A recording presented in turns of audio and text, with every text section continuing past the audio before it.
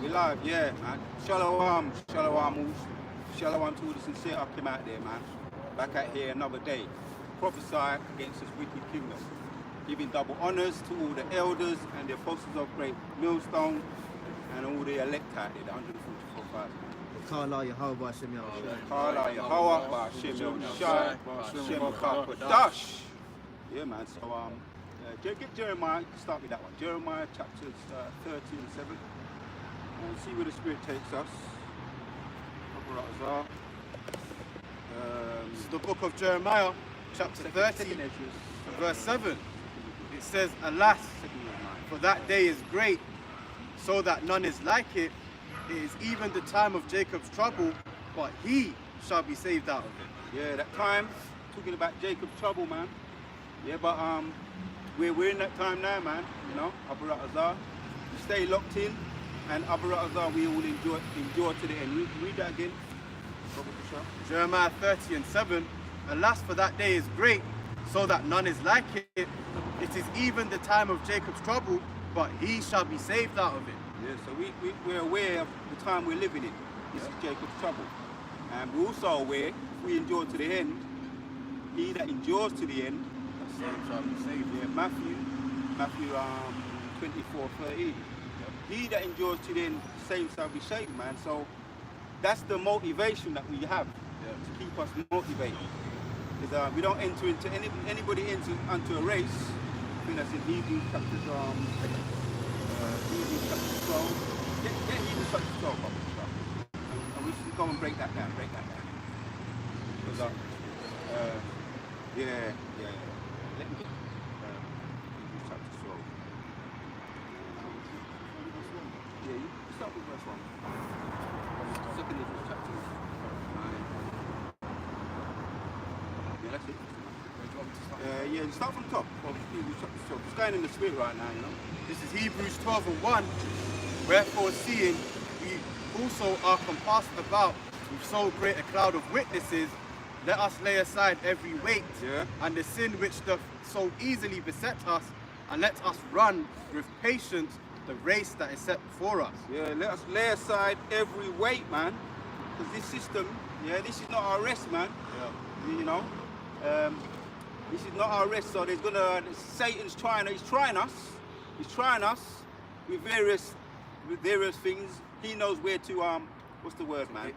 He knows us weak spots. Yeah. You know, as far as us getting out here every Saturday, pushing this truth. You know, brothers have their individual trials to get here every Saturday.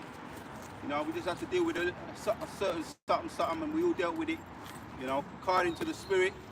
So that's pleasing to the Most High. Hebrews chapter 12. Let me find it as well. Hebrews chapter 12 in the top. Yeah. Read 2. Hebrews 12 and 2. Looking unto Yahweh Shai, the author and finisher of our faith, who for the joy that was set before him endured the cross. Yeah, so we're looking to Yahushua. Now we know, we've got the Pesach coming up. We know what that's a you might say an immediate goal to work towards. Yeah. And we're growing in appreciation every year, man. And I'll speak for myself that I'm growing every year with appreciation. The fact that what he did for us, man, collectively as a people and individually, you know. So yeah, we know we went through Deuteronomy 28, which is, for the most part, that's the generational curses. But get Deuteronomy 30 and 7. We're gonna come back to we're just kind of we're jumping around a little bit. I'll see with the spirit. Precept upon precept. But we're gonna come back to Hebrews 12. Yeah, hold that. This is the book of Deuteronomy chapter 30 and verse 7. And the Lord thy power will put all these curses upon thine enemies and on them that hate thee, which persecuted thee. Yeah, so the curses are still on us. Yeah. They're still on us, the generational curses. But when you look back, collectively as a people, years ago, being out here, what would have done? Say even 10 years ago, what we went through just to be able to speak about this word, get out, you know, bring this word out. And we went through a lot, you know, and the Most High blessed us through what we had to go through. To keep pushing this word day in and day out, putting out the videos on the highways and the byways. When you speak to the elders, they got stories.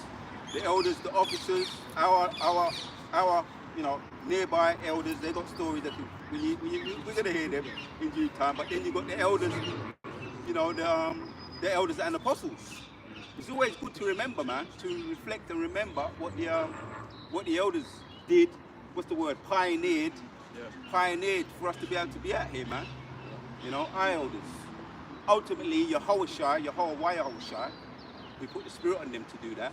But it goes into that. Is it Leviticus or Sirach 44? You know, honor those elders. We honor them. That's why when we come out and we say, give double honors to all our elders, man, and apostles, teaching us the truth. And they did teach the truth, but they had to undergo a lot, individually and collectively ourselves. When we get in a taste of it, we get back to Hebrews 12. So, but those curses are now coming off of us through the Spirit of the Lord, for the power and the Spirit of the Lord. And that's why we give Him glory, man. Yeah, the Pesach's coming around. You know, we've lived another year, and we can look back. We're gonna get together, you know, and we're gonna what's the word, man? Collaborate together, reflect individually and collectively what He did for us, man. And Abu Razar, we endure to the end, you know. Oh no, I bring up. This is 1 Timothy 5 verse 17. Let the elders that rule well be counted worthy of double honor, especially they who labor in the word and doctrine. Yeah. So when you start watching brothers and you start seeing brothers, in some cases that have been around before, start to neglect that, you know that they're going down the wrong. Second, they're going down the wrong path, man. You know, they're going down the wrong path. It's not going to end up well for them unless they repent. Because we've seen, you know, in the likes of me, I ain't been in this too long, but we've seen one door open already and closed already, and it never ended up well. But let's get back to Hebrews. Hebrews chapters 12 and 2. Being that I've got the Pesach on my mind a little bit, so we're just going to go into some of what Yahushua went through. Hebrews 12 and 2. Looking unto Yahushua, the author and finisher of our faith, who for the joy that was set before him endured the cross. Yeah, he endured, man. You know, these what we're going through. You know, we can't compare. Nothing compares to what Yahushua went through, what he had to endure. And one of the elders was going into that.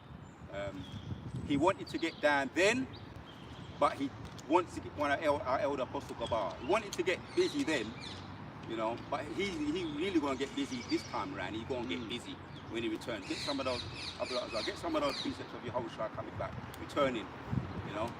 We're focusing on Yahushua's return. But he wanted to get down then.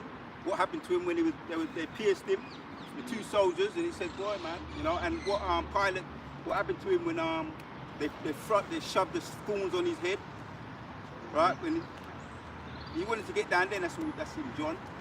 A quick precept. All right. Revelation 1 and 7.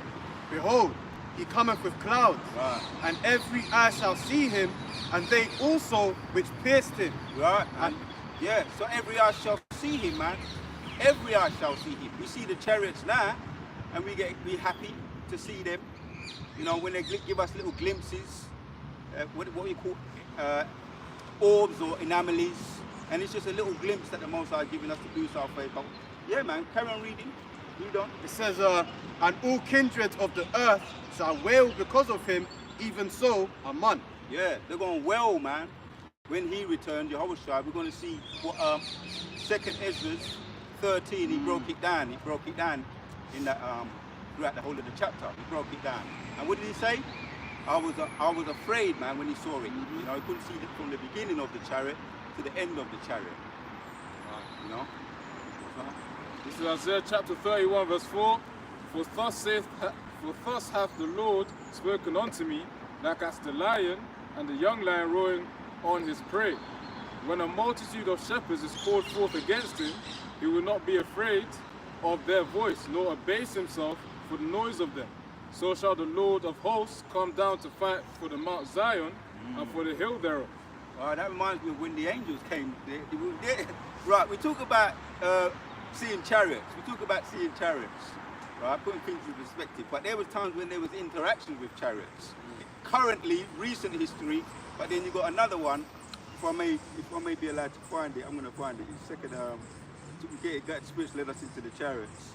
The book of Maccabees. I think it's either first Maccabees or second Maccabees.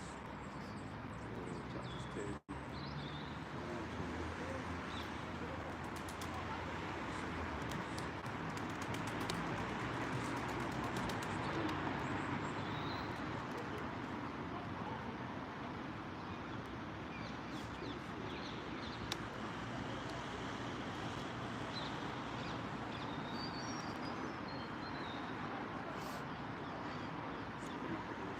Yeah, what you got? Isaiah 31 verse 4. Read it again. This is Isaiah 31 verse 4. For thus hath the Lord spoken unto me, like as the lion and the young lion roaring on his prey, when a multitude of shepherds is called forth against him. He will not be afraid of their voice, nor abase himself for the noise of them. So shall the Lord of hosts come down to fight for Mount Zion and for the hill thereof. Just to put my mind back in perspective. Yeah, man. So Yahushua, when he returned, man, going to be like a lion, his second return. Yeah, he's not like a lamb when he first came. He's described as that lamb, that meek lamb. And they persecuted him. He went through all kinds of things. All right, Next verse, Isaiah 31 verse 5. As birds flying, so will the Lord of hosts defend Jerusalem. Defending also, he will deliver it, and passing over, he will preserve it. Yeah, so let's get into this, man. You know, Second Maccabees chapters 5. Yeah, is it the one? Let me see.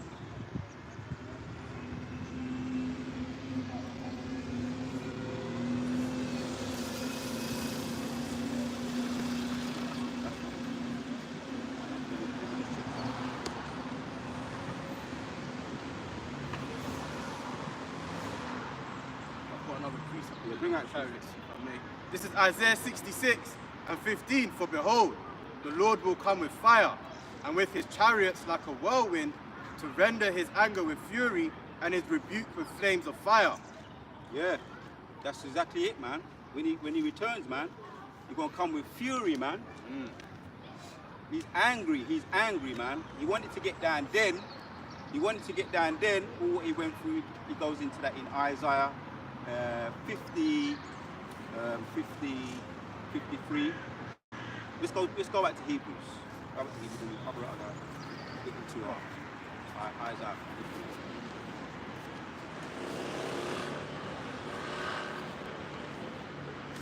This is the book of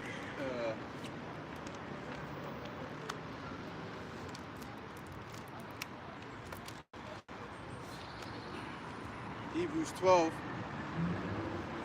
Do you want me to start verse 2 again? Yeah, go back to 2. Hebrews 12 and 2.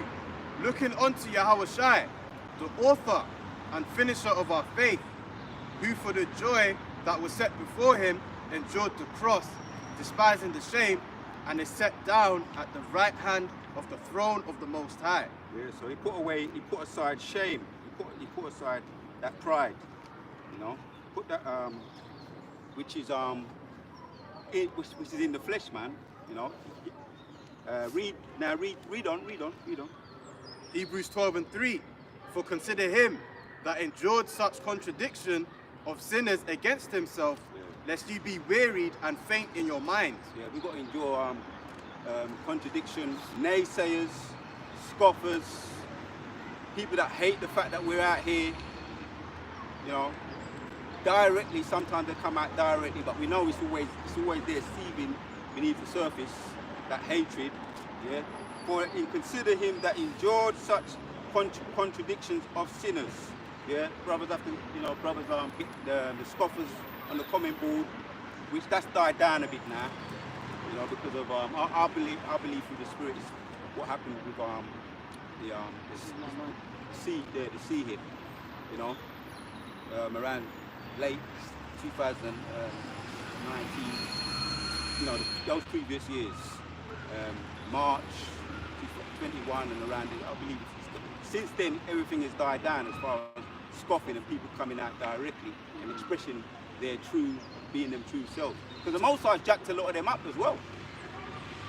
That year Jacob's trouble, this is that hopeful year of Jacob's trouble. Yeah, and it's building up momentum. The Excel dogs, them, There was a recent one, because they was talking about Excel dogs all last year, like late last year, early this year, saying that they're very so dangerous that they're becoming illegal. Now there's been an incident where a woman over got Nyama, Sussex, Essex. Woman was in her 60s. Now what you call that? Spirit created for vengeance, man. Yeah. We don't mind all of that. Because the Most High, what did he say when we came out of Egypt? Stand still and you shall see the salvation of the Lord. We don't have to do nothing, until when they come in like a flood. But at this moment in time, all we got to do is wait there upon me until I rise up to the prey. So yeah, that was a recent incident. That's one of the most recent ones. There's more when you dig deeper. There's something about dogs that there's something about them dogs, man. They could be a friend. What do they say, man? Dog is a man's best friend. Boy, but when the Most High put the Spirit of the Lord on them, your best friend could be a spirit created for vengeance. And I've seen incidents. I've seen people get yam up, chew up. Funny enough, funny enough. But people still say, oh, no, it's all right. Stroke it, put it on your lap and it's all right. They will never harm you. Let it go around the babies. It's all right. And even incidents come out like the recent one. Woman getting yam up. They couldn't put that. Couldn't put it, everything out there. But we know what's going on. If I may just add to your point, I remember reading quite a few articles actually. One in particular, not too long ago, there was a woman who had owned dogs for years, and she had about 3 dogs, and she'd had them for many years. All of a sudden one day they just turned on her and ended up killing her. They, as you say, yam her up in her own home, and she wasn't expecting that. She thought that, oh yeah, these are my dogs, I love them, whatever. But the Most High put the Spirit on them to just one day snap, and all 3 of them just tore her to shreds. Yeah, that's I should make their fears turn on them. Was that in Isaiah? Someone find that. I should send their delusions against them. Bring out your picture while we're looking for that. This is Sirach 39 and 28. There be spirits that are created for vengeance, which in their fury lay on sore strokes. In the time of destruction they pour out their force and appease the wrath of him that made them. Reminds me of what happened in Egypt, man. The 10 plagues. Now they're talking about flash floods, flash floods. Over in there's certain places where there's tornadoes and hurricanes where they've never seen them there.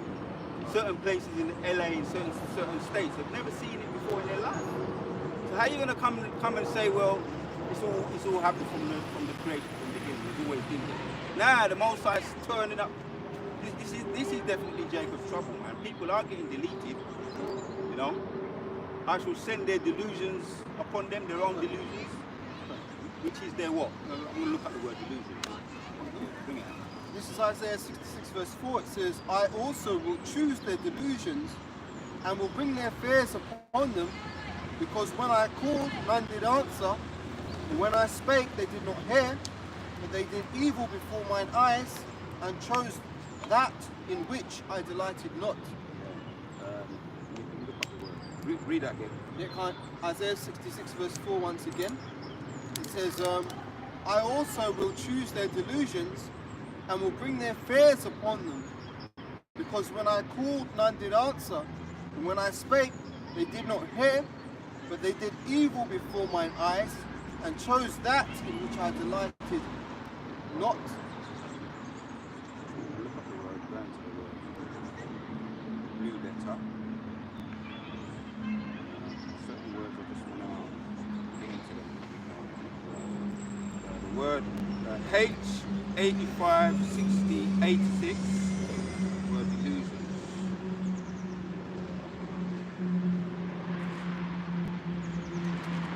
Vexation, right, in the Strongs.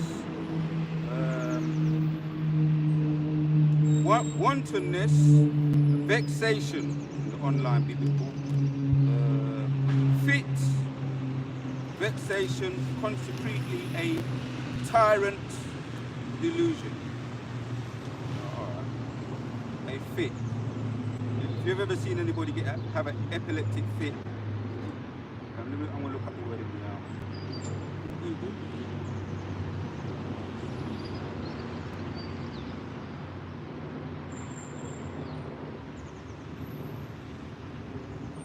Read the precept again, or anybody just read the precept. Want to break it down as well?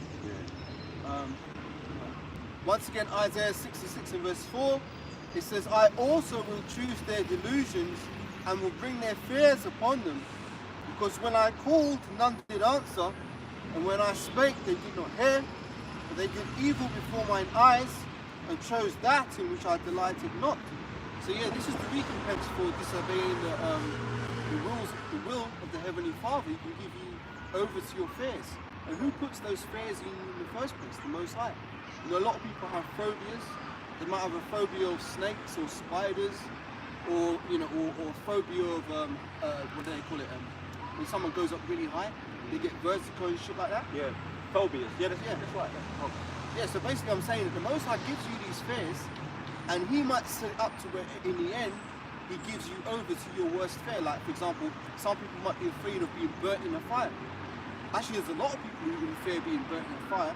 But look what happened to the people in Grenfell Tower, man. The Most High didn't give a damn. He put the judgment upon them, so they had to go out facing their worst fears. No. Right, they had to go out facing their worst fears. So the Most High can do that, man. What does the scripture say? Fear not him which can destroy the body, but rather fear him that can destroy both body and soul in hell. The Most High can torment you in ways you couldn't believe, man. Yeah. And you kind of now, when I look at it in the Google, kind of puts it a little bit more in perspective. Certain words that Google does, even a broken pocket right twice a day. So in Google it says that false belief or judgment about external reality, right? Deluded, contrary occurring especially in mental conditions. So sometimes it could be mental, just like a phobia, or have a fear that if I go there, that's going to happen, and it's just all in your mind. But the most I put it in there, Exactly. Or what happened to those Shadrach, Meshach, and Abednego when it was in the fire, and then they were protected, and the executioner, he got sealed up. Yep. So he didn't have a fear, but the most he definitely made sure that he got a taste of his own medicine, so to speak. If I may say, that's beautiful, because when he woke up that morning, Yeah. he thought he was just going to work on another regular work day. Little did he know that his ass would end up being burnt by the furnace, which they tried to throw Shadrach, Meshach, and Abednego in. And that's actually scriptural, because I believe there's a scripture, it might be in Proverbs 1, where it says, the ditch which they digged, they shall fall into themselves. Yeah, there's some, I think it's in Proverbs, also in Psalms. He that diggeth the pit shall fall into it. And there might be one in Psalms 34. There's a couple of them, yeah, but I'll bring some of them out. So we're focusing on Yahushua's return, man. Get into this, because, yeah, they talk about fears and delusions, and we have a fear, right? Well, our fear is in perspective, though. Why? Because Yahushua is what? The King of Terrors, man. Bring out the precept. Habakkuk 3:2. O Lord, I have heard thy speech and was afraid. O Lord, revive the work in the midst of the years. In the midst of the years, make known. In wrath, remember mercy. Yeah, see? In wrath, remember mercy, man. Abu Razar, that's what we pray. More and more and more, just reflecting. Don't necessarily have to be like praying, but praying means to beseech or to beg in the spirit. Abu Razar, what another year, Pasak's coming around. Abu Razar, get there. to get home safely, you know. And I remember one thing one of the elders said, elder and apostle said, we celebrate the Pesach. It's something that we do every year, but we do it all year round. And I know he got it from, you know, his elders. I know he got that definitely from his elders, their elders. We do it a yearly thing, but it's definitely something that we do all year round. You got home safely. We came to camp. We made it here safely, man. That we're still in line. Now, let me get back to Hebrews. Let me let this precept speak. Hebrews. Go back to Hebrews chapter 12.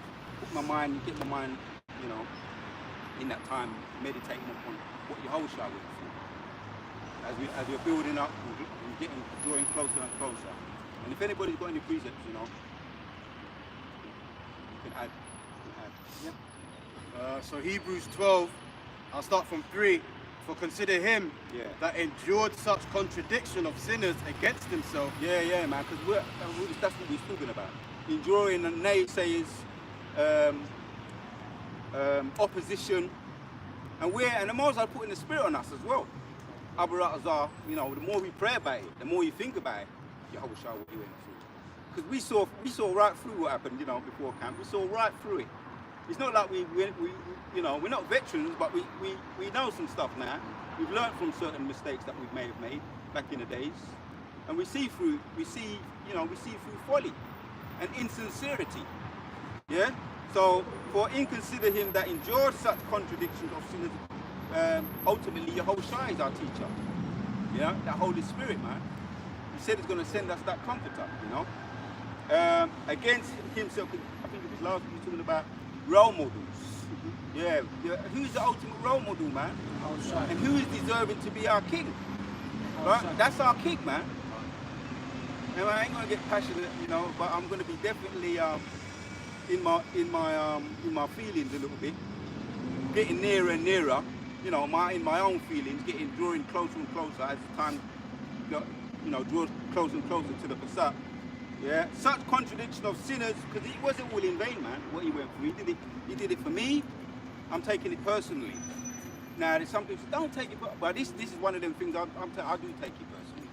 I take it very personally. For me, for my family, even though my family ain't in the truth, if I'm one of those men, my family get a piece of that too. You know. Anybody got any pieces? We're gonna carry on in Hebrews. Yeah. Hebrews 12 and 4. If I may, that's a good point, because it is personal as well as it being for the whole nation, starting with the elect, but it's personal, because when Yehoshua came when he rode into Jerusalem on a donkey, and they were throwing down their garments on the floor, waving the palms, which goes back to the wave offering in the law, they were shouting Hosanna, Hosanna, which in the Hebrews Hawashai, which means save us. So it's personal as well as a collective thing. So when we observe the Pesach and the Lord's death, deliverance from ancient Egypt, the Lord's death and deliverance of this place, it's a personal thing. Yeah, the Lord did it for you, the Lord did it for me, as the brother said, our families, but ultimately, it's for the elect, all Israel, but starting with the elect. So there's 144,000, men, and then, the rest of the elect, right? But Lord willing, we're of that. We account for one. So it's personal. Yeah, man. It's very personal. And any of our, what you call it, our relatives, what we've seen suffer, we've seen our relatives suffer, the generational curses, before us. They were ignorant of what time it was. We can bring them back, man. As far as, we're going to have mercy on them. They're going to be back in their right mind. So we are those men, even though we took a whole heap of shit, right, for fighting for this truth from them. Yeah, what did Yehoshua say? Joseph said, he was sent ahead of his own family so that he could show them mercy. It's similar scenario. Joseph in the Hebrew, what he went through. Yeah, they attempted to do all kinds of things to Yehoshua. Potiphar's wife, he had to go. Sometimes it's good to reflect. We're talking about Yehoshua, but also, we've got so many good role models. And our role models, a lot of them, they're not what you look at and say, yeah, they was wealthy, they was rich, and some of them were though, but the example we're looking at, let's get back into this Hebrews, man. Let's get back into Hebrews chapter 12. Going through this. That's an omen, Yahweh Uk, which means he will add. You know, he's added a lot to like our learning process, man. You know, betrayal, forgiveness, people lying on you, all the things we go through. He went through a lot of it, man. And he along with other prophets and men of the Lord, but he added a lot of like counsel on integrity, man. That lessons we can learn from, today. Yeah, that's that we call wisdom, because wisdom is the application of knowledge. So when we reflect on our role models, we got a whole heap of them. We're not short. The Most High's hand is not cut short. 2/3, they're there for us to and we see what they're doing, and we learn what not to do from the 2/3. That's part of it too. Just want to say on the topic of role models in the scriptures, there's no situation that can occur in life that you're going to go through that someone hasn't already gone through in the scriptures. Now that shows that the Bible wasn't written by man's hand, because there's certain things in the Bible that you couldn't even come up with in your head. If you used to try and write a storyline, you could never come up with certain plots or plot twists. That shows it's all through the Spirit, man. So the reason I'm saying that is because the Most High gave us these scriptures, because it says the things that are written aforetime are written for our learning. So this really is instruction in wisdom and how to conduct yourself within this world. So like when it comes down to it, if you're in a situation now where you're like, oh, you can't really say, oh, I don't know what to do. If you don't know what to do, it means you ain't reading the scriptures enough. You ain't studying to show yourself approved. Yeah. Read on where we were, read back and then carry on in Hebrews. If anybody got any precepts, This is Hebrews 12:4. Ye have not yet resisted unto blood, striving against sin, and ye have forgotten the exhortation which speaketh unto you as unto children. My son, despise not the chastening of the Lord, nor faint when thou art rebuked of him. For whom the Lord loveth, he chasteneth. Yeah, let's stop there, man. You're in Hebrews chapter 12 and verse 6. Yeah, verse 6. Yeah, that's one of my favorites. When we're being chastised, because that's love, and open rebuke as well. That's also love. See, it's about getting things in perspective as well, man. Some of the most loving people, I'm gonna say it, man. The most loving people on this earth is the Most High, the whole way, whole shine. Yeah, his prophets speaking the truth to you. Yeah, open rebuke is better than secret love. So when you get rebuked, reproved, that's the Most High showing love to you. And whether you take it, however you take it, it was still love. Doesn't matter how you take it. Whether you feel it's misguided or whatever the case may be, take it same way. What they say, put it away and save it for a rainy day. Put a little love away and save it for a rainy day. Real talk. So, you're just gonna add this whole concept of love in this bullshit world. What is it? We're at the 10th of February. We're coming up to so-called Valentine's Day. We've got people running around with roses and shit trying to buy the affection of women. Now, where in the scriptures does it say love is always going to feel good? Because if you're talking about despise not the chastening of the Lord, and that really is true love from the Most High towards us, they chasten us now, but true love, like that, it's not always going to feel good. Like rebuke doesn't feel good in the moment, but really if you meditate upon it, in the long term it does you a greater deal of good than to show false love. Like for example, let's say you've got a child, and the child's being disobedient, you're thinking, oh, I have the child, I'm not going to smack it to discipline it. The child ends up growing up undisciplined, and you can't really rein it in when it's older. So really, you're supposed to show love to your child by disciplining it when it goes wrong. So that's what the Most High is doing unto us. Because what are we? We're the sons of the Most High. So it's putting us through this hell right now so that we can become better men. Now everybody gets the chastening, because we're getting it now, but what's going to happen, those who don't receive it now, they're going to receive it when the chariots come and they start flying. So everybody's got to get that chastening. It's better to get it now and be on the right side of the Lord than to get it later and be on the wrong side of the Lord. This is Proverbs chapter 22 verse 6. Train up a child in the way he should go, and when he is old, he will not depart from it. yeah, remember things from the things that we when we were younger. You know, when you was as far as from we can really remember. I know certain brothers remember really far back. But yeah, because it's your guidance, man. You know, guide them with your heart, man. Guide them with your heart. Was that Clash of the Titans? Proverbs chapters Proverbs chapter 4, I think it's 27. Guide your heart, man. For out of it are the sources of life. Clash of the Titans. When he got all the in Perseus, when he was spoken to, and he was given the shield, the helmet, and the sword, right? He was told, guide these things with your heart, because they're eventually going to save your lives. And all of those things came into their own, into play. All of the things, the sword, the shield, and the helmet, at their prospective time, at their time when they was needed. And after he needed it, that was it. He discarded them. The shield rendered him, protected him from Medusa, and against it. Right? And he was able to off with her head, got up close and personal with her. If you've seen Clash of the Titans, yeah, 1, 2, you know, but and the helmet rendered him invisible, right? You have to go into all of it, but the sword was able to slice through marble, man. Where do you think they got that from? You understand? That's sword of the spirit. Sword of the spirit. Because what can it do, man? Slice through marble. You know, the kidney. God talks about the kidney and the liver. Hebrews chapter 4. Dividing the joints and the marrow. And people come up to you and they look at, you know, I ain't gonna say everything, but people be looking at you like they want some kind of confrontation. The Spirit of the Lord jump on you, you just slice them up. Sometimes saying nothing is a cut. You understand? Sometimes saying a soft word, what say a soft word, break his bones. You got pleasure? No, I was just going to say, it's about the weapons that Perseus had in Clash of the Titans. It's a similar thing in Star Wars. What is the lightsaber metaphor? The sword of the spirit. Yeah. You know, sometimes just moving, doing a little move, a little maneuver. You know, in boxing, when they say they call one of the boxers they call him the Matrix. Sometimes it's just a little move, right? And the punch is there, and it's just one little move, and it's like 1 inch away, and it's just a little move like that. You see, that's the same thing with what we're doing sometimes. Just a little move, a little maneuver with the sword.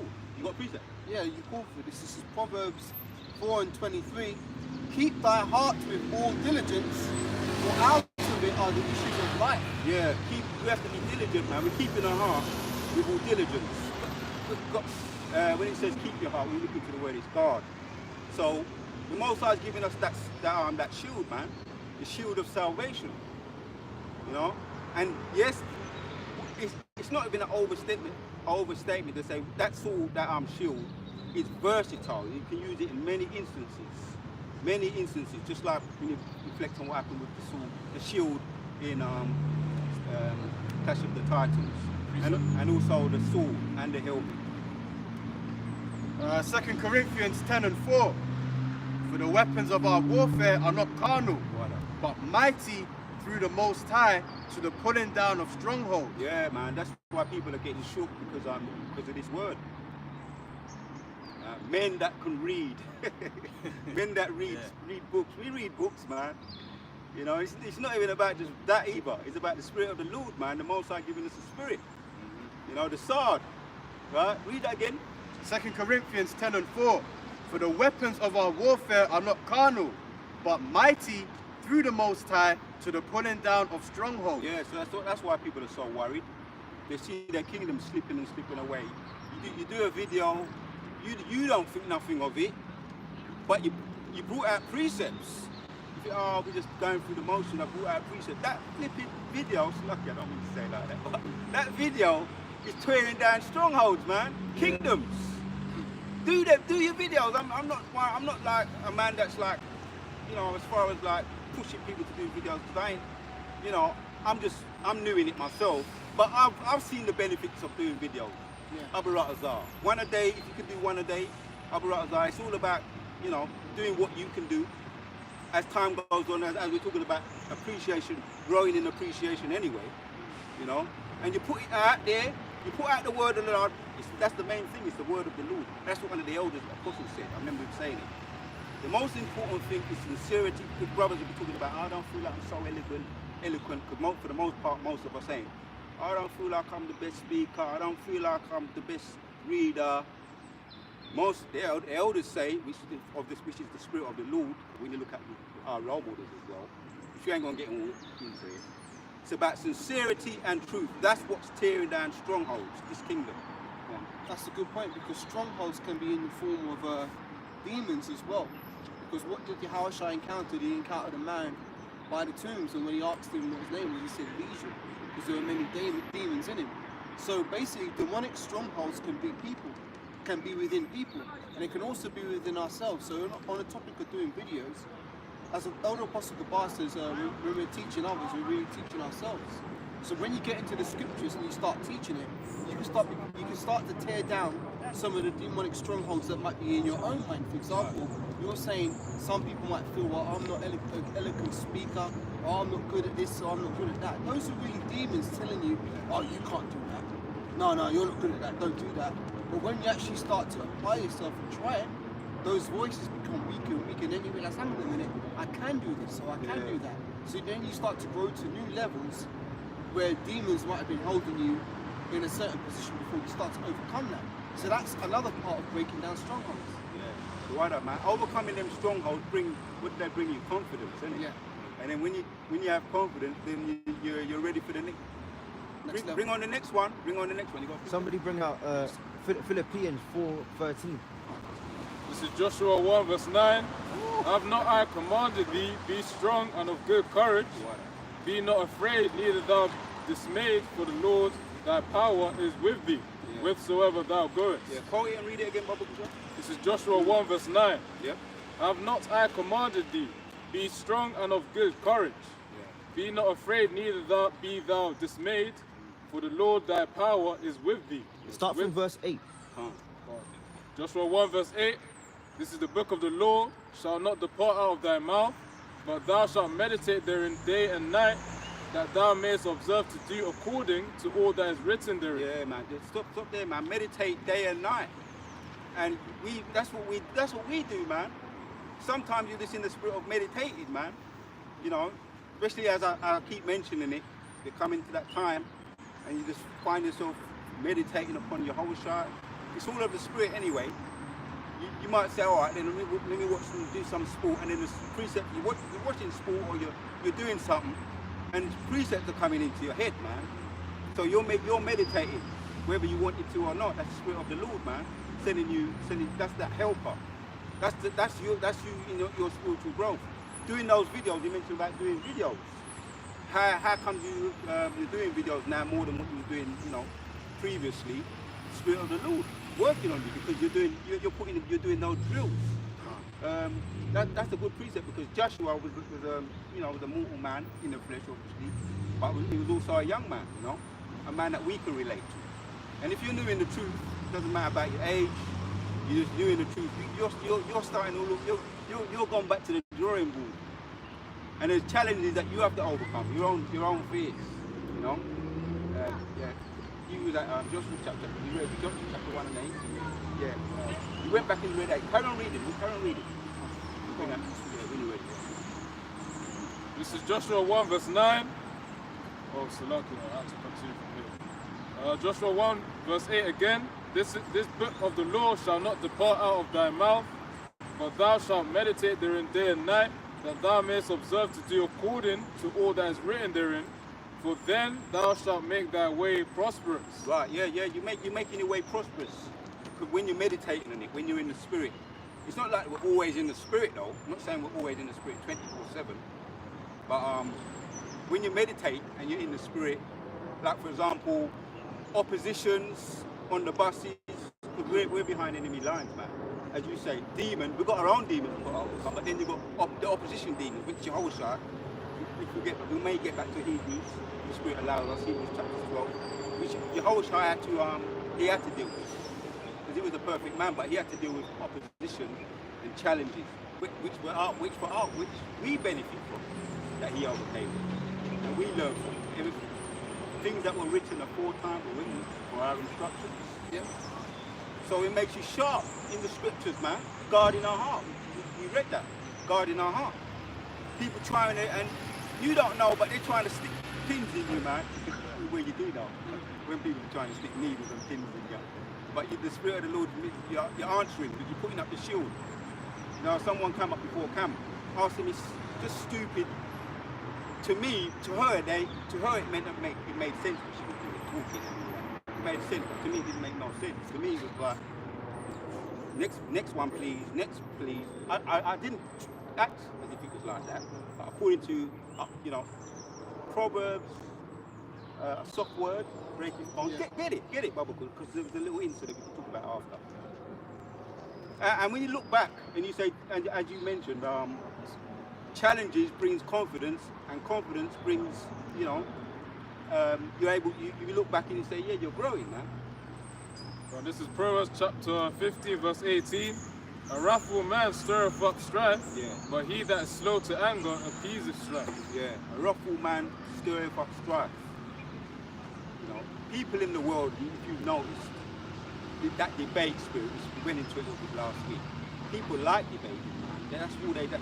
I watch certain, not anymore, but when the elders get into certain things, that you've got contentious spirits, that all they want to do is debate. And I watch a certain boxing channel, and all they want to talk about, and they always want to, everything is nice, but then they want to lead it into a debate. And I'm thinking to myself, what's wrong with these people, man? All they want to do is debate. It's a nice conversation, a subject, address the subject and keep it moving. No, they want to ask stupid questions. And we're aware of this. We're in this world. We're aware of it at work. That nagging person that you know, we'll know him, or we've known him in the past. That's that Western world spirit, man. Right. Because even, what's his name, Tucker Carlson, he just interviewed Vladimir Putin. And he was asked, like, Tucker Carlson, like American news guy. Yeah, I know. He was like, just, them provoking questions. Yeah. Just trying to take the piss. And then Vladimir goes along the lines of, are we here to make a show, or are we here to discuss serious matters? Because he was asking all the questions just to make a show out of it. Yeah. Whereas Vladimir was there to discuss real matters, man. So you have to ask him, like, what are we here for? Are we here for a game? Are we here to actually discuss, current events? Yeah. Now, and to your point, that's beautiful, because I saw that clip. And Putin was going in on the history of kingdoms and their downfalls and likening it to America's current state. And Tucker Carlson's response question was, like, Vladimir was getting down, going through the history and the fall of kingdoms and stuff, and America's basically on the precipice of its downfall. And Tucker Carlson's response was, so when do you think the AI age is going to start? Like, these stupid, provocative questions, and that clearly shows the difference between the Russians' mindset and the Americans' mindset. Their mindset is on, as you said, entertainment and folly and trying to get a flipping a soundbite that they can, it's going to be chopped up and people will reshare it. It's fucking folly, man. I'll produce it for you, man. Yeah, because Russia's that big bear. They don't like to mess about, innit? What's that? Putin's into Krav Maga, one of those martial arts, similar to karate. He's a man of the field. He's an Edomite, I believe he's an Edomite. A man of the field. Putin. And most of them Russians as well, on the whole. That's where a lot of the fighters come from. You got to do that? Yeah, this is Proverbs 26, verse 4. Answer not a fool according to his folly, lest thou also be like unto him. Yeah. And read the other one. Read one after. Answer a fool according to his folly, lest he be wise in his own conceit. Yeah, I remember when that was explained. When I first heard that, it sounded like a contradiction. At first it says don't answer, but then it says answer in the next verse. That's Proverbs what? Proverbs 4. 4, yeah. Verses Yo, up. Move the car over there, because them black dudes came out looking all dodgy, and then now their car just keeps going off. Like, I don't know what. Yeah, I mean. so move the car over there. Proverbs 26 verses 4 and 5. I just read. yeah, if they insist, you ask them a little. We mentioned it. A soft word breaketh bones. You don't get all bogged down with them. When you discern that it's not sincere, or they want to drag you down to their level. So that's really what you mentioned about sound bites. That Tucker Carlson. That's what it's about. Laughing. All they want to do is laugh. Always want to be laugh. Like effeminate. That effeminate spirit. It's us as well. That stoic shit. That stoic. And all those ones that are not stoic or not in like mind with your whole shy. We was talking about your whole shy. Hebrews 12 are going to fade away.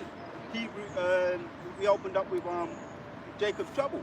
Yeah, there's a city in Well, Russia. the I saw a video on it yesterday, like a short reel. There's a city in Russia, Ruskov or something like that, and like they have to leave the car on because it gets up to like -68 out there or something like that. If you throw like a glass of water in the air, it will turn to ice. Wow. You know, like their conditions out there are very, very tough because of the weather, man. And like that's another point. Like America, it creates environments. The apostles got into it already, man. Like cities are made for women and convenience. Yeah. But when you live in outside rural areas, man, that already puts you in a different mindset. You can't be a fuck around person in Ruskov, Russia. Yeah. You go outside without a jacket on, you freeze to death. Yeah. You know, or you don't leave the car on, then your engine's broke. So their whole mindset, and you see that even in the islands, man, people have a different mindset because the way of life is different. Yeah. The West has created a world where you can fuck around and not find out. Yes. Because there's always option 2, 3, 4, 5, 6, 7 to an option 110. Yeah. But in certain places and certain cultures, man, you got one chance and you're out. Yeah. They got that last point. They got that dude that rapper Fredo. He's currently locked up in is it Dubai? Yeah, because he got caught with certain things on him, and they don't allow that. No, in England, you know, he'll chat shit to the UK feds. Yeah. You know, do a little time and I'll bust. No, not over there, man. Yeah. Ain't busting no case in Dubai. You know, he's in jail over there now, man. You know, so that's what the West is gonna learn, man. You Yeah. can't. Not everywhere and not everyone and not every nation and people is easy to bullshit. Yeah.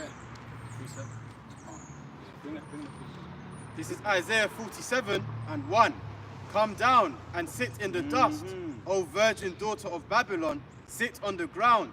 There is no throne, O daughter of the Chaldeans, for thou shalt no more be called tender and delicate. Yeah, a virgin, what is a virgin? Untouched, isn't it? You know, what's the word? If something's not been touched, it's just like left alone, you know. All around here, you've got places that are touched. Over there is hardly touched. It's all nice and green and flowers and everything. That's come down and sit in the dust, man. Old virgin daughter of Babylon, never been touched, never had their ass kicked properly. They've been kicking ass though, and when someone's been kicking ass for years, for centuries, for decades, when they take an L, it's like, they cry. We're talking about sheltered lives, isn't it? Sheltered lives, man. Silver spoon people, them. Over there in America, in Hollywood, when they one little touch of street life, homeless, they just want to go to sleep forever, you know, overdose. And there's stories of overdose and overdose and overdose. Can't take it no more. You know, and that's what's happening to all those celebrities now. That's Jacob's trouble hitting them. So back on that point about the stoicness, man. Hebrews chapter 12, we was there. Go back to there and read 7, because talking about stoic. Some of us have had somewhat of a so far we ain't really. Let's read. 7 you wanted, yeah? Yeah. Hebrews 12:7. Read 6 again and then read 7. Hebrews 12:6. For whom the Lord loveth, he chasteneth, and scourgeth every son whom he receiveth. Right, so we're getting scourged now, man. You mentioned that. We're getting scourged now. And what is it? Open rebuke is better than secret love. Get your little, you know, get them. Embrace them. You know, them little bruises now, which are not really. Read on. Hebrews 12:7. If ye endure chastening, the Most High dealeth with you as with sons. For what son is he whom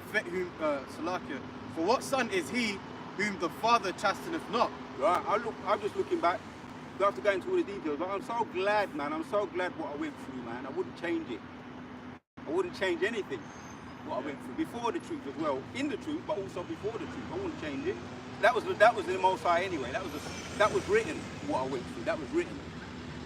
You know, if you have your little battle scars, that's all right. That's all right. You know, that's what the point is making. The Most High, you say, you look back and say, the Most High dealing with me. Abaratazar, you know, continue enduring to the end, getting roughed up. You mentioned about when our parents was chastising us, it gave us some kind of sense of it sobered us up. Let me say it like that. Sober you up, man. Keep you sober. Got something? Just bring it out. This is Proverbs chapter 22, verse 15. Foolishness is bound in the heart of a child, but the rod of correction shall drive it far from him. Yeah, a brother was saying that when you watch certain brothers' videos, I ain't gonna mention it, but we've got our elders, and we've got our apostles. You watch certain brothers and it sobers you up, bro. I like that word. It sobers you up. Yeah. Anybody who had a little drink and you know, and you're getting sober now, you feel, you know, oh, I'm getting back, I'm coming back now. I'm getting back on my feet and walking and I'm feeling good again. I'm getting my strength coming back. That's what it is. You know, Most High's chastising us, man. He's sobering us up out of our folly, beating that folly out of us, man. You know, I look back and I say, boy, yeah, thank you, Yahweh Shah. You know, and you got, you know, our personal journey. That's your personal journey. You know what I mean? So, read it again. Proverbs 22, verse 15. Foolishness is bound in the heart of a child, but the rod of correction shall drive it far from him. Yeah, we're coming into our own. That stoic spirit, and I've always loved it. I'm not saying I could do what certain men are doing now. I'm not saying I can, but I love it though. I admire it. I admire what they do. The Russians, I'm just using them as an example. What Namath done to what's the Irish flipping MMA fighter? Conor McGregor. I love when I see him get humbled, man. Yeah, I love it when he just hold him down, and put him in the guillotine, and my man tap, and Namath, right? Now, and all the build up as well. Namath is cool. You mentioned about the beers, the man them. It's about beers. I don't want to talk, you know, right now. I don't want to talk. Let's get in there. We talk in the ring, man. And you got some big braggart in front of you, talking and all spray going in your face while he's talking.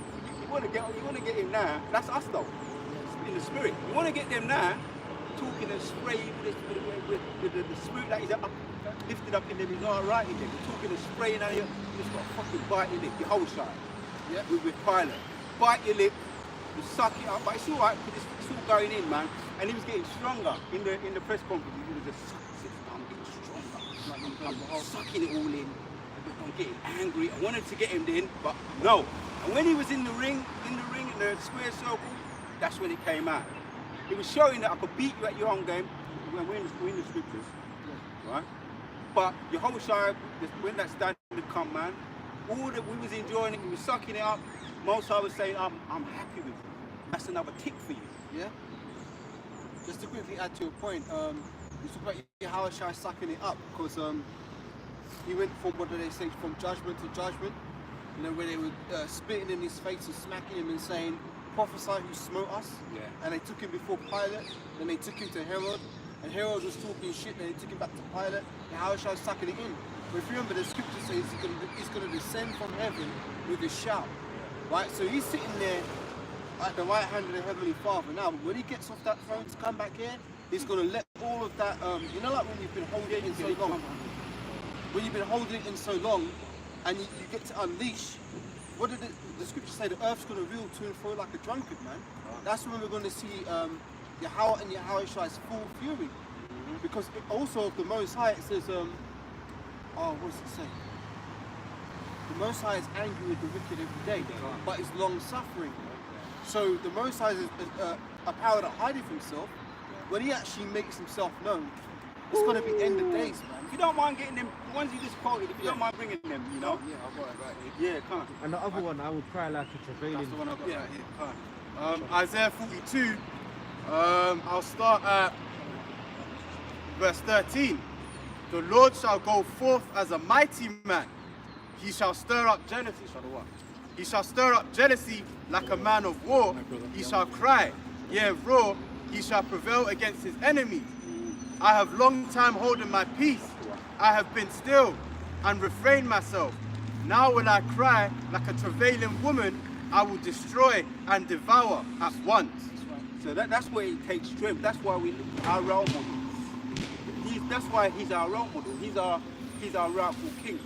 Because what did he do? Read it again. Just want to touch on the word that you did out there. Isaiah 42 and 14.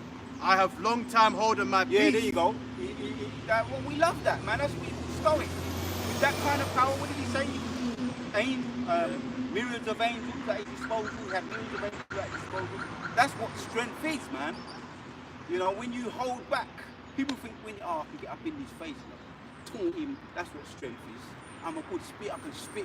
He can't do nothing. The man who's shutting it up, shutting his mouth, biting his lip, that's a strong one. Yeah. He's most likely going to be the one that's going to do what he needs to do in the ring. That's your whole shot, man. You understand? That's the spirit of the whole shot. That's the one that don't talk. Have you heard that saying, watch the quiet ones then? Yeah. Don't fuck with the quiet ones there. Listen, man, I ain't no fuck. I ain't nothing, man. I leave people alone, man. If a man's too quiet, when a man's quiet, I don't trouble. I would never trouble nobody, man. And a man who's quiet, he ain't saying I'm this. I say sorry, man. Sorry, I should have done. I don't know what you understand. You don't know who you're fucking with, man. Yeah. In the world, it might have been different. You was stupid, you know. You want to show your weight and show what you can do. You don't know who you're fucking with. Yeah, go on. So that's that. Yeah. Yeah, man. That is what you don't know who they didn't know who they was messing with. There's precept. You've got precept, innit? Yeah. Until they saw the earthquake and the eclipse when he was on the cross, they were talking shit.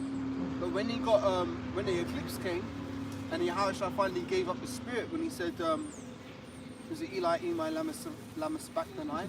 And he gave up the spirit and the ground started shaking. That's when they realized, oh shit, man, we don't fuck with the wrong person. But Yahushua was quiet all before that. They thought they could just mock him and make sport of him. But then they realized, oh no, this must have been the Most High. We done fucked up. Yeah, we done fucked up. I keep mentioning Scarface. Now, Scarface, when we was younger growing up, oh, look what he was doing. He's fucking wicked, man. Scarface, he was out there doing what happened to the fucker? That's what I'm saying. That's a man that you learn what not to do. They're role models, what not to do. The Most High gave us them role models, what not to do, because how did he end up? Spirit of vengeance come on their ass.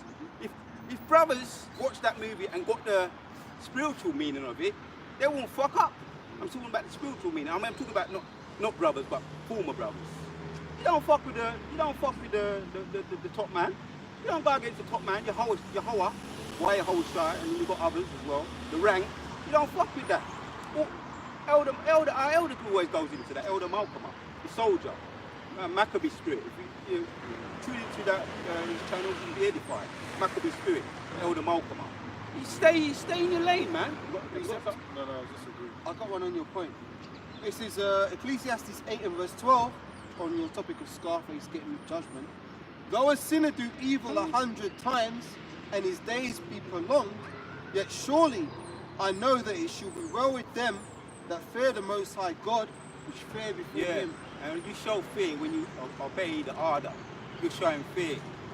Don't matter what your flesh is telling you, obey the order. This is not our movie. This is the Most High's movie. That's all you need to do. It makes it so easy for you.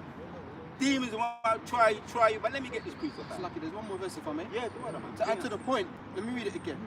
Though a sinner do evil 100 times, and his days be prolonged, yet surely I know that it will be well with them which fear God, which fear before him, but it shall not be well with the wicked. Neither shall he prolong his days, which are as a shadow, because he feareth not before the Most High God. If you're a big giant, right? A big giant, what is it? An elephant is scared of a mouse, yeah? But it makes sense to the elephant. It makes sense to the elephant. The elephant knows why. Don't question the Most High movie, that's what I'm saying, man. You know, you can try and question it, but I know the Most High don't make mistakes. The fucking man, look upon the man, him smiling, you can't do nothing. Listen, man, the Most High don't make mistakes, man. You understand? Let's get into some of this. Obey the order, that's all I'm saying. Enough said on that. Ecclesiastes 44, which kind of highlights it a little bit. Let's get into some of this. You get it, Bob.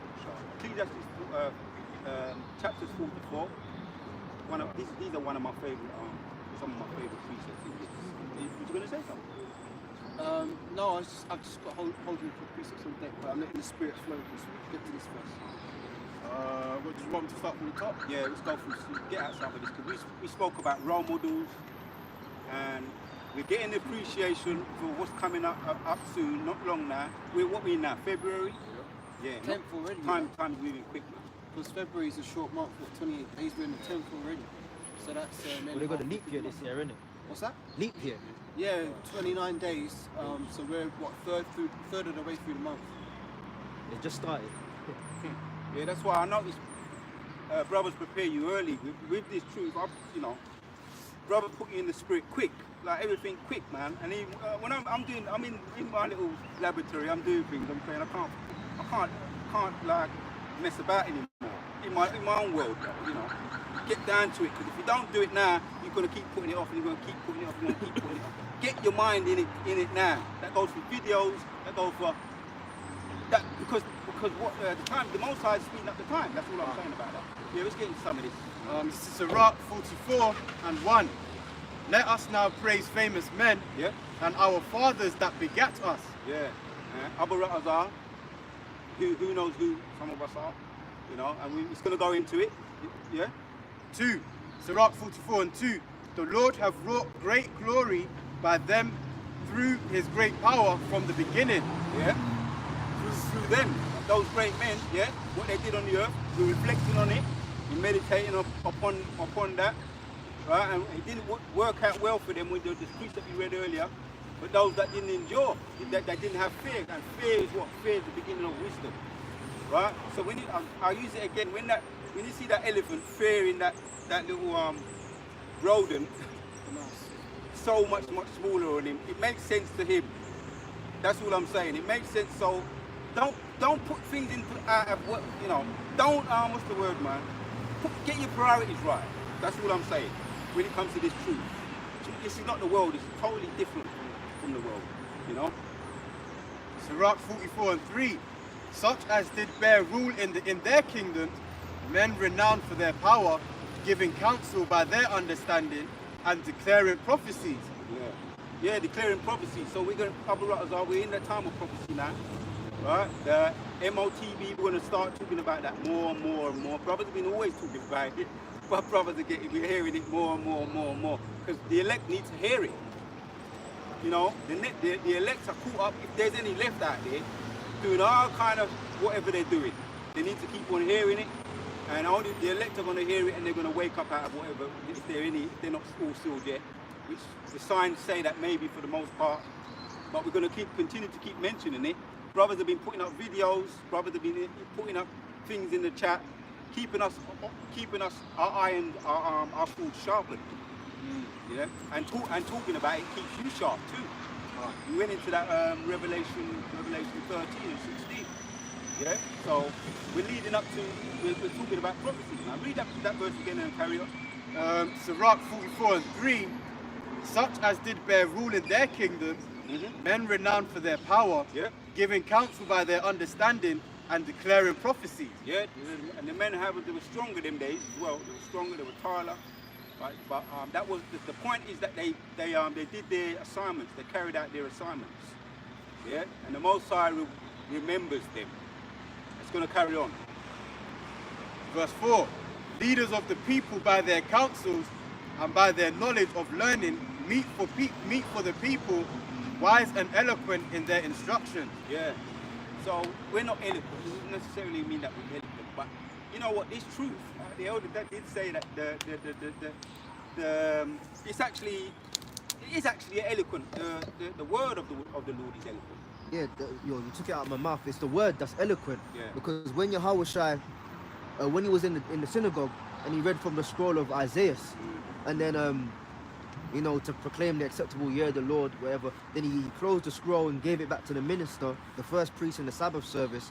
Then he went to sit down in his seat, and then he said, and then he perceived that everyone was looking at him, and he said, "Today in your hearing, the scriptures have been fulfilled." And then they said they marveled at the gracious words which came out of his mouth. It's not the way he said it, but it's the fact that he was speaking the truth. Yeah. That's what was gracious. That's what was eloquent. So we don't, as you said, with the voice we ain't eloquent. Now some brothers are, but not all of us are. But the eloquence and the grace is in the words we speak. Precept. Yeah, so if you're not eloquent, just stay. There's more reason for you to stay in the scriptures because what you just said there. Yeah, bring on the precept. Isaiah 28, I'll start at 10. For precept must be upon precept, precept upon precept, line upon line, here a little and there a little, for with stammering lips Yeah. and another tongue will he speak to this people. Yeah, and that's a stumbling block, you know. we speak this word, and you got someone who stammers. We have brothers that stammer, but that's a stumbling block. As one of the elders and apostles said, because there's certain people that don't need to hear this bloody word. He didn't say that. He did say that. To qualify It's what you're good saying, word. no, it's cool. To qualify what you're saying on the stammering lips, though, that's more. That's speaking about like joking. You know, that's why a lot of the men in the Lord are goofy. You know, telling jokes and stuff, but it's that balance of seriousness, but then bringing like a humor side to it. Yeah. You know, but it goes for that as well, stammering, because people don't take us seriously. First of all, you know, you're one of the tribes. You're in a garment. You're not looking like the modern day standard of like dignity and whatever, man. Decent. You ain't got the suit on. You're wearing jeans. You're wearing tracksuits. You're in these rough garments and stuff. That's already, you know, you're cancelled for that. Yeah. And then you start throws them off. Throws them off. Then you start stammering. Yeah. You can't get your words out. You know, not finishing your sentences. And then on top of that, you're throwing in jokes with the stammering lips. We're a clown. That's why the scripture says we're made a spectacle onto the people, man. Little do they know. See that they're going with the photos now. It's cool, man. Taking photos. You know what they're doing in the spirit? They've had a little meeting. With the locals. Yeah. Every Saturday, yeah. Every Saturday they come out. Yeah. She said, "How long are you gonna be here? Forever?" He's taking photos. It's cool, man. Is that the same one? Yeah, it's another one. Another one. They're having a community meeting. Anyways, man, whatever. They don't take us seriously, but little do they know we're bringing out the most important information. Yeah. Well, there you have it. That was the spirit of the Lord, man. They don't take us seriously. They don't realize the weight of this truth. Yeah, the weight of this truth, and what you were saying, that our parents throws them off. Maybe even some of us, the way we may speak, may throw them off. So like If I was to go on, no, make your point. So I didn't mean to overtalk you. Yeah. It just came into my head. When they took the apostles in, they thought that they were unlearned men. Yeah. But they were shocked when they. Let me bring it out. Yeah. So that's it, man. Let's carry on reading. Sirach. Hold on, let me get the point in front of me. This is in Acts. Acts chapter 4 and around 14 and 30. That's the one.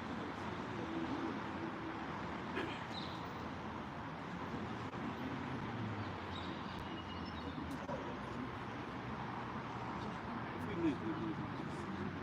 We're going to go where the spirit wants us to be. Summer coming on.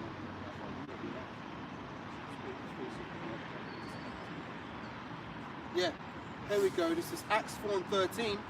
Now when they saw the boldness of Peter and John, they perceived that they were unlearned and ignorant men, and they marveled and took knowledge of them that they had been with Yahushua. So they were perceived as being unlearned and ignorant, but they marveled when they saw the wisdom with which they spoke. Yeah, when you listen to a certain brother speaking, and you really just take the time and listen, contemplate what the man was saying, you realise that was on point. I don't care how rough it sounded. If we was to go on that, we'd be still. Some of us might be still watching some of them some other camps and shit. Yeah, I first started out watching GOCC, but the spirit said, "No, get out of that shit." You know, I started to get into the raw, and I even said to myself, because I was into the wholesome food, so to speak, healthy. And most of the wholesome food, it ain't nice, don't taste nice anyway. Like certain rice, black rice, tastes like cardboard, but the benefits of it is good for you. So when you apply that principle to health with the word, it's the same principle. You benefit from things that don't look nice sometimes. You benefit from them. Let's carry on reading. Don't look nice, don't sound nice, but it's good for you, man. Don't taste nice. And the Most High, again, that goes back to the Most High's movie. Why did he have to make Brussels sprouts have that awkward taste and stuff? If you think you can go all the way through it, all of the foods. I've done that. Yeah, let's get back. The Most High don't make mistakes, man. Yeah. Sirach 44 and 4. Leaders of the people by their counsel and by their knowledge of learning meet for the people, wise and eloquent in their instruction. Yeah, so if you take away the word eloquent and just left wise, right? Even if they're not eloquent, they're flipping wise. Do you not want to hear that? Some wisdom. Yeah, even a broken clock. If you got patience, even a broken clock is right twice a day. If you got if you ain't got patience sometimes, but it is what it is. You know, carry on. Verse 5, such as found out musical tunes and recited verses in writing, rich men furnished with ability, living peaceably in their habitations. All these were honored in their generations and were the glory of their time.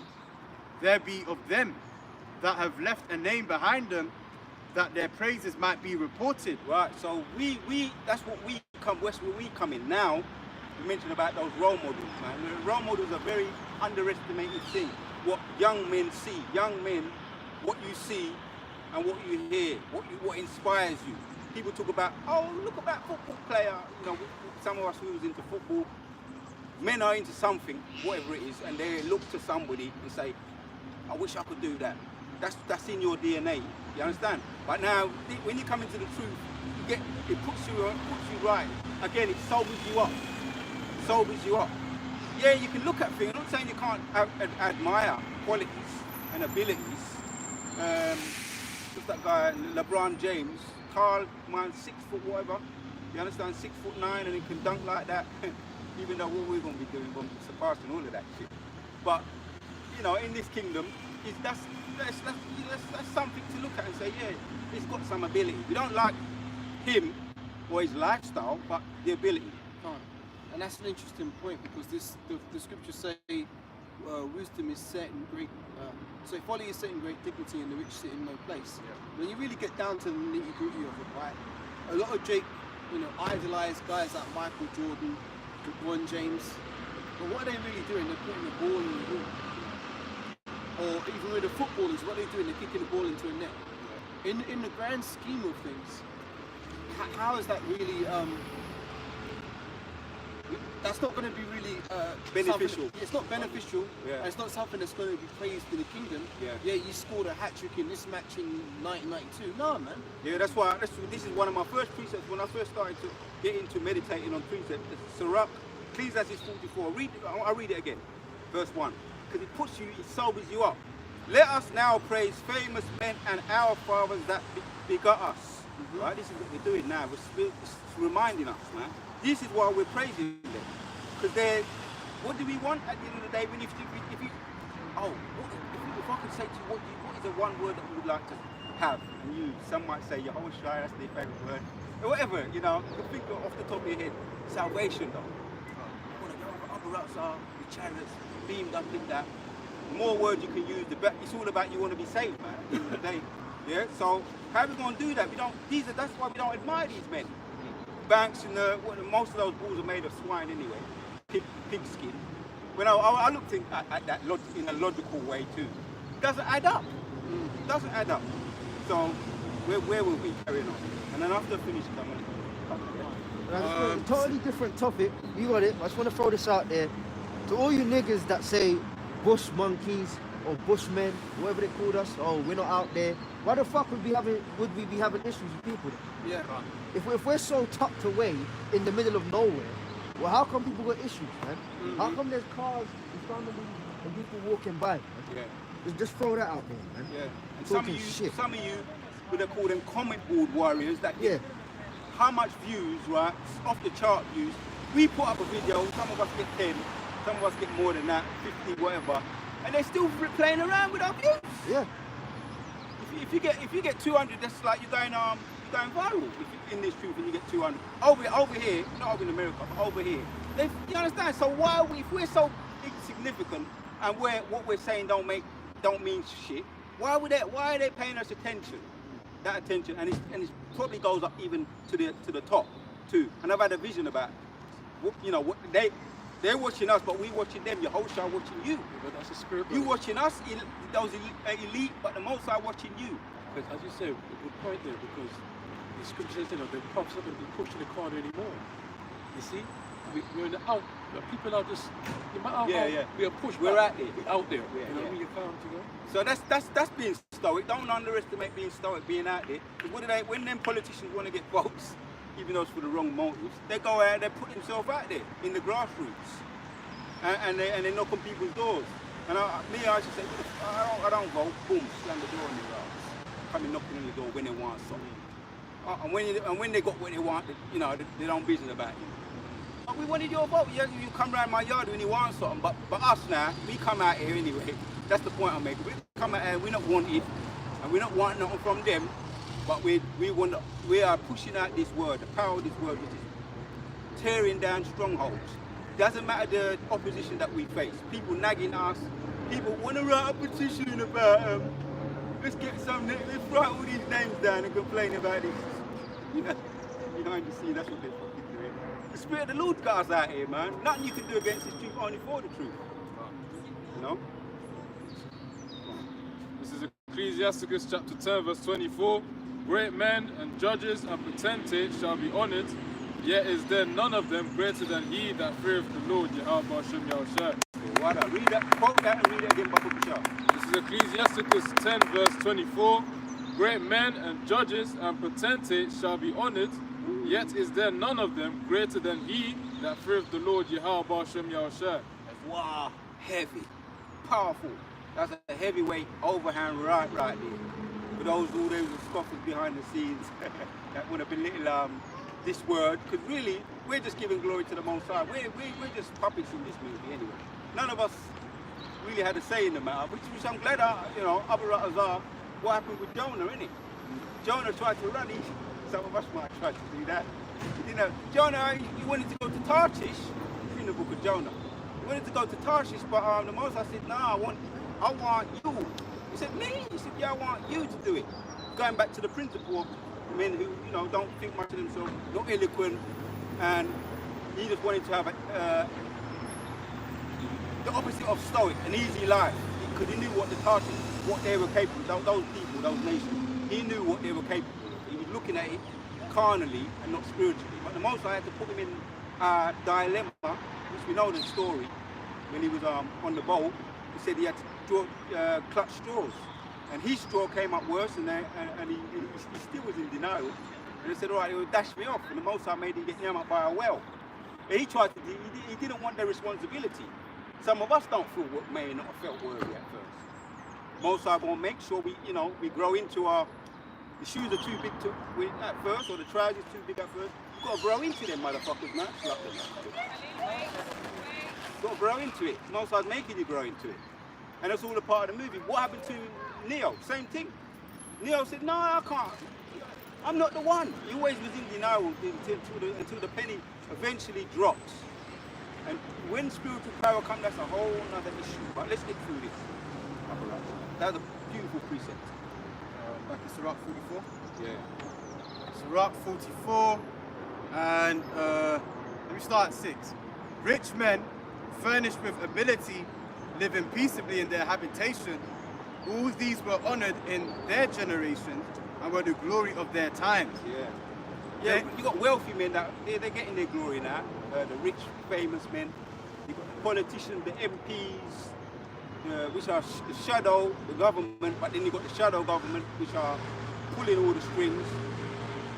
They're the ones that are watching everything like a game of chess, and it's like a game of chess. Satan against, which the Most High is in control of the whole game anyway, the whole board. You know, but Exactly. yeah, I was gonna say, why do you think the colours in chess are black and white? right. You know, you've got good set against evil. And what do the Masons use? They use that symbolism of the check, the black and white, tiles. Yeah. It's all symbolic of that. And the Chinese use a yin yang, yin yang, Yin yin and yang, yang, Yin and yang. Two countries putting together. Yeah. So let's say it's the Most High's movie, so we're just playing our position. Accept it, man. If you get chastised, doesn't matter about all of that shit.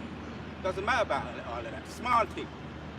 When you accept the bigger picture, when you see the bigger picture, it ain't nothing. A little graze on your way to camp.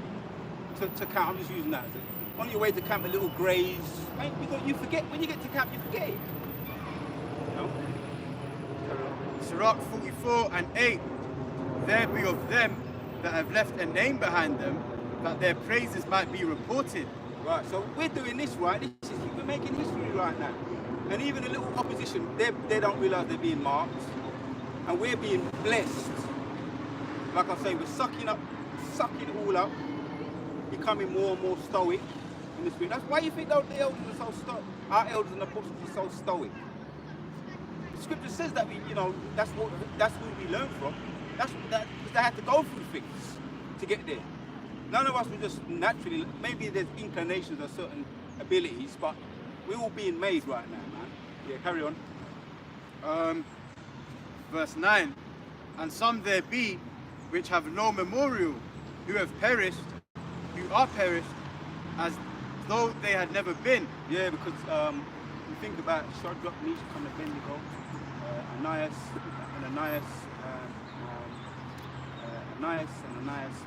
Mishael. In the Hebrew, Shadrach, Meshach, and Abednego, I'm pronouncing it, probably butchering it a little bit, but you know what I'm trying to say. Yeah, those men, they didn't get to see the fulfillment in their lifetime. They endured contrary talk, young men resisting peer pressure, same thing we're doing. And them men, they're back there in the spirit, they could be anywhere, they're definitely pushing out this word if they're back here on the earth. Pushing out this word. And we're learning from them. Right? We don't know who's who right now, but we're learning from them. They've left a mark. And that's something that we want to do. Yeah, man. Sirach 44, I'll start at 9 again.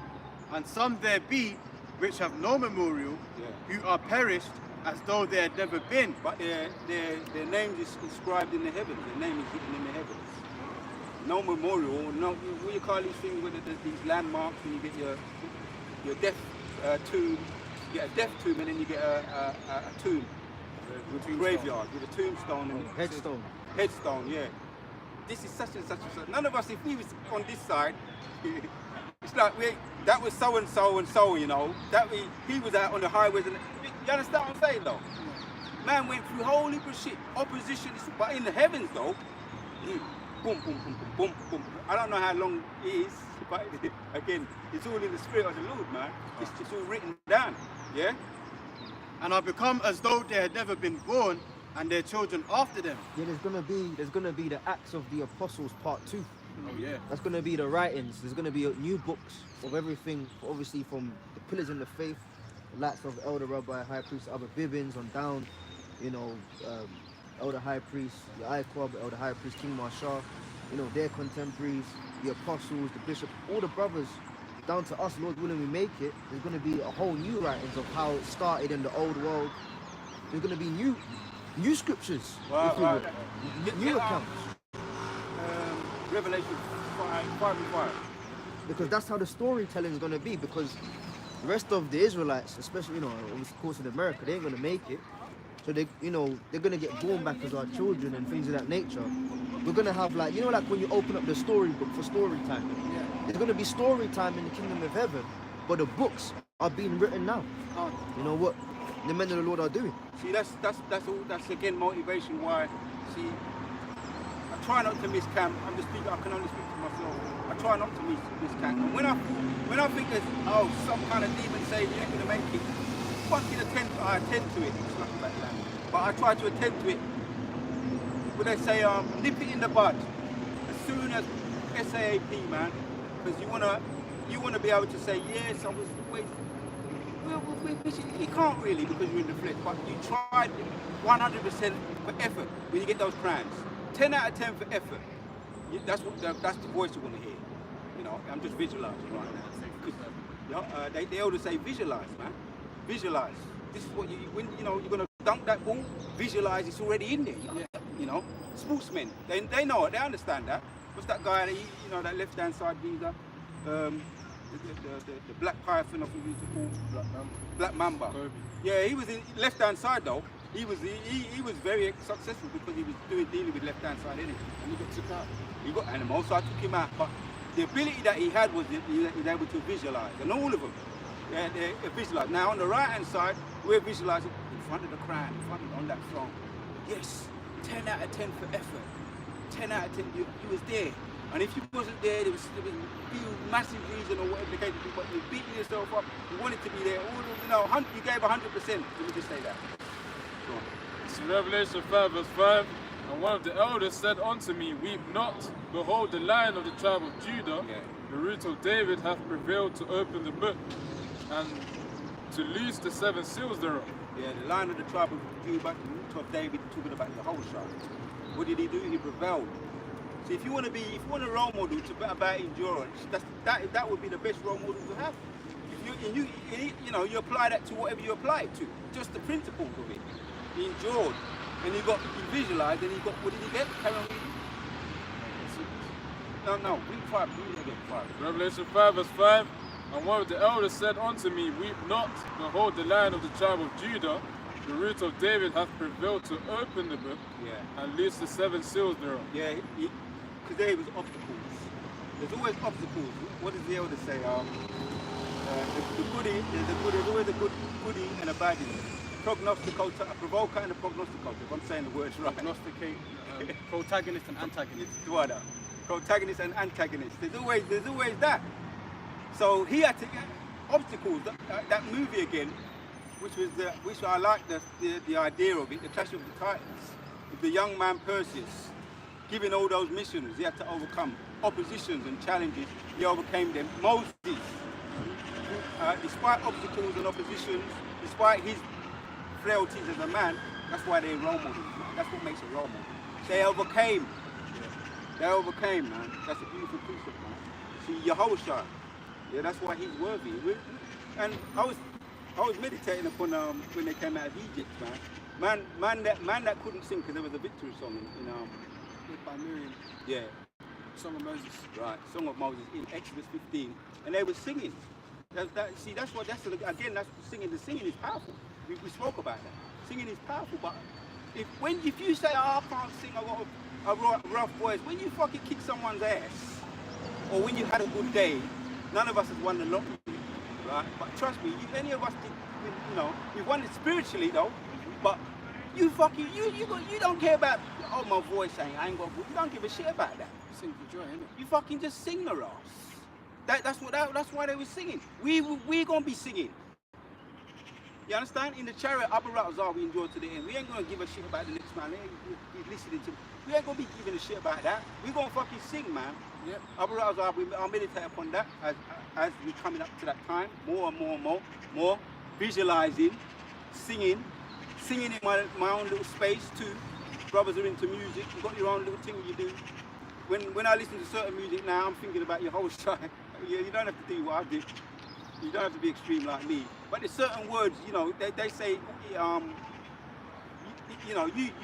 you relate to certain things. You relate to things the way you relate to it. You're watching a movie. If you was in that movie, you ain't gonna want to take no else. You understand? You put yourself in the movie. Just a quick, to add to your point, there's that famous movie, I think the guy's name's Gene Kelly, where there's that song Singing in the Rain, and you've got him dancing in the street, doing backflips and all kind of shit, and it's raining. It's a really good dance. But that's what we're essentially doing in this time. We're singing in the rain. We're catching all kind of hell, dark times, catching, what do you call it? Like, the storm of our enemies coming against us, and then raining, their bullshit on us, but we're still singing. We're singing these words. Singing unto Yahweh Bashem Yahshua. And we're going to sing even louder when we're in the chariots. As it pertains to Revelation 14, I believe. Yeah. And there's something called there's something called a laughing barrel. When we was on the cotton. When Jake sometimes is always laughing, right? Jake just be laughing sometimes. And there was a thing where we got caught laughing on the cotton. You'd have to go and put your face in the laughing barrel. They didn't want you laughing. That's the point I'm saying, mate. One of the elders was going into that. Sounds like school. And I've done research, and it's true. There's something called a laughing barrel. They don't like to see us happy. That's the point. Yeah, they want to see us miserable. Today, it's a CM thing. It's still there. The perpetual hatred. So sometimes if I'm in doing my video, sometimes the spirit jump on me. I want to bust out some fucking singing. Bust out some singing. The spirit's on me to sing. I might just want to sing sometimes, man. You understand? The spirit of the Lord, and it's good for you, man, to sing. Misery loves company. And if they don't like it, that's their problem. It's not. The point I'm making is we're coming to the time now of other routes that we enjoy to the end. We're going to be singing. Yeah, the scriptures speak about the garment of joy for the spirit of heaviness. Yes. Something like that. Can't. can't. You can find it. Yeah, I'm looking for it. Yeah, I went into a little bit of singing because the priests they used to sing, the Maccabees priests they used to sing. You know, after our victories, we just sung anyway. That was part of our DNA. So let's get back to this. I'm going to finish off. See, when it comes to talking about your whole side, it's always peace will always keep coming. You know what I mean? But I just want to finish this off. What's that? I've got the one you ran me quoted. This is Isaiah 63 and verse. Sorry, slack it. Isaiah 61 and verse 3. To appoint unto them that mourn in Zion, to give unto them beauty for ashes, and the oil of joy for mourning, and the garment of praise for the spirit of heaviness, that they might be called the trees of righteousness, the planting of Yahweh, that he might be glorified. Right. Yeah. You want to break it down? Yeah, because that's what the Most High is doing. It's turning our sorrow into joy, and it's going to turn the joy of our enemies into sorrow. And it ties into, what is it, Psalms? The saints shall be joyful in their bed. Psalms 109. Yeah, with a two-edged sword in their hand. Yeah, we're going to wake up singing in our beds in the kingdom, man. Singing for joy. Right. Well, do you think those Edomites are going to be singing? Yeah. They're going to be lamenting. But they ain't going to be singing. They can't even sing now. Yeah, even just a little bit of biology. When they go into laughing, it's actually It's healing. It's healing. It's good for your the hormones in the body, the chemicals in the body. Because if you have, if you're sick and you've got what they call it, a heavy heart, the chemicals in the body are affected by that. Yes. But when you sing, it reverses all of that. People don't realize, you know, this thing goes deep. But ultimately, spiritually, we won't be singing anyway. Sometimes you could be sad, and Jake should just be singing sometimes, man. And he's sad. But they call it the blues. Yeah. See, there you go. Jake knew, we knew. Spirit of the Lord. So where was we? Yahweh Shai, he was talking about the Passover in the spirit. Yahweh Shai and the disciples, when they finished the meal, they sang a song. Yeah. They sang a hymn. You know, it was a sad hymn, but they sung. You know, in the Psalms, man. You know, it affects you. I say we're singing anyway. We're singing despite we're in this behind enemy line. This is a song. The word is pushing out this truth. It's a song, powerful, yeah, to overturn strongly entrenched things. This word. So even don't worry about singing. Don't have to get into the singing thing. Push out the word. Do your videos. Keep up to the best of your ability. Do your videos, and it's doing something to you too. There's scriptures to back that up. Somebody get the revelation. No one can learn the song. Oh, Revelation 14. Yeah. Going to that. Just going to that. Revelation chapter 14 to the top. That's the song we promote singing, man. Yeah. We're talking about, you know, what they push out negative energy, negative vibes. Because someone will watch the video and be like, yeah, no, them man inspired me to go X Factor. You know what I mean? Like, Yeah. Britain's Got Talent. Nah, bro. Yeah. You know, we're singing this. Right. Yeah. Yeah. Start. From the top. Revelation 14 verse 1. And I looked, and lo, a lamb stood on the Mount Zion, and with him 144,000 having his father's name written in their foreheads. And I heard a voice from heaven, as the voice of many waters, as the voice of a great thunder. And I heard with the voice of harpers harping with their harps. And they sang as it were a new song before the throne and before the four beasts and the elders. And no man could learn that song but the 144,000 which were redeemed from the earth. Yeah, the brother broke it down, you know. This is what we're singing that song now. That song is this song, what we're singing, pushing out this song, which has an energy to it, a powerful energy to it. And when the precepts come into you in your head, right, you're singing, you know, in your head. Yeah. So don't worry about if you ain't got a good voice and none of that. Just keep singing the song, you know. Yep. Right, you know. Carry on. And then I'm going to pass it back to you. Yeah, okay. In verses 10 now. Sirach 44 and 10. But these were merciful men whose righteousness have not been forgotten. Right. See, that's the importance of going to continue to sing this song. This truth. Right? Yeah, up there we want our names, which is ready to be subscribed in the heavens. Written in the heavens, where no one can come what they call it, grave robbing and shit, teeth in tombs. Indiana And Jones. I've heard about all of that. Tomb raiders. People were literally doing that, you know. Some of these tombs are made of marble. They rob the fucking tomb. Imagine that. To Indiana Would Jones. you rob from the dead? Evil rob from the dead. Don't put anything past them. They will rob from the dead. But you see, when it's in the heavens, that's why make our treasures, build our treasures in the heavens, where moths and rust don't consume or thieves come and steal. But with the Most High, it's with the Most High, where no one can come and steal. Yeah, that's the point. See, that's the power of what we're doing. Continue. Sirach 44 and 11, with their seed shall continually remain a good inheritance, Ooh, and their children are within the covenant. that's self-explanatory. Yeah. So I mentioned about the children, which we came out of our parents. They could, you know, the whole situation could be reversed, and they get our blessings. That's another reason to endure too. Brothers have loved ones that, you know, you may miss them. You understand? You had a good someone in your family, you know. That's another reason. That's why a lot of people, they go to work, get up in the morning and go to work, and they say, I want to provide for my family. You know, but on a larger scale, a bigger picture, I ain't doing this, you know. We say we want to endure to the end of the say, but boy, there's more, there's much, goes deep, the rabbit hole goes deep, you know. As far as our seeds, if we're those men, I say that as well, if we're those men. There's examples in the scriptures as well. Yosef, I mentioned him earlier, man. He's the father of Ephraim and Manasseh. He endured what he had to endure, all the little things could be, we say little things, like, you know. Sometimes them little things are annoying, man. You know what I mean? Sometimes they say one man's medicine, the next man's poison, isn't it? So don't just say, oh, he's in prison and the woman tried to rape him. All kind of other stuff was going on. While he was in prison, did he have to lick down some many? I'm not saying that. Anyway, you know, carry on. Verse 12, their seed standeth fast, and their children for their sakes. Their seed shall remain forever, and their glory shall not be blotted out. Carry on reading up to 17, and then we're going to stop. On. Verse 14, their bodies are buried in peace, but their name liveth forevermore.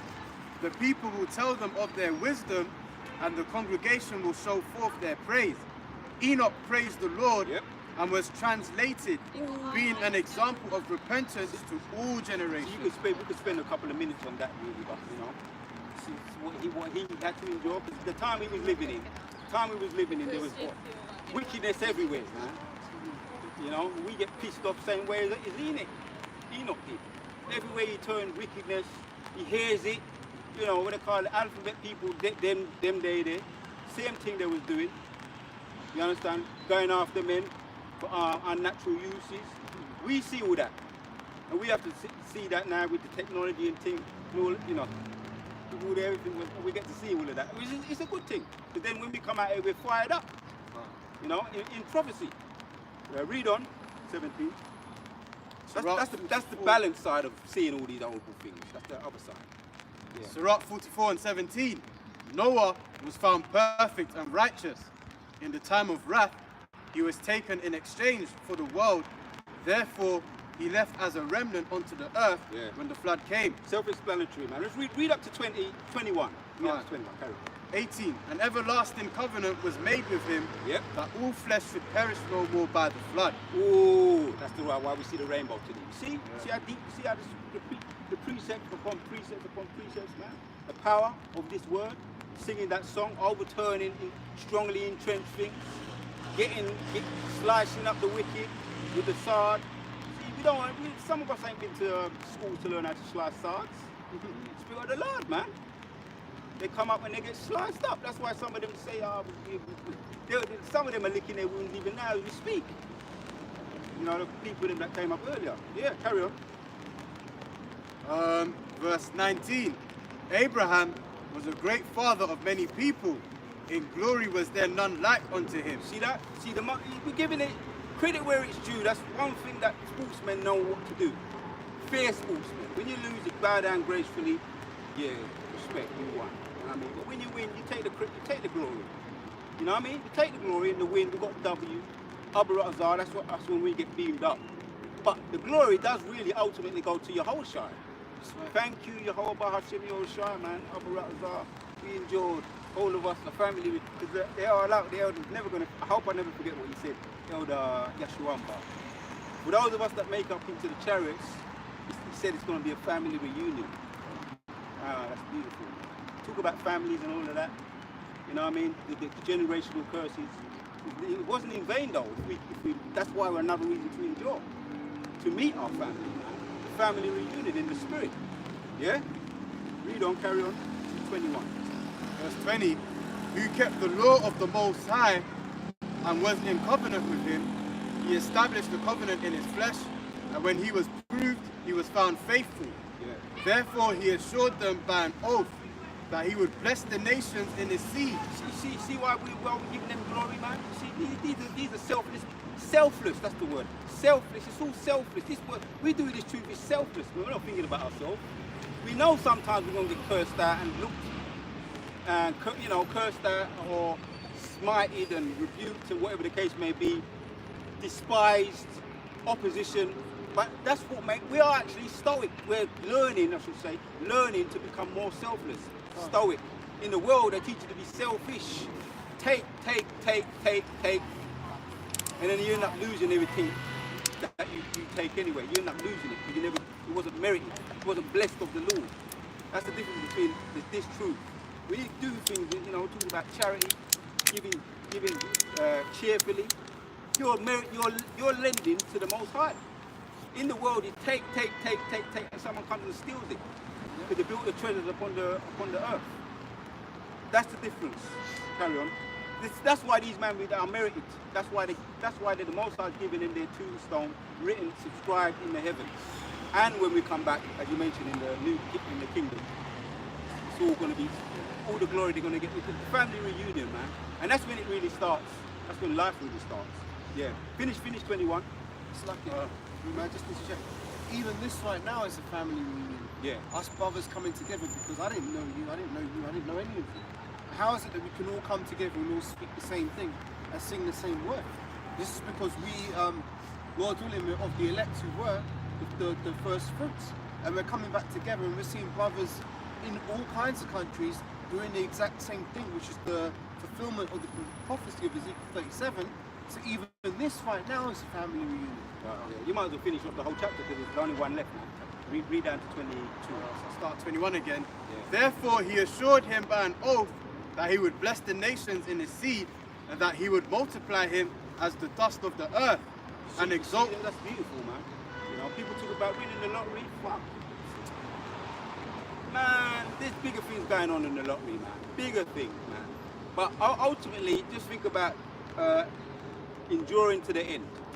Just think about enduring to the end. There's bigger things than all this, what this kingdom got to offer. Yahushua again goes into that in Luke 4 and also in Matthew 4.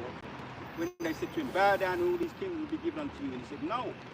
And there's bigger things going on in this kingdom. We showed that too. This is a whole another way of another aspect to Yahushua. You said, Yeah. This is Wisdom of Solomon 5, starting at verses 1 and 2. Then shall that righteous man stand in great boldness before the faces of such as have afflicted him and made no account of his labours. Here's the point. And when they see it, they shall be troubled with terrible fear, and shall be amazed at the strangeness of his salvation, so far beyond all that they look for. So our hope is beyond the realms of thinking of the masses of these people. What you talk about a so-called black man coming from the sky. You talk about UFOs beaming you up. You're talking about angels in chariots and all kinds of shit. Yeah, we are talking about that because that's what we can envision. That's what the scriptures have taught us to see.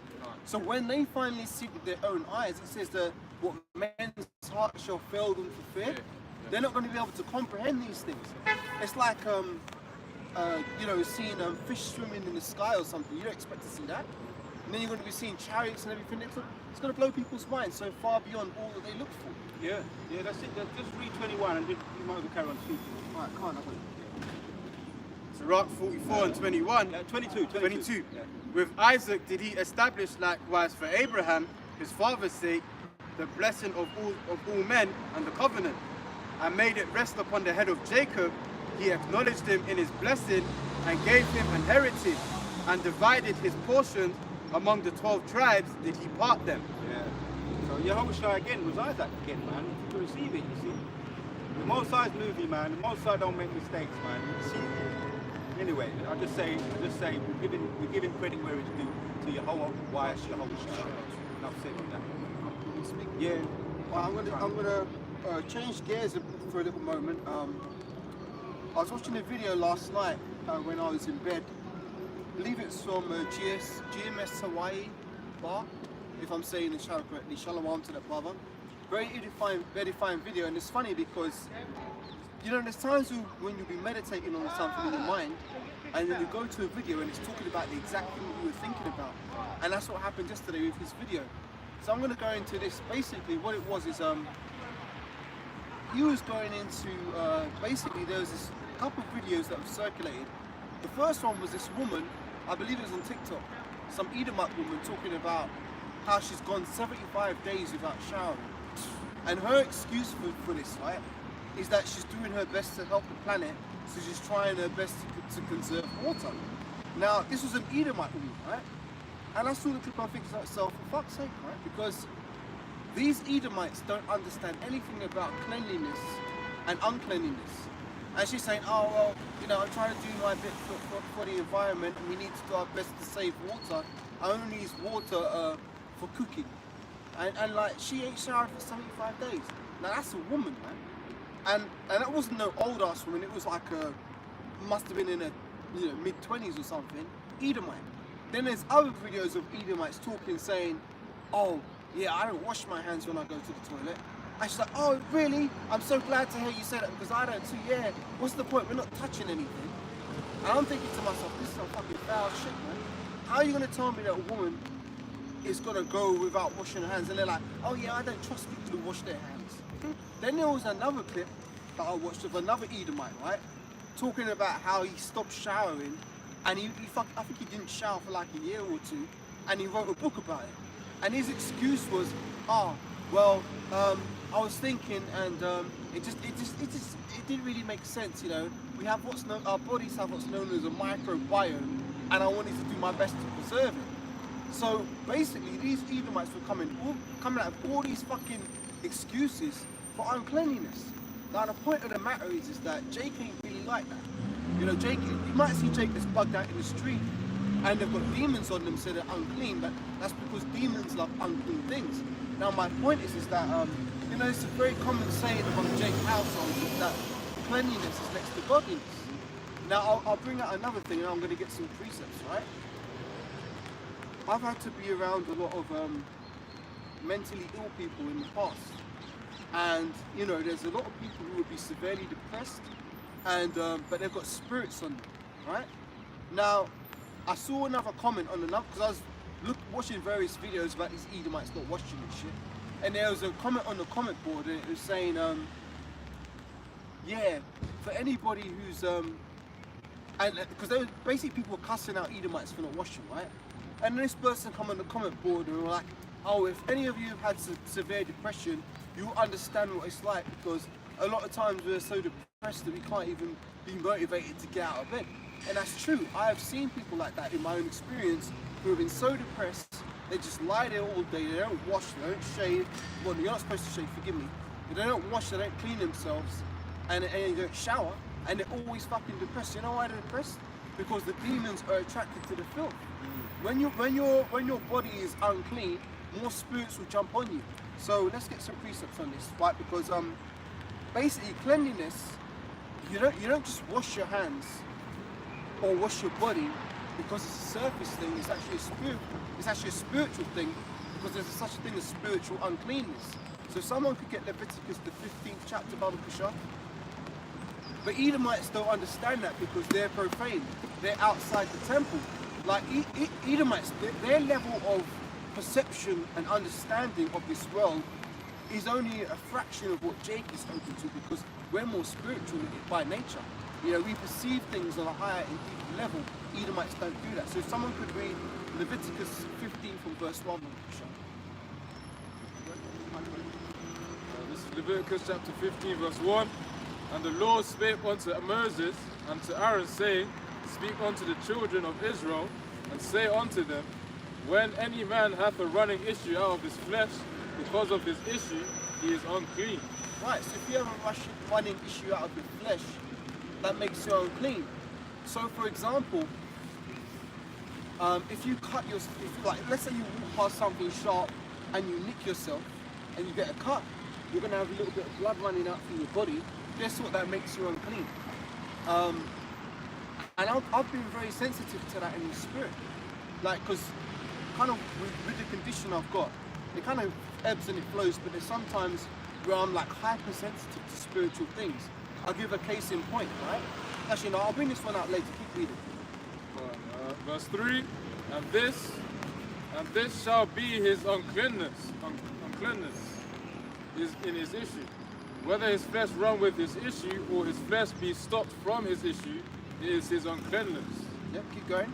Every bed whereon he lieth, that hath the issue, is unclean, and everything whereon he sitteth shall be unclean. See, Edomites don't understand stuff on this level, man. So basically, it's saying to you, as I said, let's use the hypothetical example. You accidentally cut yourself. When you sit on like your bed sheets, that's going to be unclean now. When you sit on a chair, it's going to be unclean now. Keep going. Or whatever you touch, basically. Keep going. Well, verse 5, and whosoever toucheth his bed shall wash his clothes and bathe himself in water. There you go. You're being told to wash yourself and wash your clothes and bathe yourself in water, man. Edomites don't understand these basic principles, but the vexing thing about this whole thing is that these are the people that are supposedly, well not supposedly, they are ruling over us at this present moment in time. What verse is that? Verse 5, Leviticus 15 verse 5. Yeah, somebody get that verse in the blue letter and then go into some words.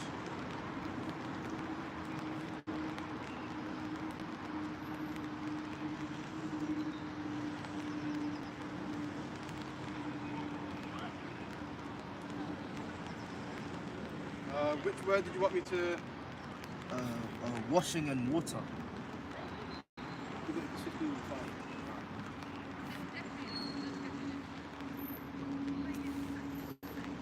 I've got shall wash. Do it for that one. Yeah. This is Strong's H 35 and 26.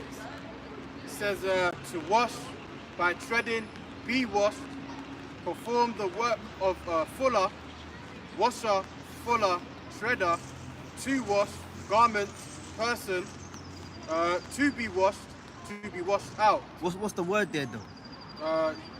What? Should be khawabas.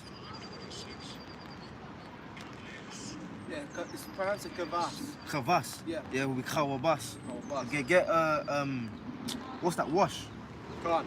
Okay, get the word water where it says water there as well.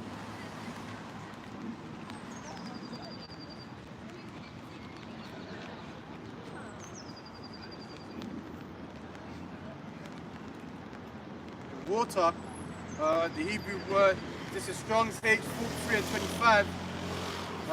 Mayim, Yeah. watered, water of the feet, urine of danger, violence, transitory things, refreshment. Okay. Now there's one more word to get, and I'll give back to you, Caleb. Yeah, you got it, man. What verse you in again? Leviticus Verse 15 and 5. 5. Okay. There's those two, and then 1 second. The word bathe there as well. Strong's H 73-64, rahas, Yeah. to wash off, wash away, bathe. To wash, bathe, to be washed, to wash oneself. Now, when you go further into the Strong's Concordance, for wash, it gets into flowing water. So the point I'm making on the brother's point is that even when you take a shower or a bath, the water's stored in a tank somewhere. Yep. You know, so it's not even flowing, because water would, in the ancient world, water would be caught from the river, from a flowing source, because it's pure. That's why when you leave water in the same place, it gets stagnant. Yeah. So even the water we're using is defiled to wash. Yep. So it's just one big fucked up cycle, really. You're right. You know, you can't, even when you attempt to make yourself clean, you're not even clean. That's a good point. And that shows that we can't keep the law in our estate. Because if you're washing from, like, your tank could be in your attic or whatever, you're sitting there in the bath. Now, that's not to say that you shouldn't bathe. We should do the best that we can with our circumstances, but it's still not a flowing source that we can actually draw from to clean ourselves properly. But even with that being said, Edomites are still adverse to the whole principle of cleanliness. If you can carry on reading Baba Kushahalawiya. Leviticus 15 verse 5 again. And whosoever toucheth his bed shall wash his clothes and bathe himself in water and be unclean until the even. Keep going. And he that sitteth on anything whereon he sat that hath the issue shall wash his clothes and bathe himself in water and be unclean until the even. So like, I got it. With the word there, mayim, it says transitory things, meaning the flowing of the water. It's in Yes. transit. It's in constant flow. Yep. So really, if you want to be clean, you gotta go to, like, draw water from a river source. Yep. That's what the women would do in the ancient world. Go to the river and bring the water back to the house. That's a good point. You know, seawater doesn't make you clean Yeah. because that's a soap water. But you have to go to like a fountain, a flowing source, a waterfall. Yeah. That's where you get pure water from. And that's a good point, because that shows how in the ancient world people were more appreciative of things. For example, having clean water. You know, in this society, we don't have clean water coming through our taps anyway. But in this society, people are so used to just going to the tap and turning it open, and they're getting water. Whereas back in the ancient world, women would have gone and drawn water, either from a well or from a stream or whatever, and they actually bring that to the home. So that would make them more appreciative of these elements. You know, I'm just saying that so that to show the point that in this society, people have become so lazy and complacent that even basic necessities of life, people don't even understand the real principles behind them. So keep reading. This is Leviticus chapter 50 verse 6. And he that sitteth on anything whereon he sat that hath the issue shall wash his clothes and bathe himself in water and be unclean until the even. Right, so you're unclean until the evening. So on the day that you're defiled, you wash yourself, and it's not like you're okay. You just jumped out the bath or the shower. Yeah, now I'm clean. Now in the spirit, you do feel cleaner, but really that cleanliness only comes at the end of that day. So keep going. Verse 7. And he that toucheth the flesh of him that hath the issue shall wash his clothes and bathe himself in water and be unclean until the even. Right, keep going. And if he that hath the issue spit upon him that is clean, then he shall wash his clothes and bathe himself in the water and be unclean until the even. Right, so the Most High is taking this thing very seriously. Now, we don't go around spitting on people, but there might be a moment where, you know, sometimes these things happen not for any fault of your own, but just because you're in the flesh. Like, you might go to talk to someone, let's say the smallest little bit of spit comes out of your mouth. Let's say he's the brother's coat or something. Well, guess what? According to the Most High, now he's unclean too. That's how it all works. The Most High don't take things lightly. Now, another point I want to make, because there's a couple points, like video after video after video I was watching, and there was a common thread running through all of it, and it's that these Edomites are completely filthy and unclean creatures, right? Because there was another video I saw where these two parents were on some fucking talk show, some podcast or whatever, and they were talking about, we don't really give our baby a bath. And they're saying, yeah, well, you know, we don't really believe in it because they keep using this shit about microbiomes and we don't want to destroy their microbiome, using these fucking fancy words, right? And they're saying, yeah, we just didn't get to see the point of it, so we only give her a bath occasionally just because she enjoys to splash around a little bit. Now, I know this to be of the truth because when I was a boy at primary school, you see these fucking Edomites children coming to school with all these fucking food stains on their jumpers from God knows how long, and you know they're just fucking filthy. Their hair's dirty. They're always playing in the mud and shit. And you're looking at these children, think, what the fuck, man? Because when I was a little boy, primary school times, from as soon as I'd go out the house, my mum would be like, because when I was a child, I didn't have to wear school uniform at primary, but she'd set aside a certain set of clothes these are the clothes you wear to school, these are the clothes you wear when you go home. So I'd go to school, be there, as soon as I come home, I'd be feeling filthy anyway. My mum would be like, take off your outside clothes, put your home clothes on. So you take those clothes off, and you don't put on them on the bed. Because if you take it, like even with my jeans that I wear here, right? I never let these jeans touch my bed because they feel filthy. Because I've been sitting on public transport and all kind of shit, right? I can feel within my spirit, if I was to go in my home, sit on my clean bed with these dirty jeans, and I'm trying to sleep that night, I'll be fucking tossing and turning thinking, nah man, something don't feel right. Guess what? Because them sheets are now defiled, because according to the law, I've been in contact with unclean things, so therefore now I'm taking that pollution and I'm spreading it wherever I'm sitting in my home. So obviously there's different areas in your home, you might sit on the sofa or whatever, but even to this day, my whole concept is that the clothes I wear outside, as soon as I get home, I'm taking them off and I'm putting on my home clothes. That's just how it is. So, This is Job 30:8, speaking on the Edomites. They were children of fools. Yeah. Children of base men. They were viler than the earth. Oh, and that's another thing, because as I said, one of these Edomite women who didn't shower for 75 days, right? I had the audacity to come out and say that she's trying to help the environment. There's a precept I want to get on that very point. Hang on, let's see if I can put it there.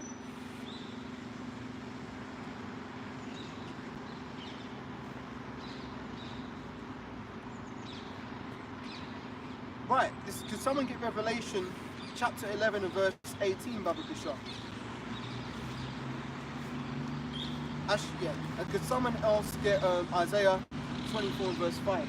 We'll read Isaiah 24 verse 5 first, and we'll get there.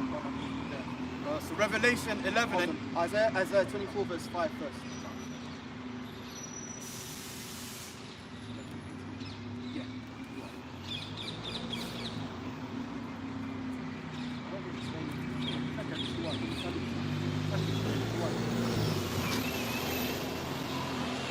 This is Isaiah chapter 24 verse 5. The earth also is defiled under the inhabitants thereof, because they have transgressed the laws, changed the ordinance, broken the everlasting covenant. Right. The Lord saying the earth is defiled under the inhabitants thereof. Could someone also get Job 9? That's the one, yeah. Yeah. The earth is given into the hand of the wicked, and then we'll get Revelation 18. Let him know. So the earth is defiled under the inhabitants of it. We've established that point, right? And why do you think the Most High destroyed the old world with the flood? Think about it, because according to the law, the earth was defiled. So therefore the Lord had to cleanse the earth, and he spared only 8 souls, which was Noah, his 3 sons and their 4 wives, collectively, so that's 8 souls. So when the Most High destroyed the earth for its wickedness before, he done it through the means of a flood, which was to cleanse the earth. And also, how is the Lord going to destroy the earth the second time? Through fire. Because fire and water are both purifying agents. That's why, you know, when you have like a forest fire and things burn down, the soil then becomes more rich in nutrients. Like they talk about, if you grow flowers on the side of a volcano, they'll be more rich in nutrients because the earth is kind of rejuvenated by it having had that volcanic eruption. So that's going to restore the earth to a more undefiled state, and we're going to be able to preserve the earth in its undefiled state, and it's going to become paradise again, Aidan, which is Aidan meaning paradise. So read Job 9:24. Job 9:24. The earth is given into the hand of the wicked. He covereth the faces of the judges thereof. If not, where and who is he? Right. So who are the wicked according to the scriptures? We know that.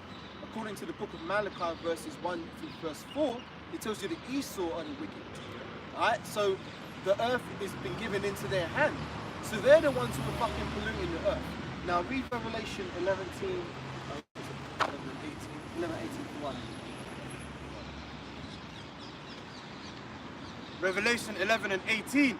And the nations were angry, and thy wrath is come, and the time of the dead, that they should be judged, and that thou shouldest give reward unto thy servants the prophets, and to the saints, and them that fear thy name, small and great, and shouldest destroy them which destroy the earth. Read that last part again about destroying them which destroy the earth. And shouldest destroy them which destroy the earth. One more time. And shouldest destroy them which destroy the earth. Right, so the wicked, the earth has been given into the hand of the wicked. We established that. The earth is also defiled under the inhabitants thereof, and the Most High is going to destroy them which destroy the earth.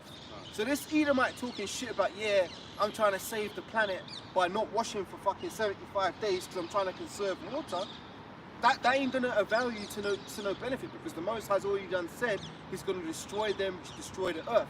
And you sitting there fucking saving however many milliliters of water because you're too lazy to wash your own dirty ass, it's not going to make a difference in the grand scheme of things. Right? So, we're going to go back to... Them bullshit, so that, bro. It's true, them bullshit people, that's like a fucking Amazon fire, and they're taking a little water gun. Yeah. Trying to out the fire. Like, how much water is she gonna save compared to the amount of wastage there already is? Exactly. She's just using that I'm trying to conserve water gig because she's dirty. That's right. It's just filthy. That's right. Now this is good. It's good that you said that, because that takes me on to my next talking point. It's because it's a spiritual thing with them. Yeah. They actually love being filthy because they've got wicked spirits fucking with them, and they love. They enjoy it. They enjoy their filth. Whereas with us now, if we're unclean, if you're in your right mind, you should know, look man, hey man, I ain't showered for 2 days, I smell like a dog. I need to do something. Like, another thing when I was young, man, my mum used to say to me, man, like, you can't be going out there with your breath stinking and you smelling like shit, because it's offensive to people. Yeah. And it really is offensive to people, because think about it. If you're a clean person and someone's coming up to you, how you doing, man? I want to shake your hand. Now, and they're filthy, right?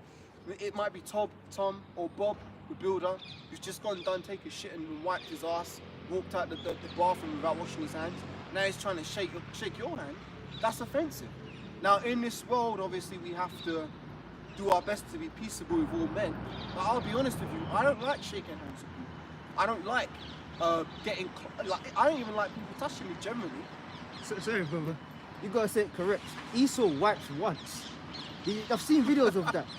To conserve toilet paper, they wipe One once. square. One square and then that's it. One And I saw another video years ago of a woman saying, to save money, we spoke about a couple months ago. To save money, they use rewashable velvet cloth rather than toilet paper. So they're using the velvet cloth to wipe themselves. And then they're rewashing that. Rewashing it and using it again. See, this is fucking filthy, man. There's other ones as well, bringing it out about, let's get in on these Edomites, man. Edomite women talking about, yeah, I don't really have showers. And I'm not talking about old ass dusty crackers. I'm talking about young Edomite women who you might see on the street and think, oh, she's a nice looking Becky. But really, you don't know how Becky be behaving. Let me get into it, right? Because of, what is it, Becky and what's the other guy? What's the other Edomite name for a guy? No, that's the name for Jake. Becky and Todd. Todd, Yeah, Todd's another Edomite name, right? Becky and Todd don't bathe, man. That's the bottom line. Becky and Todd don't like to get in water. Now, you got these Edomites talking about, she's saying, oh well, I don't really have a shower. I only have one shower buffing every 6 days. And the guy was asking himself, once every 6 days? So like when he goes to, when you get in the shower, do you wash your whole body, or what's your process? And she goes, oh well, I get in first, and at first I'll use conditioner and I'll rinse my hair, and then I'll use the shampoo, and then I'll get out. And then he goes to her, so you're telling me, right? You get in the shower, you use your conditioner on your hair, you use your shampoo, and then you get out. He's like, what about the rest of your body? And she's like, oh well, I don't really need to, because the water just drips down my body anyway, so I'm pretty much done by then. And now this is, they call this clean. Now let's get into the not to get too graphic, but let's use physics, right? If you get into a shower, the water's running down over you, right? Now women have intimate parts, right? The water doesn't flow upwards into those intimate parts. So if you're not actually getting in and washing, how are you cleaning yourself? And this goes back to the principle that women really should be bathing rather than showering, because they have more hiding places. You know, they need to let the water enter their places to properly clean themselves. You got it? I was gonna say, get the scripture on the women that took 6 months That would be in the book of Esther. to prepare themselves. Let me try and help you guys find it. Because in this world, they say, a woman washing her box, right? Oh, yeah, that's gonna give you infections. That's how backward this world is. They tell you that if you take care of the hygiene down there, it's gonna give you stuff. It's crazy. These people are completely filthy, man. This would be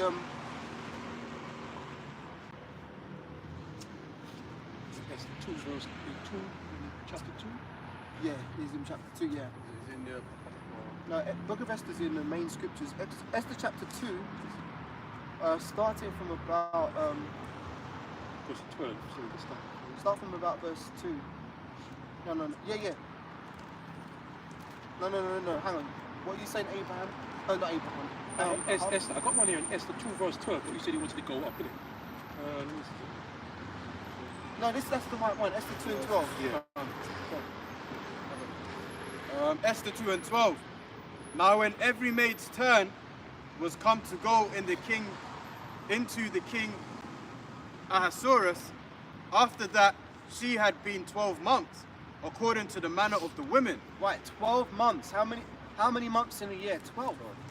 So it's like we're coming up to the time of the Passover. It tells us that we have to keep the lamb for a year. So there's a whole preparation process for the Pesach, which takes place 1 year before the actual Pesach starts. So in the case of the ancient women, their purification process started 1 year before. So read that again and read on. Esther 2 and 12. Now when every maid's turn was come to go into King Ahasuerus, after that she had been 12 months, according to the manner of the women. For so were the days of their purifications accomplished, to wit, 6 months with oil of myrrh, and 6 months with sweet odors, and with other things for the purifying of the women. Right, did you want to say anything on that? That's a powerful scripture, man, because you can't even imagine how good their women must have smelled back then, man. Like, imagine you're sitting at home, right?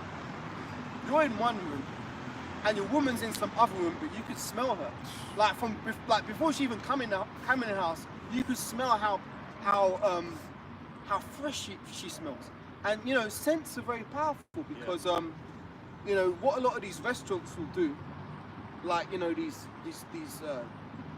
what do you call it? They've got these extractor fans where they'll actually have the extractor fan from the kitchen blowing out onto the street, so that people walking past, like the Chinese takeaway or whatever, they'll smell the food cooking, and psychologically they'll smell it before they see it. So they're smelling it and thinking, I fancy some of this takeaway, and they'll go in their shop and they'll place the order. They know how to do that because they're trying to attract more customers. It's the same with the concept of the purification of the woman. Imagine like you can smell how good she is, and you're gonna be like, wow, and then you realise it's more attractive, man. And that's how it should be. Whereas, could someone please get the scripture which talks about instead of sweet smell, stink? I can't. To show you how far we've fallen, man. Because we've got the basis of men ruling over us. And before you pull that one out, actually no, pull that one out and then I'll say it.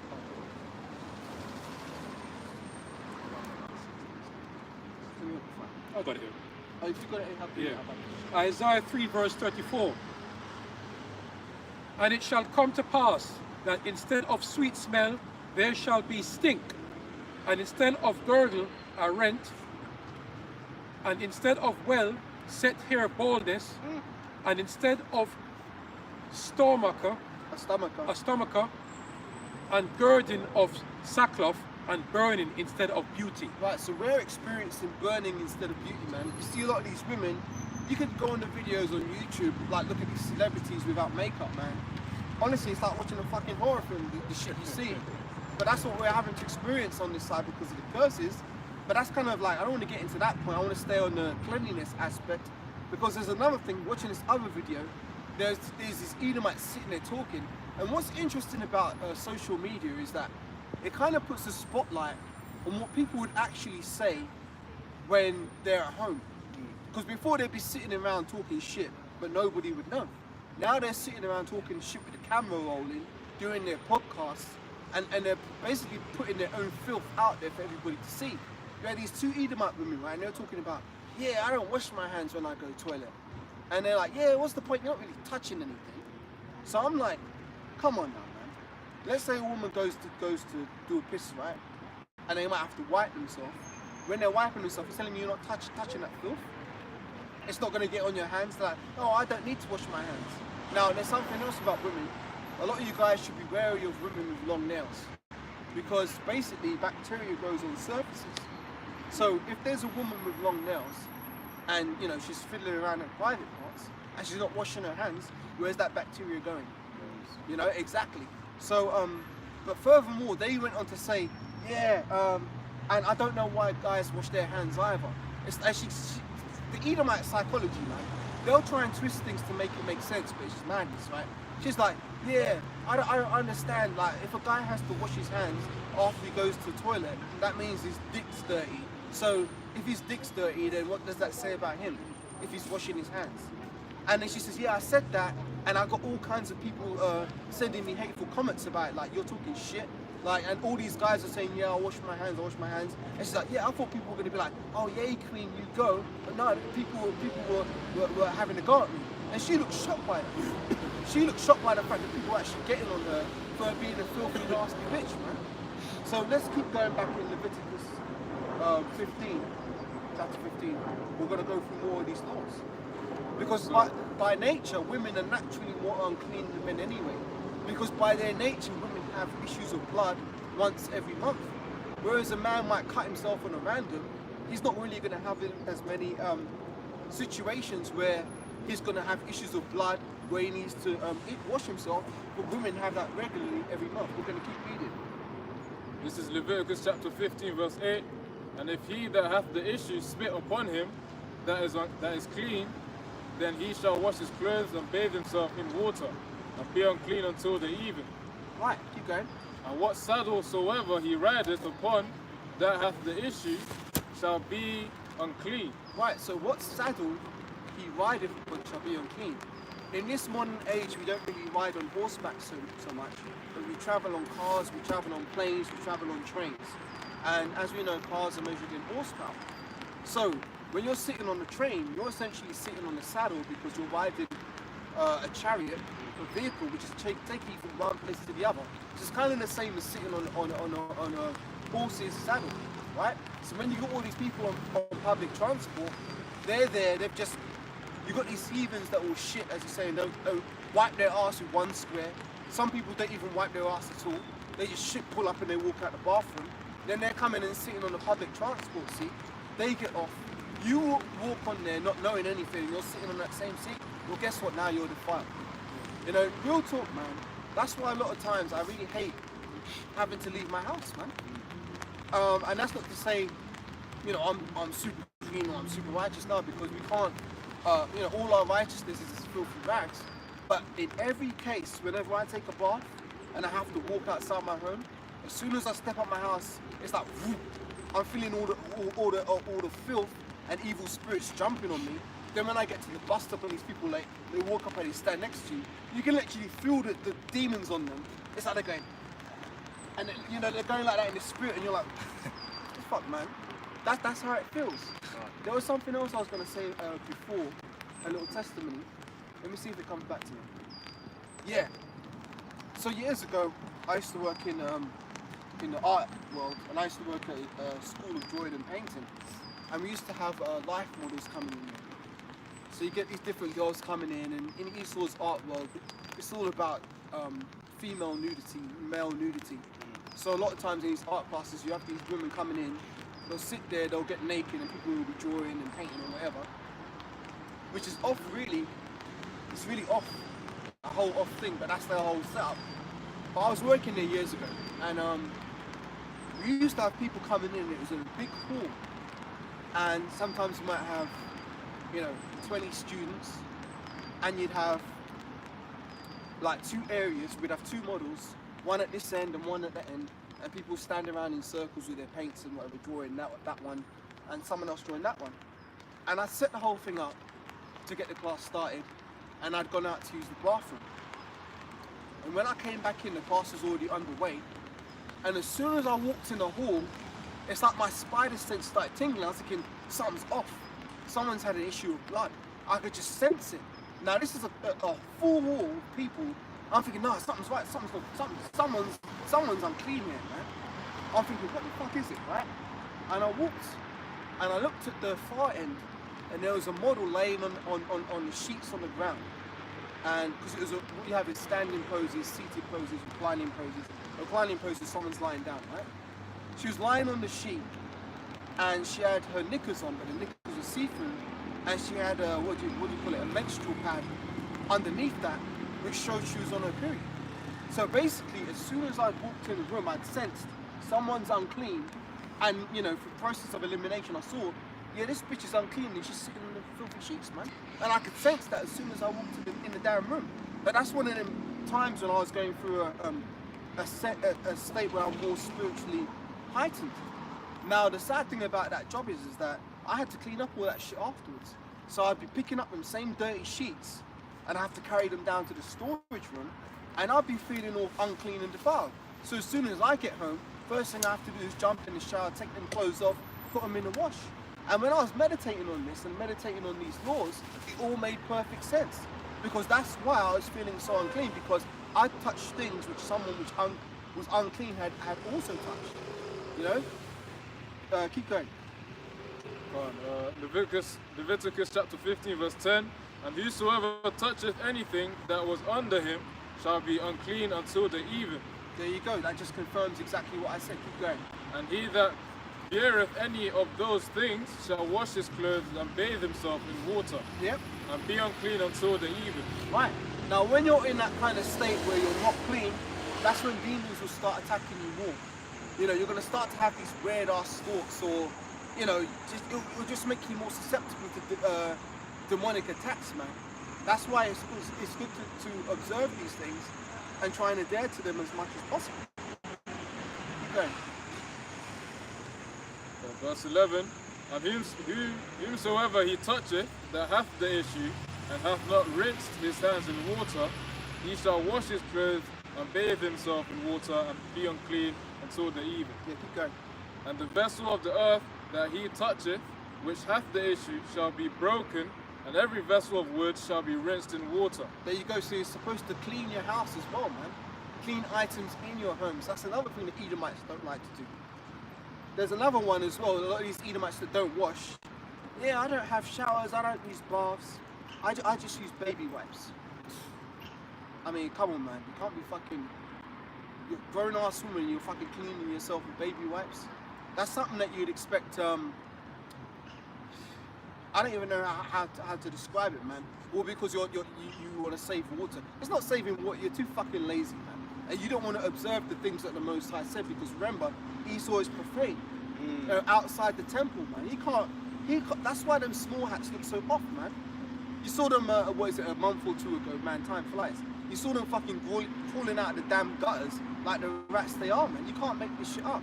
That's why, like, you know, sometimes you're on the train, you see these small hats standing there, they just look all kind of awful, awkward and mash up, and they look completely filthy, man. Because they, as you read, was it Job 30 verse 8? They're the basest of men. But these are the people that we've got ruling over us. And there's another one as well, man. These Edomites don't wash themselves, and they don't wash their food either. Like, when it comes to cleaning meat, they'll just straight out of the packet, straight in the oven, man. They don't wash their meat, they don't do nothing like that. And even the law talks about when there were certain offerings made, how the priest was supposed to cut the, let's say that they're doing a lamb, they cut it into certain portions, they'd wash it, then they make the offering on the fire. The law goes into all this stuff, man. As I said earlier when Arya was talking, there's no area where that's not covered by the scriptures, man. Everything. You got it? That's what I'm saying. And then the one thing that they do with the food, and they think they're doing something great, but it's even wrong, is these small hats, they won't mix dairy with meat. Because they say you're not supposed to see the kid in Yeah, his mother's but then milk. that's speaking about not to have the animal that's still sucking on the mother's breast, man. Yeah. And then to show you that there was a case where they actually mixed it, when Abraham had a guest, he gave him meat and cheese with milk. It's in the scriptures. So if they're saying, well, we follow the Torah and you can't mix dairy with meat, so why the fuck did Abraham do that? Yep. Because it's not talking about that. You can mix dairy and meat. It's talking about the kid in sucking his mother's milk. Man. Exactly. That's So the the one food law they bang on about, they interpreted it wrong, and then in every other area of the culinary arts, they're wrong Yep. and filthy. And that brings me on to another point as well. You know how small hats do their circumcisions by sucking the rod or the baby, man? It clearly said in the law, right? If a man have an issue of blood, he's going to be unclean. So how can you tell me you're circumcising a baby, then sucking its rod with your mouth and acting as if that's a clean act? You shouldn't be sucking no baby's rod anyway. That's off, man. But the fact that they do that, and people go, oh yeah, these are the people of the Bible. How can you even say that? See, this is the thing. That's the danger of ignorance, man. The danger of ignorance is that the wicked can deceive you very easily. Well, that thing with the law though, in all fair, not promoting what they're doing, but in all fairness, the child ain't considered unclean because he's not 12 yet. They're not under the law. So when a baby gets circumcised, they're not unclean, That's a good point. even though they're bleeding, because they're not under the law until they're 12. But still, that's not a grey area to go give a child that. Yeah, That's bullshit, man. That's really perverse. exactly. You know? And that shows who they are, man. Even when they try to claim that they're keeping the law, they can't do it because the law was never given to them. So we don't worry. All right, Leviticus, he said 12. Leviticus 15 verse 12. And the vessel of the earth that he toucheth, which have the issue, shall be broken, and every vessel of the wood shall be rinsed in water. Right, keep going. And when he that have an issue is cleansed of his issue, then he shall number to himself 7 days for his cleansing, Yep, and washing his clothes, yep, and bathe his flesh in running water, and shall be clean. yep. Keep going. And on the 8th day he shall take to him 2 turtle doves or 2 young pigeons, and come before the Lord unto the door of the tabernacle of the congregation, and give them unto the priest. Right, so there's a whole offering process involved in that as well. Now we don't do those offerings anymore because Yahushua was the ultimate sacrifice. But in principle, it goes to show you the depths of how deep being unclean goes. It's more than just a surface thing, because these Edomites, they're very preoccupied with the spirit, with the physical. They just look at things on a very surface level. Oh well, you know, my hands don't look clean, so I'm not dirty. In their mind, that's how an Edomite will justify it. Oh, I haven't got mud on my hands, so I'm not dirty. Well, no, it don't work like that. You got to Just to qualify what you said about the sacrifices, Yahushua nullified the sacrifice of sin. So in the kingdom, we're not going to go off anywhere. But that's the sacrifice that he fulfilled. But there's many, as you're talking about uncleanliness, there's many other types of sacrifices. There's the peace offering, there's the unclean offering, as with, the turtle doves and stuff. So in the kingdom, will we be sacrificing? The answer is yes. yes, for those things. For those things. And that's why it's important to understand them, because we're still going to have to officiate these other sacrifices and laws. We won't need a peace offering, because that's already made, and we won't need a sin offering. But all the other offerings, when those certain circumstances come about, we'll be keeping them. That's a good point. I remember you asked the question a while ago. Will we be unclean in the kingdom? Of course. But like you said, you're going to have the best of 2 worlds, isn't it? So you're Yeah, going to of course we're going to, that's the thing. Yeah. Uncleanness and sin is 2 separate be 2 things. separate things. There's nothing wrong with being unclean. Right. It's about rectifying it. Yep. But sin is different. Because when you have sin, because that means the scripture says, be fruitful and multiply. That means the Lord is already commanding you to go into a state of uncleanliness. Because you've got a popular woman. Yep. So there's nothing wrong with being, there's times when you shouldn't be unclean, like the Sabbath, Yep. like the high holy days. So that's when we say, no, that's in Isaiah, do not thy pleasure on the Sabbath days. But outside of that, being in a state of uncleanliness, and that's, the issue with that is English. The English word rendered there gives it a connotation that it really doesn't have in Hebrew. Being unclean, there's nothing wrong with being unclean. Yeah. It's the fact that it's different from sin. Because in the kingdom, listen, man, we need to bring back the nation. Exactly. We're gonna stay unclean. Yep. In the sense of the flesh. Yep. You know, except from the Sabbath and high holidays. It's a beautiful thing how you said that. I remember about a year ago, Elder Pastor Howe was saying, sex is not a sin, it's only unclean. That's all it Makes is. you unclean. There's a difference between unclean. Oh, Brought to outside. And that's beautiful because we were talking about the cleansing of the earth. Oh, yeah, the rainbow right ahead. Oh, rainbow. Yeah, right by the tree. Yeah. Could someone get me? Did you get Genesis the 9th chapter of Abishah? Same thing with women. Even though our women are going to be made perfect, are they going to have periods in the kingdom? Yes. Yes, they will. Because if they had periods in Genesis, Yep. that was paradise. I done. You know? The difference being, you can correct me if I'm wrong, they're not going to suffer the pains though. They won't suffer the pains. It'll be pleasurable. They won't suffer the period pains, and they won't have pain in giving birth. Yep. And none of our children in the kingdom are going to be stillborn. So we're not going to be playing the roulette of, my baby's been in, what do they call it? My woman's been pregnant for 8 months, but I don't know, is the baby going to be stillborn? There's not going to be none of those questions in the kingdom. You're going to know from the minute that you have sex with your woman and she receives the child, you're good, man. There's not going to be none of our children, you know, being aborted or being stillborn or having premature or having deformities at birth. That's going to be all on the other nation. But our children are going to be all good, man. Just because we saw a rainbow here, and we're talking about the whole concept of cleanliness and how the Most High cleansed the earth through the first flood. Just going to read a bit in Genesis 9 about the rainbow. I think from about verse 6, Brother Fisher. You want to start from 6? Something about 10 or 11. Yeah, go on. Genesis 9, starting at 10. Let me start at 9. Let me start at 8. Genesis 9 and 8. And the Most High spake unto Noah and to his sons with him, saying, And I, behold, I establish my covenant with you and with your seed after you. Hold on a second. What does verse 6 say?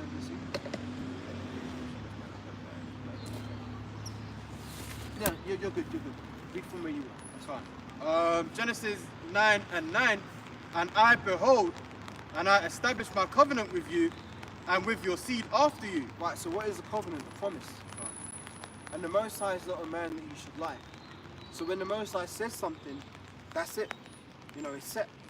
So he said he'll establish his covenant with his seed, with Noah and his seed after him. Go on. Yep. And with every living creature that is with you, of the fowl, of the cattle, and of every beast of the earth with you, from all that go out of the ark to every beast of the earth. And I will establish my covenant with you, neither shall all flesh be cut off anymore by the waters of a flood. Right, so the Most High made his covenant that he will never destroy the earth with the waters of a flood again. That was a one and done. Yeah. Keep going. Neither shall there any more be a flood to destroy the earth. And the Most High said, This is the token of the covenant which I make between me and you and every living creature that is with you for perpetual generations. Yep. I do set my bow in the cloud. Yep. And it shall be for a token of a covenant between me and the earth. And it shall come to pass, when I bring a cloud over the earth, that the bow shall be seen in the cloud. That's right. And I'll remember my covenant, which is between me and you, and every living creature of all flesh, and the waters shall no more become a flood to destroy all flesh. Right, so it's a beautiful thing. When you see a rainbow, that was sanctioned by the Most High. You know, it didn't just appear on a random by some fucking leprechaun with a pot of gold somewhere, sitting there like, yee, you know, Lucky Charms and shit. That's not what rainbows represent. Nor does it represent, you know, homosexuals, Sodom and Gomorrah. Yeah. That's a sign from the Lord saying that, look, man, I'm showing you through my covenant, I will never destroy the earth by the means of a flood again. But there was a time when that was necessary because the earth, also in the I think they call it antediluvian world, being in pre-flood world, the world was steeped in wickedness. Now we've got a brief account in the book of Genesis of the things that were going on in the ancient world, But what you've got to remember is that there's nothing new under the sun. So a lot of the things we see now, you know, trannies running up and down, men with men, women with women, all kinds of madness and debauchery. Do you think it wasn't happening in the world before the flood? It was happening then. So we're in a situation now where we're once again at the apex of wickedness and evil, and this time the Most High is going to have to destroy the world the second time. This time he's going to do it through another cleansing agent, which is the element of fire. That's how the earth is going to be cleansed again. But the beauty of it is that once this second destruction comes and goes, it's never going to have to happen again, because the Israelites are going to be in their heavenly bodies, so we're not going to be going off anymore. So therefore, although the other nations will be sinning, the earth isn't going to be defiled because of them, because we're going to be holding them to the standard that is spoken of in the scriptures. So Esau's not going to be defiling the land through not keeping land Sabbaths. He's not going to be encouraging people through his media to be committing adultery and all this other madness. All this wickedness, all it does is it destroys the earth in which we're living. Keep going. Yeah. And it's a beautiful thing that the Lord put the bowl in the eastward direction at the end of the Sabbath. Wow. Oh, end of the Sabbath Sabbath, too, the yeah. sun's going down, yeah. This is 2 Peter 3 and verse 6, whereby the world that then was, being overflowed with water, perished. But the heavens and the earth, which are now by the same word, are kept in store, reserved unto fire, Right. the day of judgment and perdition of ungodly men. There was a good point you made in there. Are by the same word kept in store. So as I said, the Most High is not a man that he should lie. So that same promise that he's not going to destroy the earth by means of a flood. Yeah, but it means it's going to destroy it with the fire. Could someone get Isaiah 66 verse 15, Brother Kishore? Hold Leviticus 2. Don't let that Yeah, Leviticus 15, hold that. But also go to Isaiah 66 15. Right. So like Isaiah what? 66 verse 15.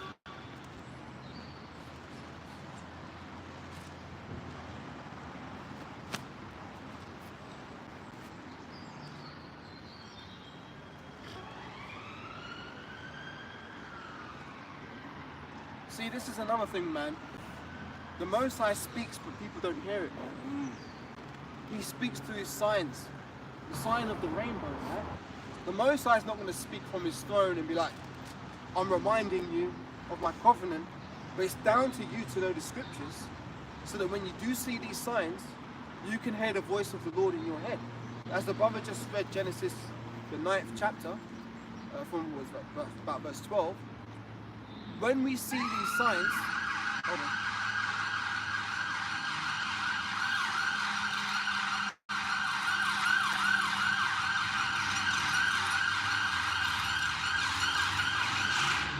When we see these signs, right, be it the chariots or the signs in the moon, you've got your blood moons, your eclipses and everything else, and when we see the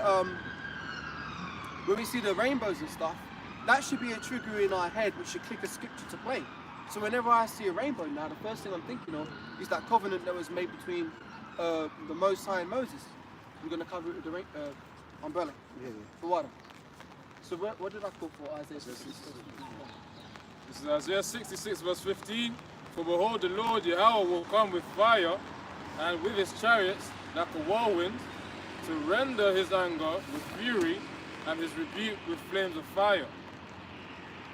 Yeah, keep going. For by fire and by his sword will the Lord plead with all flesh, Yeah. and be slain of the Lord shall be many. Right, so many people are going to be slain, because when Yahweh sends his fire and his fury, which is coming with Yahweh shine and chariots, and also with the ICBMs, you know, the world is going to feel that fire, man. Now, predominantly Babylon the Great, because that's where a lot of the wickedness is being pushed out from. That's going to be the what they call it, ground zero for the destruction. But other parts of the earth are going to get touched too, and the earth is going to be restored.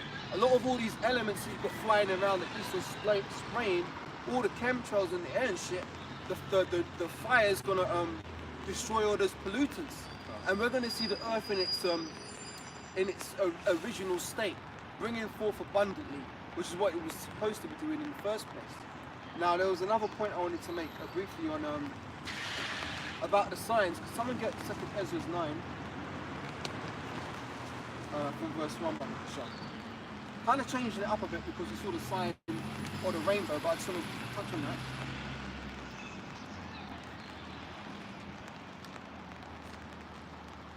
And also, what I'm saying about the uncleanliness of these Edomites, that should be a sign unto you of who these different nations are. You know, because the different nations have different characteristics and traits. And one of the characteristics of Edomites is that they're very base people and that they don't wash. Could someone also get me Genesis 27 from about, hold on. Hold on to that, we're going to go to that in a minute. We're going to get Genesis 27 first. Start from where? I'm just going to find it for you. Right. About Esau not washing, right?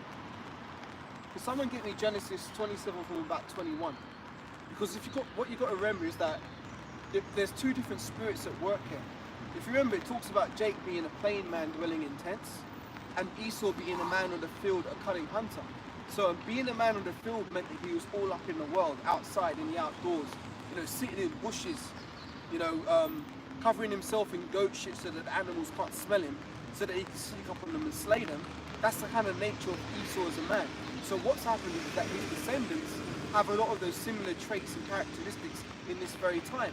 Likewise, we've got the traits of our forefather Jacob, which is the complete opposite of Esau. That's why Jake usually, you know, a common saying in Jake Holmes is cleanliness is next to godliness. It's a very different spirit that we have as Israelites, you know, that you see Edomites and they don't really have that. So get what I call the Genesis 27 started 21. And Isaac said unto Jacob, come near, I pray thee. Right. Let me break that down. So basically this is the account where Isaac wanted to bless Esau, his son, and Esau went out to hunt venison. But I believe it was Rebecca put Esau's garments on Jacob and sent him in to receive the blessing, but Isaac was blind. How did Isaac identify Esau? Keep reading. Right, and it reads, I pray thee that I may feel thee, my son, whether thou be my very son Esau or not. And Jacob went near unto Isaac, his father, and he felt him, and said, the voice is Jacob's voice, but the hands are the hands of Esau. Because Esau was a hairy man. Keep going. And he discerned him not, because his hands were hairy as his brother Esau's hands. Keep going. So he blessed him. And he said, art thou my very son Esau? And he said, I am. And he said, bring it near to me, and I will eat of my son's venison. I think you missed the verse, haven't you?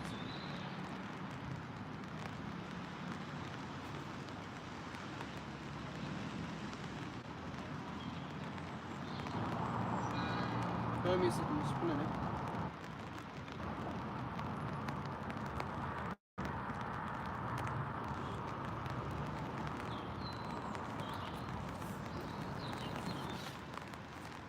Right, so yeah, jump down to verse 26 and I'll bubble. Okay. So, no worries.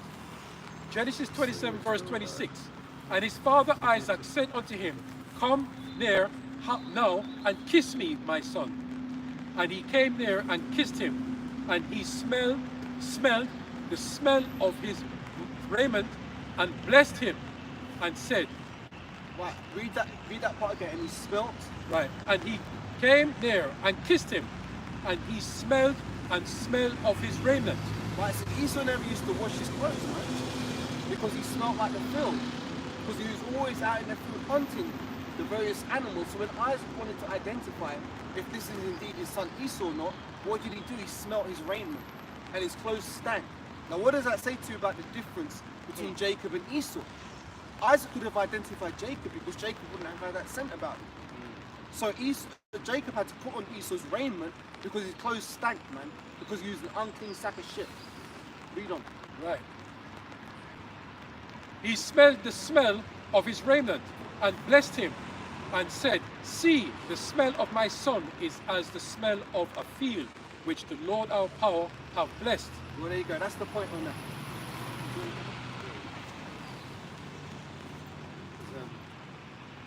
Yeah, just on that point, even though he's done, the point is that it's more like a field, man. Because you know you're outside in the park, especially as a kid, man. You know, come back smelling like grass and that. Yeah, rolling, like you've been playing football, you're skidding and with whatever. the voice tell, yeah. You know, so although that's the right smell for the outside, you know, the natural thing is you come home and wash them. Yep. But Issa don't do that, man. He just. But anyways, the brother was speaking about, you know, physical cleanliness and that. So, you know, you can do the flip side and talk about the spiritual cleanliness. You know, let's get that washed by the washing of the word. Yeah, good. You know.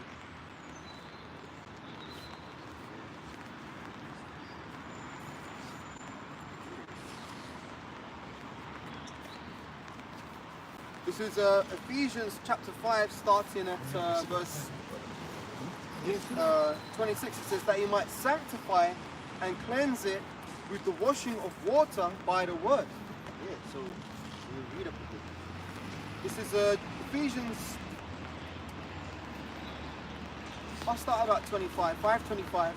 Husbands, love your wives, even as Hamashiach also loved the church and gave himself for it, that he might sanctify and cleanse it by the washing of water by the word, that he might present it to himself a glorious church, not having any spots or wrinkles or any such thing, but that it should be holy and without blemish. Yeah. Yeah. Read it to everybody. I read the point. Let me read again. Ephesians 5:25. Husbands, love your wives. Actually, there's another one. Let me get down now. Where shall we? No, it wasn't another word. Yeah, that was the one. But there's another one. Now read that one again. Okay, right. Ephesians 5:25 again. It says, husbands, love your wives, even as Hamashiach also loved the church and gave himself for it, that he might sanctify and cleanse it with the washing of water by the word. Yeah, so the church is the body of believers. Greek, the ecclesia, those who've been called out, the elect, man. Okay? Sanctify, which means sanctified goes back to sanctus in the Latin, meaning to make clean. So to clean it by the washing of the word, man. Because you got Israelites out there that they want to purify their way, they want to get a more hands-on approach to life, but they're going through these other pathways and other mediums. When they go in the Christian church, Catholicism, Baptist, Pentecostal, Seventh-day Adventist, Jehovah's Witness, Islam, yeah, you know, they all, whatever, man, you know, and they're trying to set their path straight, and it ain't gonna work like that, man. So the washing, you know, that's like them trying to wash themselves in orange juice, man. Yeah. Like, you ain't you're washing, but it's not the right substance, man. You know, the washing comes by the water, man, the word. So as the brother talked about physicality of it, there's also a spiritual side, man. And that spiritual side is to be made clean, okay? And we're washed when we come into this word, man. You know, because what the ideologies of the world is the filth that was on us previously. But then you learn of your Shai, you learn of the truth of the Bible, you know, essentially getting on board with the doctrine. That's the dirt and the spiritual filth of the world, the old man, the old mindset being washed off, and the clean one being put on. Yeah, to back you up, because look at the words it uses in the scriptures in a lot of the gospels. Here's an example. Mark 7:25. For a certain woman whose daughter had an unclean spirit heard of him and came and fell at his feet. Yeah, because you got, even the spirits have like vibrations to them, man. You know, a clean a vibration, a clean spirit. You got unclean spirit. An unclean spirit is what? It's a demon, man. Yeah. That's what an unclean spirit is, bro. You know what I'm saying? Like a nasty, airy, cold vibe. And we as beings on the earth have the ability to possess a right-hand spirit, because we're all possessed. We're all under the authority of a higher power. We want to be under the authority of what? The Holy Spirit, man. That's a righteous, clean, right-hand spirit. But then you got demons, whereby it's cold and nasty, man. So that woman's daughter, she was possessed by what? She was possessed by an unclean spirit, a devil, a demon, man. Okay. I want to continue on that. You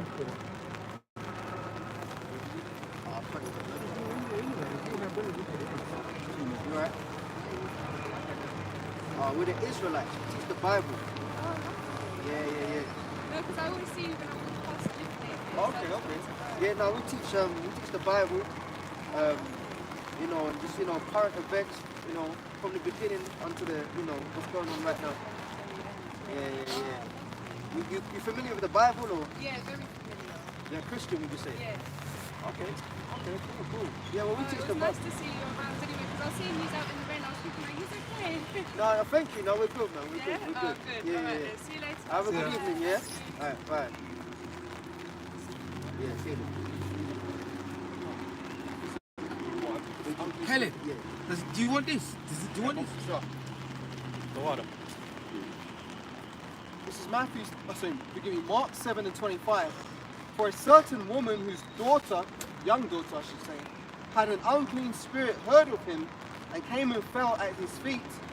The woman was a Greek, a Syrophoenician by nation. Thank you. Syrophoenician by nation, and she besought him that he would cast forth the devil out of her daughter. But Yahushua said unto her, let the children first be filled, for it is not meet to take the children's bread and to cast it unto the dogs. And she answered and said unto him, yes, Lord, yet the dogs under the table eat of the children's crumbs. And he said unto her, for this saying, go thy way, the devil is gone out of thy daughter. Yeah, 'cause, so she was showing persistence in the spirit, and the Lord said, cool, because you had a positive attitude about it, then the demon's going to come. So that unclean spirit came out of her daughter. Man. Because guess what? Unclean spirits make you do unclean things. Let's get the one where the people was cutting themselves with stones with and stones tombs, and yeah. that. That's what demons make people do, man. Oh, Salakia, man. I'm going to overtalk you, but yeah, when I used to go to these different therapy groups and shit, there'd be Edomites in there talking about, I've been cutting myself, Yeah. and they'd be cutting themselves with razor blades, and there'd be known cutters, right? So they'd do it in places where they were hiding it, so like the inside of their thighs and shit. But that's what these Edomites be doing, man. It's a demon on it, man. Because what it is, we were talking about it yesterday, is that feed me. All demons are feed me demons. You got to feed it whatever its demonic type is. Yeah. So certain demons, what they want to do is create an environment of filth and uncleanliness, because you've got an issue of blood, right? And they want to also inflict pain, as a sacrifice unto Satan, essentially, man. Mm-hmm. That's why you mentioned you got the people that cut themselves. You had another one, people used to cut their wrists. Yep. Ex-cutters, you'll wear a short sleeve. Yeah, you see them. You see it, and it's like, ooh. So certain people, they know their children have got like issues, so they have to limit the access they have to particular materials. Yeah. They got to access how much rope there's around in the house. Yeah. Curtain wires, fucking knives and shit. Like, people say, I'm stressed. Yeah, but guess what? In the spirit, it's just a demon, man. Or a multitude of demons plaguing a person. Another thing demons do, demons give people excessive strength. Yes, they do. That's in the scriptures. They no matter how much they chain the man down, read it. I'm going to read the whole chapter. It's Mark 5 from verse 1. And they came over unto the other side of the sea, into the country of the Gadarenes. And when he was come out of the ship, immediately, it's just like sometimes the demons just come out, Immediately, there met him out of the tombs a man with an unclean spirit. See, let's just stop right there. Out of the tombs, man. So what's in the tombs? Dead men's bones. Let's say what Yahushua said. Dead men's bones and all manner of corruption. Yeah. Because when a person dies, the spirit leaves the body, and then what happens? That corpse now is considered unclean. So if you touch, in some cases you have to touch dead bodies, man. It could be a family member, whatever. You may work in that profession, right? Or you're constantly in a state of uncleanliness. But you gotta wash them, you gotta wrap them up, put the spices on them. That's why it's our Hebrew Israelite culture that when a person dies, before the sun sets again, they have to be in the ground. Case in point, at the end of the Sabbath, the sun just set, right? So let's just say somebody died and we got to bury them. before tomorrow evening sunset, they have to clean the ground. Yeah. So all that the viewing of the body, you know, and Weights and yeah, keeping them on ice and all that shit, that's the money, man. like the Queen a few days, Yeah. a whole week she was lying in state. In and shit. state. That really goes back to Egyptian culture, man. You know, trying to embalm the body and preserve it and stuff it, and that's all bullshit, man. We're as Israelites, and Ka'Allah Yahweh Hashem Yashai, this is a right we won't have to officiate in the kingdom, because we ain't gonna die. But, you know, on this side, how it's meant to go is that when a person dies, man, you wash the body, put the spices on it to counteract the stink, and then you put them in the tomb, man. You put them in the ground. That's how it's meant to go. But the point is, graveyards naturally carry a weird vibration. For sure. You know, people see spirits in graveyards, man. Yeah.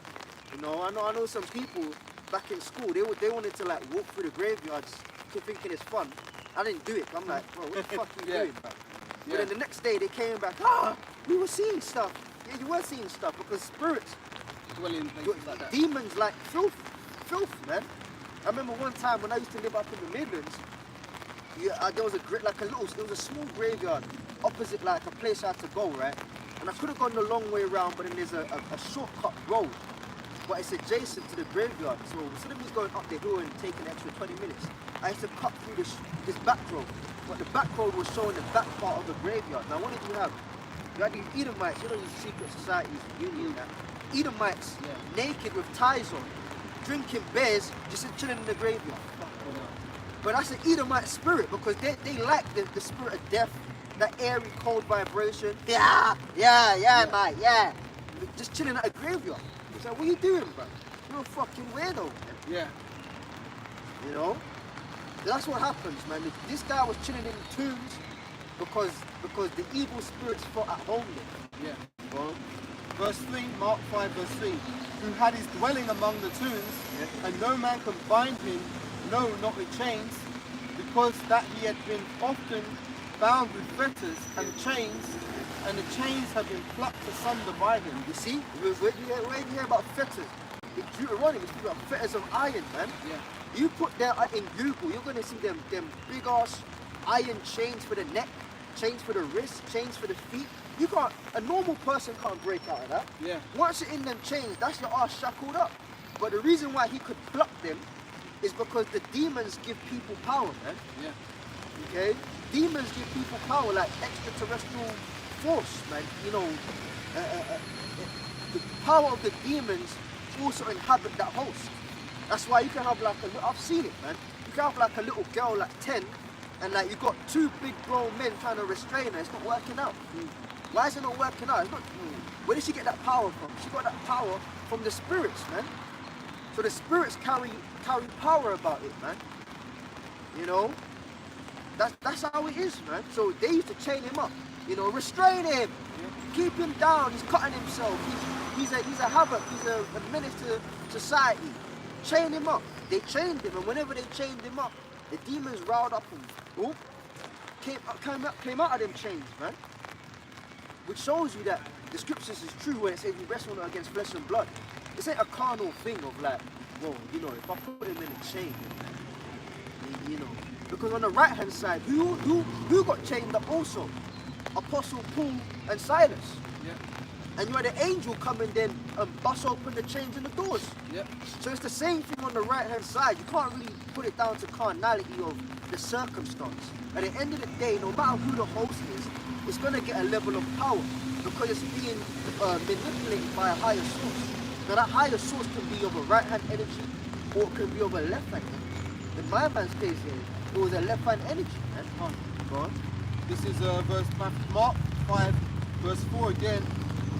And the chains have been plucked asunder by him, and the fetters broken in pieces, neither could any man tame him. And always night and day he was in the mountains and in the tombs, crying and cutting himself with stones. You see, crying and cutting himself because them demons, that's what they do. They drive you into a dark place, man.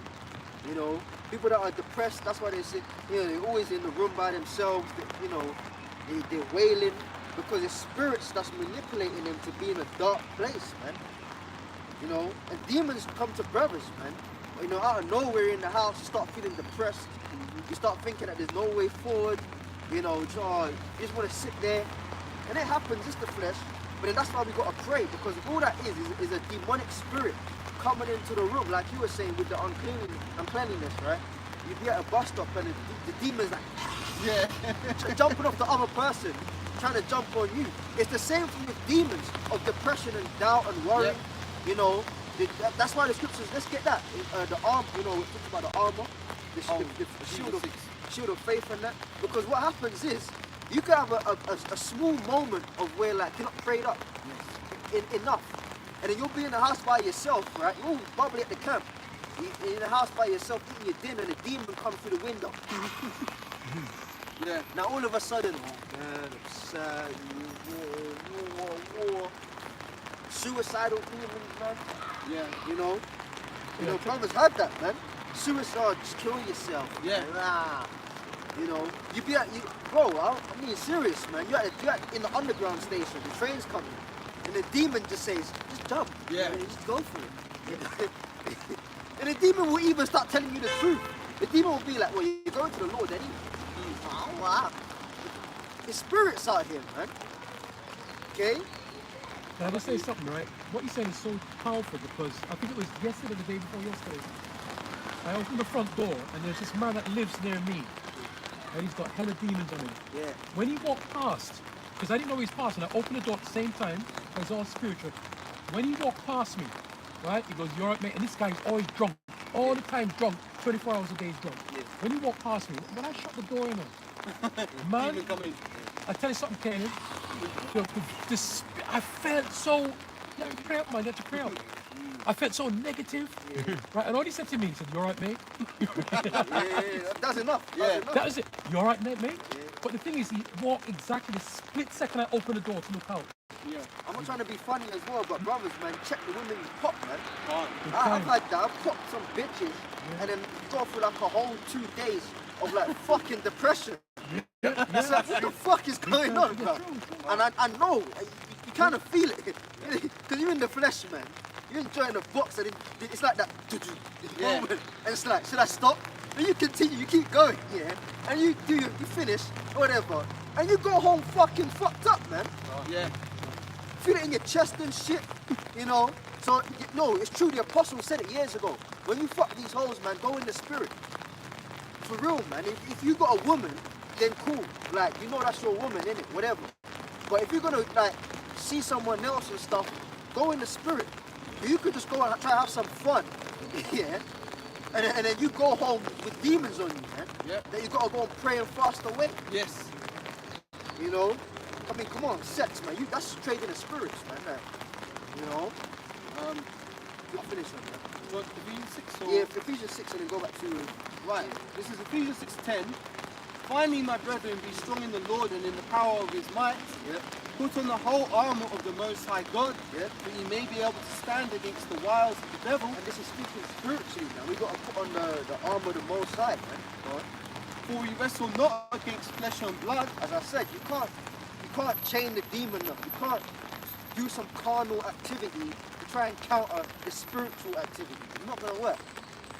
You have to fight in the realm of the fight. Yes. Now the scripture says that we wrestle not against flesh and blood. So right there we know that we're fighting. Yes, we are fighting, but the fight is not carnal. The fight is spiritual. For we wrestle not against flesh and blood. You know. So all them dudes that want to get carnal and shit, all right then, you're in a different arena. We're not even bothered about you, man. Because you're in a different arena than where the fight is at. That's like if you call a cab here or Uber and you want the cab to take you somewhere. If the cab takes you to the wrong location, you're gonna get pissed. Yep. Because I didn't tell you to take me here. Your job is to take me where I want to go, and I pay you for that. Yep. So if you start taking me to some other alternative destination, I ain't fucking paying you, man. You know, it's the same thing. The destination has already been set. The course of action has already been set by the Heavenly Father, which is one of spirituality. So if you're coming on a carnal pathway, well then you're not even going head to head with. Because you're in a completely different, your destination is different to that of the Holy Spirit. So the fight is spiritual, man. So when it talks about the armor, these are spiritual things, and it's going to continue to explain it. Yes, it says, for you wrestle not against flesh and blood, but against principalities, against powers, against the rulers of the darkness of this world, against spiritual wickedness in high places. That's demons, man. That's entities. That's what we're wrestling against. That's also speaking of the elite banking family, because they talk to spirits. They show you that in these movies, man. Them top people, because they ain't gonna put it all out there. They're gonna put it in code. But these top people out there, they'll be getting around in a circle. Yeah, pentagram. You know, and saying certain things in these languages. You know, and then spirits appear. You remember, was it last year? Was it early last year or the end of the previous year before that? I can't remember. But you had them Northern Kingdom girls that ended up in hospital. Oh, the schoolgirls. Yeah, they started fucking with Ouija boards, man. Remember that? They all got mashed up. You know, oh, this letter goes here. And then certain things start happening to them. Now, of course, the authorities, they're not spiritual. Yeah. So they'll go and try to medicate them in hospital. That's not a hospital matter, man. Yeah. That's a spiritual matter. Yep. But that shows you fuck with the wrong side, certain things start happening, man. Go on. Wherefore, Ephesians 6 and 13, wherefore take unto you the whole armor of the Most High God. So like that, because I said in the previous verse, we wrestle not against flesh and blood, but against powers, principalities, rulers of the darkness of this world.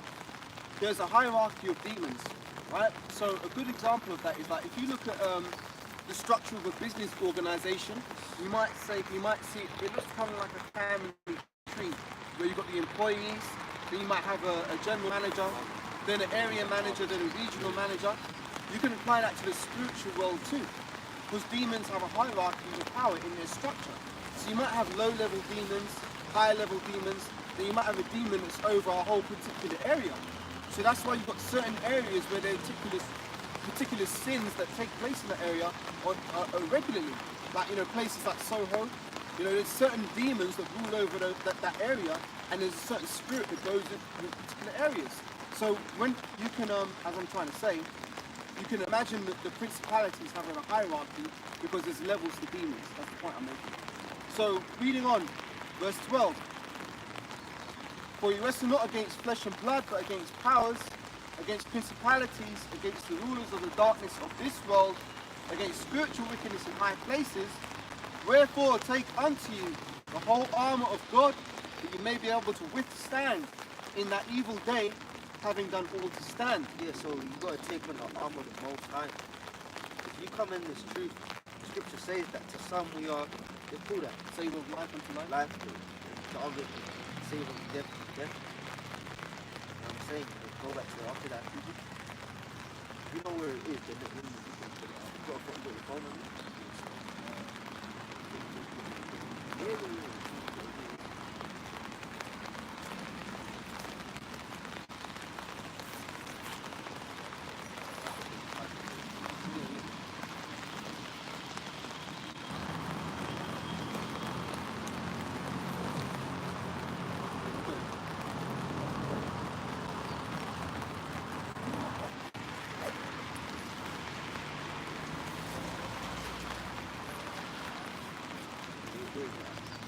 I just had it pop up the screen because a raindrop hit my phone.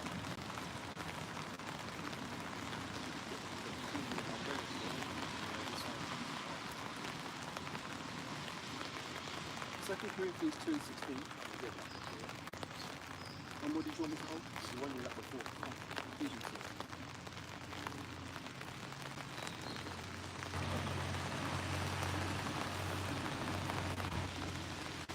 Actually, read from 2 Corinthians 2 and verse 15. Yeah, 15 to 15. This is 2 Corinthians chapter 2 verse 15. For we are unto the Most High a sweet savour of Hamashiach in them that are saved and in them that perish. To the one we are the savour of death unto death, and to the other the savour of life unto life. Yeah, so to some we're the savour of death unto death. Meaning that Israelites will hear this word and then not going to resonate with them, or in some cases it so-called does resonate with them, and after a period of time they get offended and fall out. You know, or you could have someone that they just don't get it from the beginning. You know, what you say bugs them out further. I always give the example, Ariel will remember. I know how, you know, we called him Mr. Egghead. Remember, he used to come to the camp. Egghead, man. Egghead used to, you know, just the name we got for him. But he came to the camp as a Christian, right? And when we finished dealing with him, he went off down the pathway of Islam. And then he came back again and got cut through trying to fight Islam. Then he went back to SDA Christian. Then he went back to Islam again. Double-minded man. And then I think he was playing ping pong between Christianity and Islam.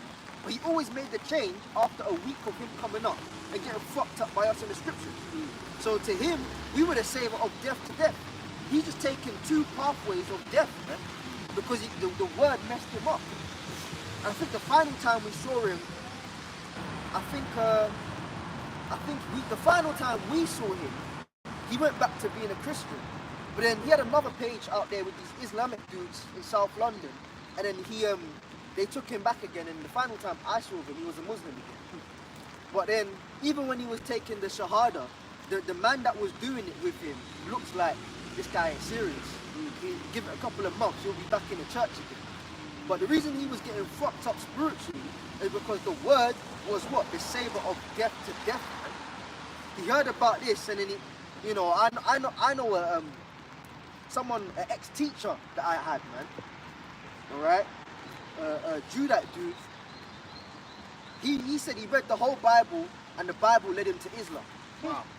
See, so when he read the Bible was the savior of death to death for him. Because why? Essentially, he wasn't chosen. Yeah. So you come across the Bible, it's not the good book. Now it can go either way. Yeah. It can end up being the bad book for you. Because to some, you are the savior of death to death. Read that again. 2 Corinthians 2 verse 16, to the one we are the savior of death unto death, and to the other the savior of life unto life. So for us, Lord willing, it stays that way. The book has been what? The savior of life to life. We found this, and we found through the true purpose and meaning of living, man, which is to serve the Lord, Lord willing, unto our salvation, man. Okay. So going back to Ephesians about how we wrestle is serious, man, because the spirituality of this, it means it can go one of either ways for you. It can go positively, or it can go negatively, man.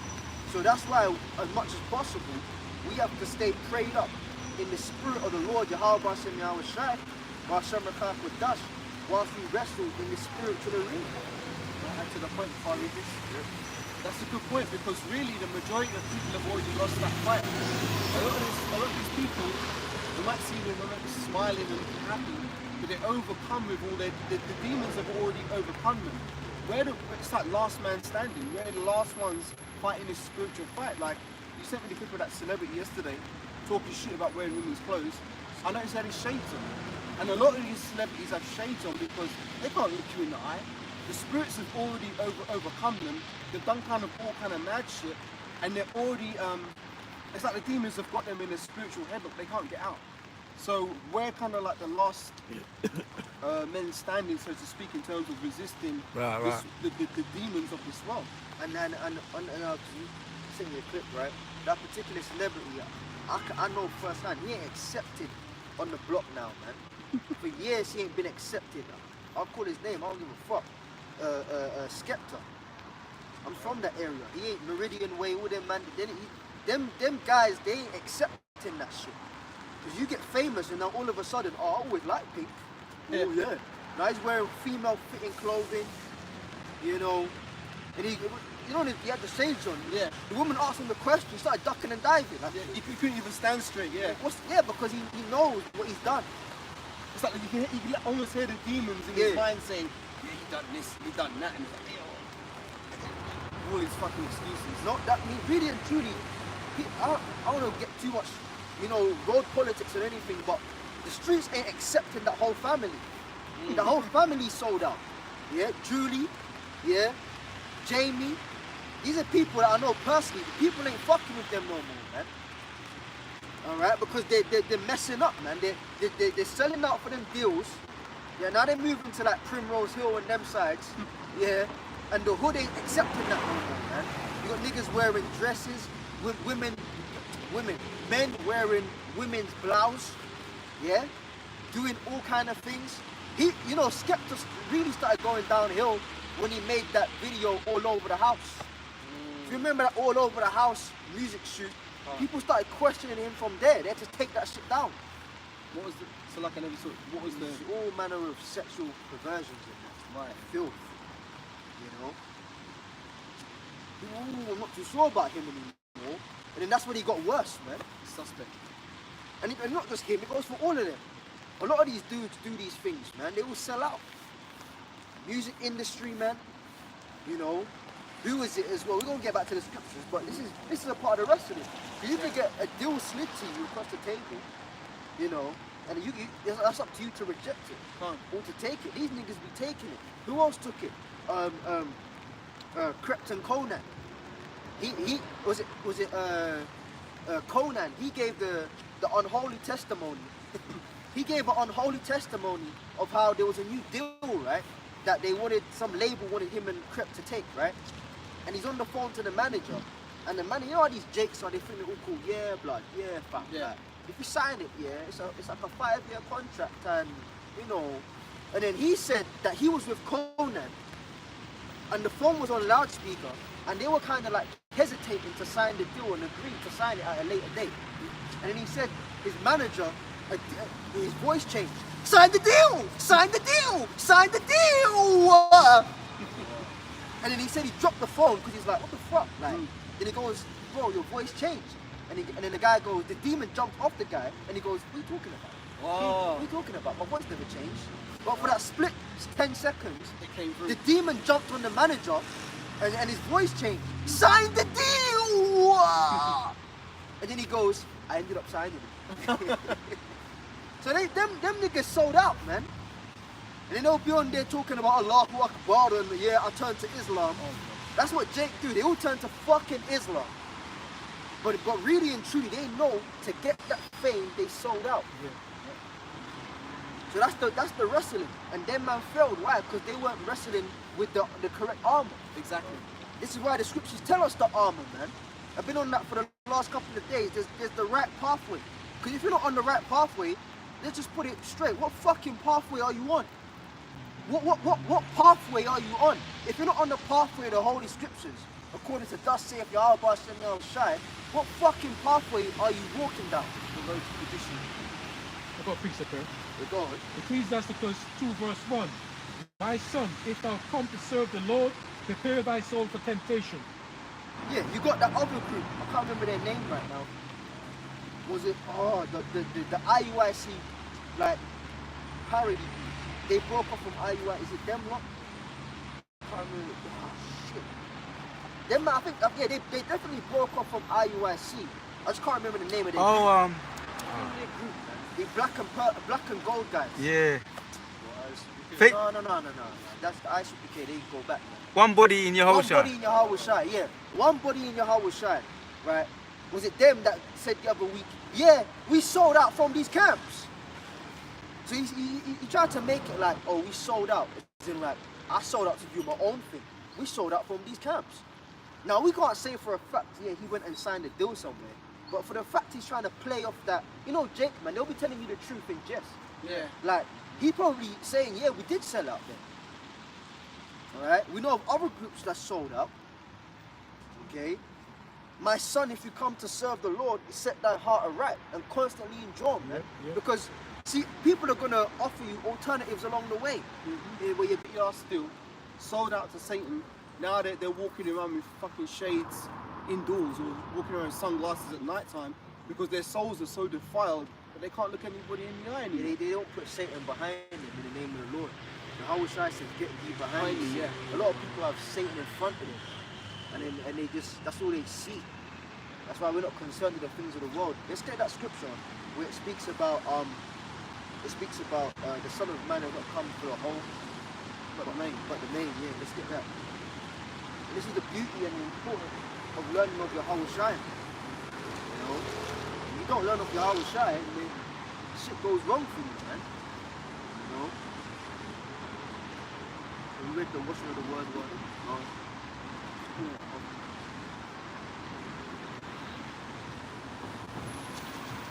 The immediate comforts of the flesh, those things get catered to by Satan, man.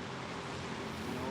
This is Mark. But then when them immediate comforts, you get them, then Satan turns on you, then them comforts become liabilities. You know? And you don't find satisfaction in the comforts that you had, because the way you got them was through wickedness. That's why you got celebrities offering themselves. You had like 5 cars, 2 homes, you know, can go on holiday 5 times a year. They can do what the hell they want to do, but they still find themselves depressed. Yeah. And in therapy sessions. Why? Because the way they got them things was through a backhand way, a left-hand source, man. Before Caleb get this, can I get this, Yeah, brother? go on. 2 Corinthians 4 verse 18. While we look not at the things which are seen, but Yeah. at the things which are not seen. For the things which are seen are temporal. Yeah, the things which are seen are temporal, man. Meaning that we're spiritually minded. Yeah, things that are seen, people see immediate fame, glory, possessions. You know, well, if you want this kind of woman, you gotta do that. You gotta do this. You gotta Valentine's Day. Yeah, that's a big one. Bullshit. You know, you gotta drive this particular car. You gotta walk like that. Those are the things of the flesh, man. But we mind the things of the spirit, the things that can't be seen, man. The things that can't be seen are more powerful than the things that can be seen. You know, growing up. But the things which are not seen are eternal. Yeah, the things which are not seen are eternal. Okay? You know, that's why the scriptures speak about thou art a power which hidest thyself. Yeah? The things that are in the shadows, the things that can't be seen, man, that's where it's really at, man. You know? You finish on that, Hub? Yes, you can go on. Right, so this is what you called for. Bear me, Mark 2, let me read from verse 16 into 17. And when the scribes and the Pharisees saw him eating with the publicans and sinners, they said unto his disciples, How is it that he eateth and drinketh with publicans and sinners? When Yahweh heard it, he saith unto them, They that are whole have no need of the physician, but they that are sick. I came not to call the righteous, but sinners to repentance. So that's what Yahweh Shai was doing. He came not to call the righteous, but sinners unto repentance. Because you can say, see that whole staying away from sin and cleaning, you can kind of get up your own street and think you're better than people. No, it's about the light shining in the darkness. Let's get that. Somebody else get that when it speaks about candle be put under a bushel, right? Because Yahweh Shai, he came to chill around people like that, man. He came to be around sinners, right? Because he was the light of influence. See, if you're not influential, then don't start going around people that do alternative things. But then it's a power struggle. It's either you conform to them or they conform to what you're doing. Man. You've got to be the trendsetter wherever you go. You know? Let's just say you around a bunch of niggas, yeah? And like, for whatever reason, you're just about your big family, and them man are smoking and that, or whatever the case may be, and then, you're bunning the zoot, yeah? And then he'll try to pass it off to you for a twos and that. And like, yeah, you want some? If you ain't the influence, and you stretch out, you're like, Yeah, you're being influenced. and then you take that, you're being influenced rather than being the influence. Yeah. So Yahweh Shai, when he was around these people, he wasn't being influenced. He met them on their level, but he was being the influence. Exactly. That's the difference, man. So yeah, we can hang around all types of people and that, but it's about what's your contribution.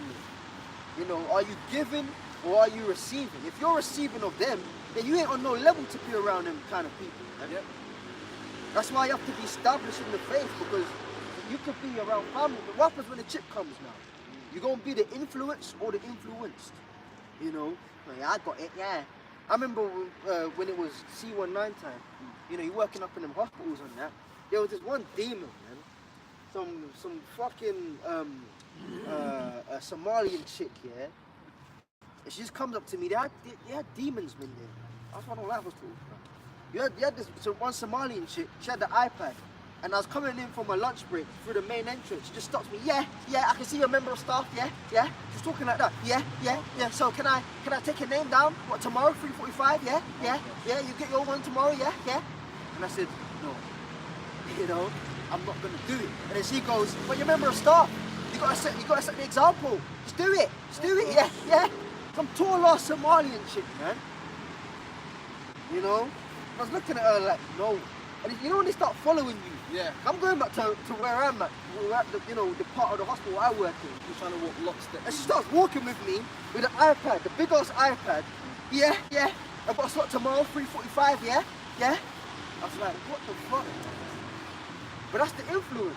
Because Exactly. guess what? I was coming back from lunch break with a person that hadn't taken it either.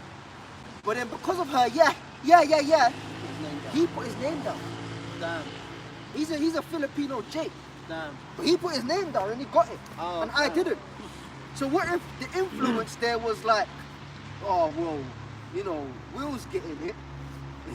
And this chick saying I should get it. So what, fuck it, I'll get it there. Nah, man.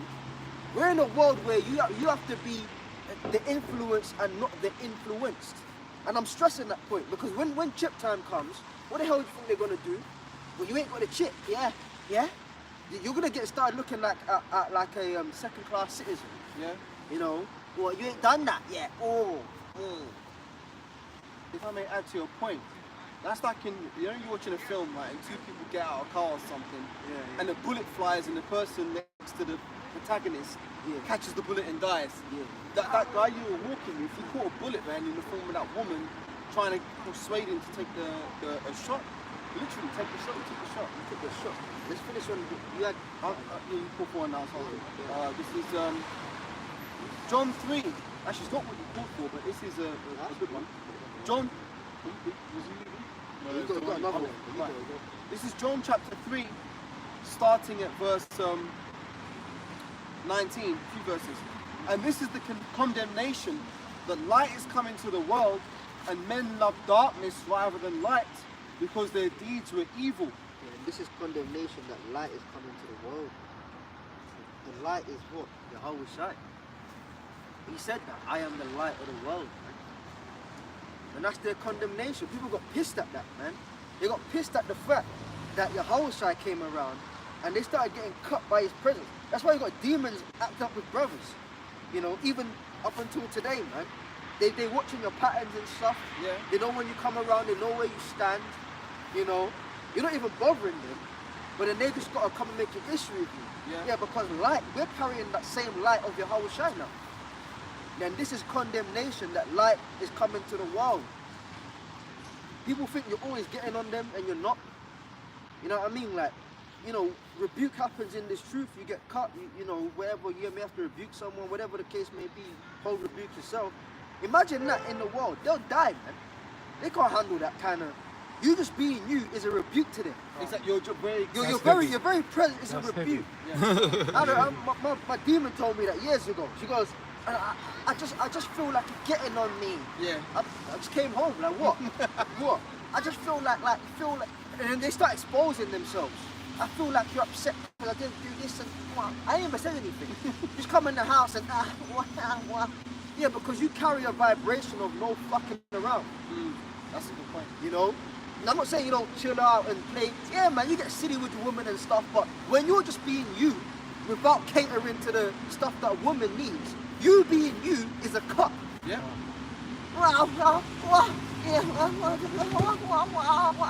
And then they get near the period, their emotions go up, they just start bursting into tears. Yeah. Alright, you go home, no! It's like, shit, you don't like me no more? Yeah. But they feel like that because it's a spirit. It's the spirit of the Lord on you. Because these women, they're the spirit of the world. Yeah? So you come home and you're clashing. Especially even when it's near the start of the relationship, you're clashing. Because you come home with a righteous spirit, man. A lot of these women, when you first started dealing with them, they don't like it when you come home from camp. Yep, you go camp and then you come home from camp. You could go work and they have an issue. But when you come home from camp, they got issues, man. Because you're coming with you're with the brethren. Where 2 or 3 are gathered in my name. Here I am in the midst also. So really, you come home from camp, you was just in the presence of Yahweh Shai, Exactly. and you come home to the woman, and it's, yeah, and then they start nitpicking, yeah, but you said you'd be gone for 3 hours. It's been 6. No, it's been 3 hours and 5 minutes. The nitpicking. God. I was just like, that's what you're saying. I've had a similar thing with guys I knew in the world and stuff. The more I got into the truth, a lot of them will turn around and say, oh, it's just hard to be around you, man. Even family members.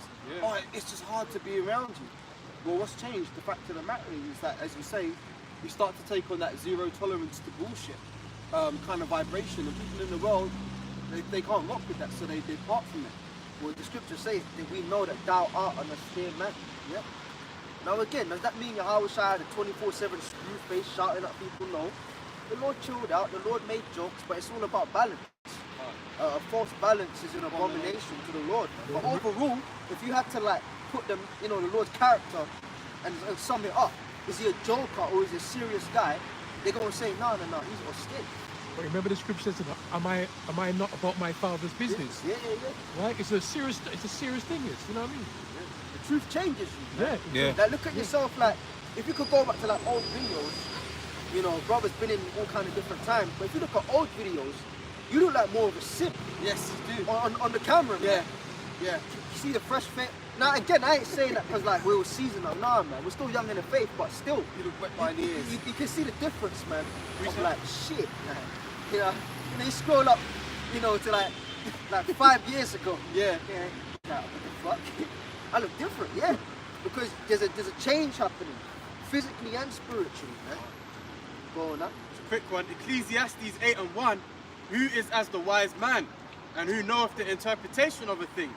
A man's wisdom maketh his face to shine, Beautiful and scripture. the boldness of his face Beautiful shall be changed. scripture. Yeah, you have people like that.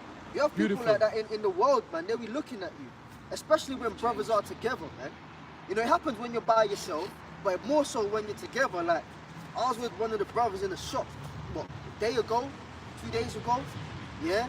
And we walked in the shop, and the guy just looking like he seemed like somebody handing him £1 million. Dude was just so happy to see you, man. Wow.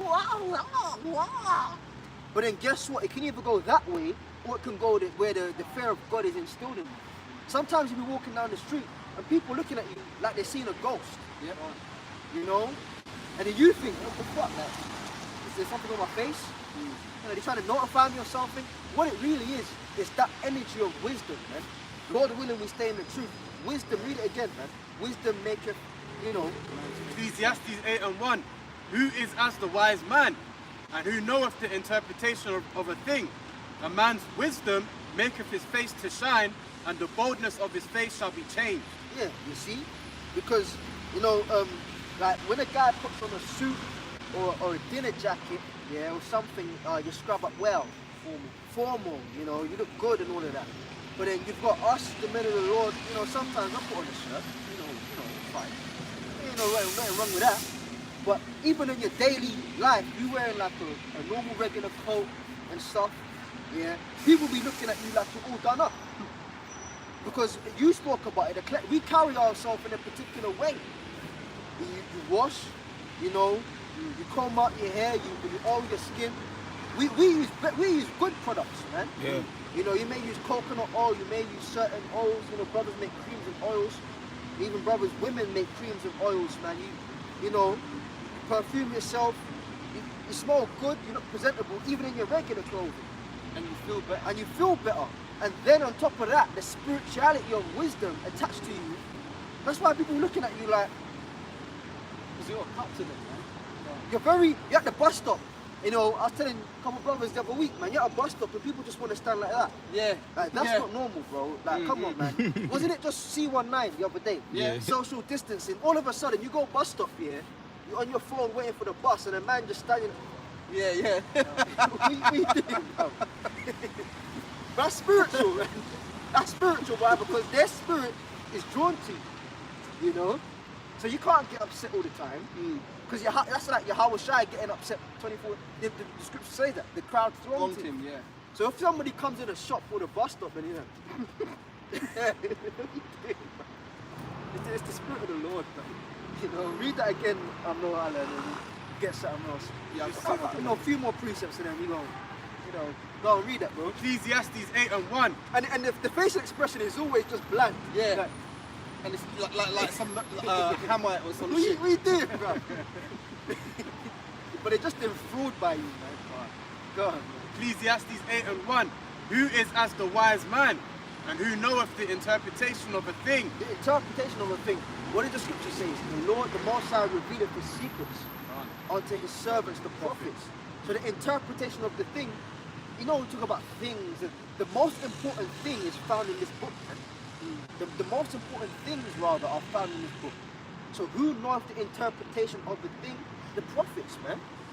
Go on. A man's wisdom maketh his face to shine. Which you acquire through spiritual growth and being in this truth. You grow in wisdom. That wisdom does what? Maketh his face to shine. Yeah, so the wisdom it changes your whole countenance. It changes your vibration. It changes the way you see things, man. Okay, you become a more holistic person, even in your personal life. You could be like very self-centered. It's all about you and stuff. But if you're really in the truth, it's gonna force you to see things from other people's perspective. That's right. Appreciate things from other people's perspective. Now they may be wrong, or you may be able to add to them. But the fact that you can see other people's perspective is growth. No, it's my way, yeah?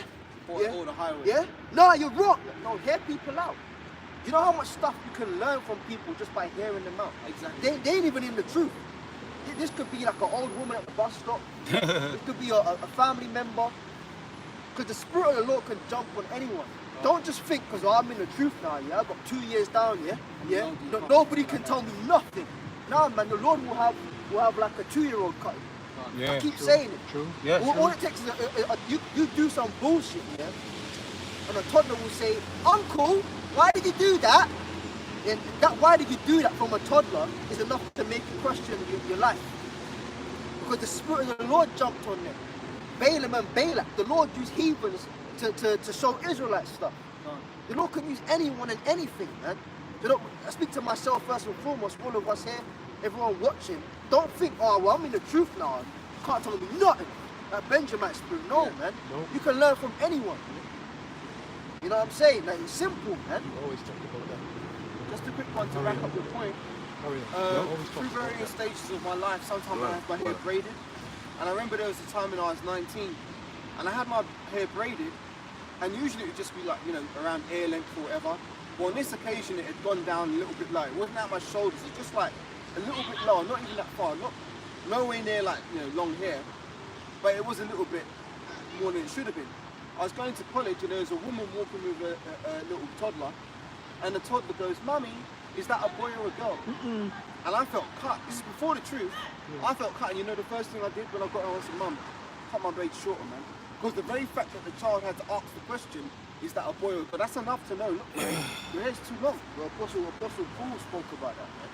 With the long hair. Shame for a man to have long hair. See, so that's the Spirit. And the Spirit jumped on the little toddler. Yeah. Sluck it, bro. Yeah, that's cool, bro. Cool. But the Spirit jumped on that toddler to say that to the parent. And also loud enough for you to hear. Yeah. And I was cut, And what can you do? Shut up, man. Nah, bro, you gotta take it. Yeah. You can't, it can come from anyone, man. I got a piece of video as well. This is John 3, because I was reading it before. It says, "For everyone that doeth evil hateth the light, neither cometh to the light, lest his deeds should be reproved. But he that doeth truth cometh to the light, that his deed might be manifest, and that they are wrought in the Most High God." May I say something like that? Because this is the thing, like, I've said this before, the Bible is like a magnet with two polarities. It can either reject, or it can repel, or it can compel, like attract or reject. Basically, to the scriptures, we're attracted like a moth to a flame. Because we love this light, we love this truth. Even though we get cut in the spirit when we come to it, because we all come to this truth as heathens, and there's things that we have to put in the past, like maybe you're committing adultery, maybe you're eating pork, but you have to put them things aside. But that comes from proof. The reproof of learning of these scriptures. But people that don't want to be reproved, they hate this light. So they'll be like, nah, I ain't messing with that Bible. Because they don't want to be reproved. They love their sins, they love the demons that are on them, and they won't want to come to the light of the truth. I've got a precept. You brothers, come on, we're going to finish soon. Come. Yeah, I've got a precept, yeah? To back up what you're both saying. Psalms chapters 8 and verse 2 says, out of the mouth of babes and sucklings hast thou ordained strength, because of thine enemies, thou that mightest still the enemy and the avenger. Yeah, it's a babe and suckling. That, I mean, you think of it like a toddler, but we're considered the babe and sucklings. Out of the mouth of babe and suckling, you know, the prayers, you know, because the point is, from the people you think have no authority to say something, comes something of substance out of their mouth. Right? You know, and you can oftentimes get that being around children. That's why when the children came to our shy, the 12 got ahead of themselves. Right? Suffer them. Yeah, no, you just a little kid, get out of here, man. You've got the credentials. You know, like Benjamin would say, you know, you mustn't talk when growing people, you know, do them kind of stuff, man. You know, keep out our growing people business and all that kind of stuff. But then guess what? You can have a child that comes in the mix, yeah, and changes the environment. So Yahushua used that as a learning point. He said, no. Suffer the little children to come unto me. But you know, children, they're excited about your vibration. That's another thing. And it's sad you have to be careful to say something like this. But that shows you why this world is fucked up. But children are a joy to be around. Now, you can't say that in this world. The next thing you know, well, we got a, you know, the DBS, and what does he mean by that? Yeah. We're not saying it in a perverse way, man. Somebody pull that. Children are inheritance from the Lord, and get it out of the scriptures. But then, children, they lighten the mood, they, you know, put things into perspective, living in life, man. But then you had the children coming up to Yahushua, right? And, you know, sitting him on his lap, blessing him and all of that. He said, for such are the kingdom of heaven, man. And that's why we have to be like little children, man. Wherever the parent goes, the child follows. It's the same thing. You know, they that follow the Lamb, whithersoever he goeth. So we have to be very childlike in this truth, because one thing about adults in later years, they get set in their ways with pride. You know, they're just too old to learn certain concepts again. Now, do you have men of the Lord that come in later years in physical life? Yeah, it's possible. Many brothers came in when they were, you know, past their 30s, past their 40s, whatever the case may be. But for the most part, you're going to come in when you're young, because you're still moldable, man. You know? So a child such as the kingdom of heaven, children are moldable. You can, now don't do this or do that. You know, well done, or you could have done better here. That's how we are spiritually learning, man. Now, that's why we read it in Ecclesiastes. You start changing. But when you start changing, it's because you're being molded, man. Somebody got that? If you could have just pull it up. I've got it in. Go on. Psalms 127 verse 3 says, lo, children are an inheritance of the Lord, and the fruit of the womb is his reward. Yeah, so children are inheritance, man, meaning that having children is meant to be joyous, man. Now, you can't fully enjoy your children, you know, in this world, because it's just fucked up. You know, but brothers have children, and that's a blessing from Yahweh and Yahushua. You know, you have a, you know, the pregnancy thing, it's scary, but it's beautiful. You know, she has the baby, you know, it's a joy and that. That's inheritance from the Lord, man. You know, but again, Yahushua capitalized on that situation and said, suffer them to come unto me, because such is the kingdom. So we're children, man. We're very, you have to have a childlike faith in this truth. And people get it all mixed up. They get the armbands on, they have some muscles, they can talk loud, and you know, they think it's all about being macho. No. Those who make it to the kingdom are those who have a childlike faith. Got another one. You know? Because when you get older, you're more experienced. See, experience can go against you in some cases, man. Yeah. Well, I'm experienced, so no. Overconfident. Yeah, no, because due to my previous experience and circumstances, yeah, I'm not doing that. That could be the downfall. You said the beginning of pride, as you say in the scriptures. But a childlike faith is, well, if mommy and daddy believes in me, then I'm going to do it. Well, Yahweh Hashem Yahushua believes in his elect. How about that? Yeah, we believe in the Lord, but also the Lord believes in his elect. that they can do it. But why? Because he's programmed them to do it. It's a precept for you, man. So if that's the case, we have to have a childlike faith. Yeah. And there's beauty in that. I've got pre- There's a beauty in a childlike faith, man. Go on, Ariel. This is Matthew 21, talking about And then get to the Philippines 4:30. experience, how can God get you as well. 21 and 40 says, and the blind and the lame came to him in the temple, and he healed them. And when the chief priests and the scribes saw the wonderful thing that he did, and the children crying in the temple and saying, Hosanna to the Son of David, thou wert so displeased. Yeah, Thou but- wert so displeased. Again, because the children, they were following on from their believing parents. You see, when the Lord, and that's another account, but when the Lord came, we mentioned it earlier, when he came into the city and they threw on their garments and the palms and was screaming, Hosanna, Hosanna in the highest, right? That, and even again here, Hosanna. In the church, they'll make that sound like it's another word for hallelujah, praise God, no. Hosanna, Hawashinawa, means save us. Which is in the Lord's Prayer. Okay, so when they were saying save us in that joyous spirit, save us, they're ascribing strength from power to the Lord. So the wicked scribes and Pharisees, they were like, what? Like, so these people are screaming to him like he's the savior? But then the children came doing the same thing. Again, you have to be very careful how you say things, and it's sad you have to preface it in this world. But another thing that brings joy is children's laughter. When you hear a child laughing, and it's in you know, like, You may be young and you hear what the man saying for you. that's not, I heard the over your point. That's beautiful. Benjamites do that a lot, man. Judas know about Benjamites, man. You know, they shut down the joy of children. You see, a lot of the reason why, and this is getting, I don't want to get too, that's a whole nother topic. We'll be too long for that. But a lot of the reason, as well as the curses, but the curses, it's not just you're cursed.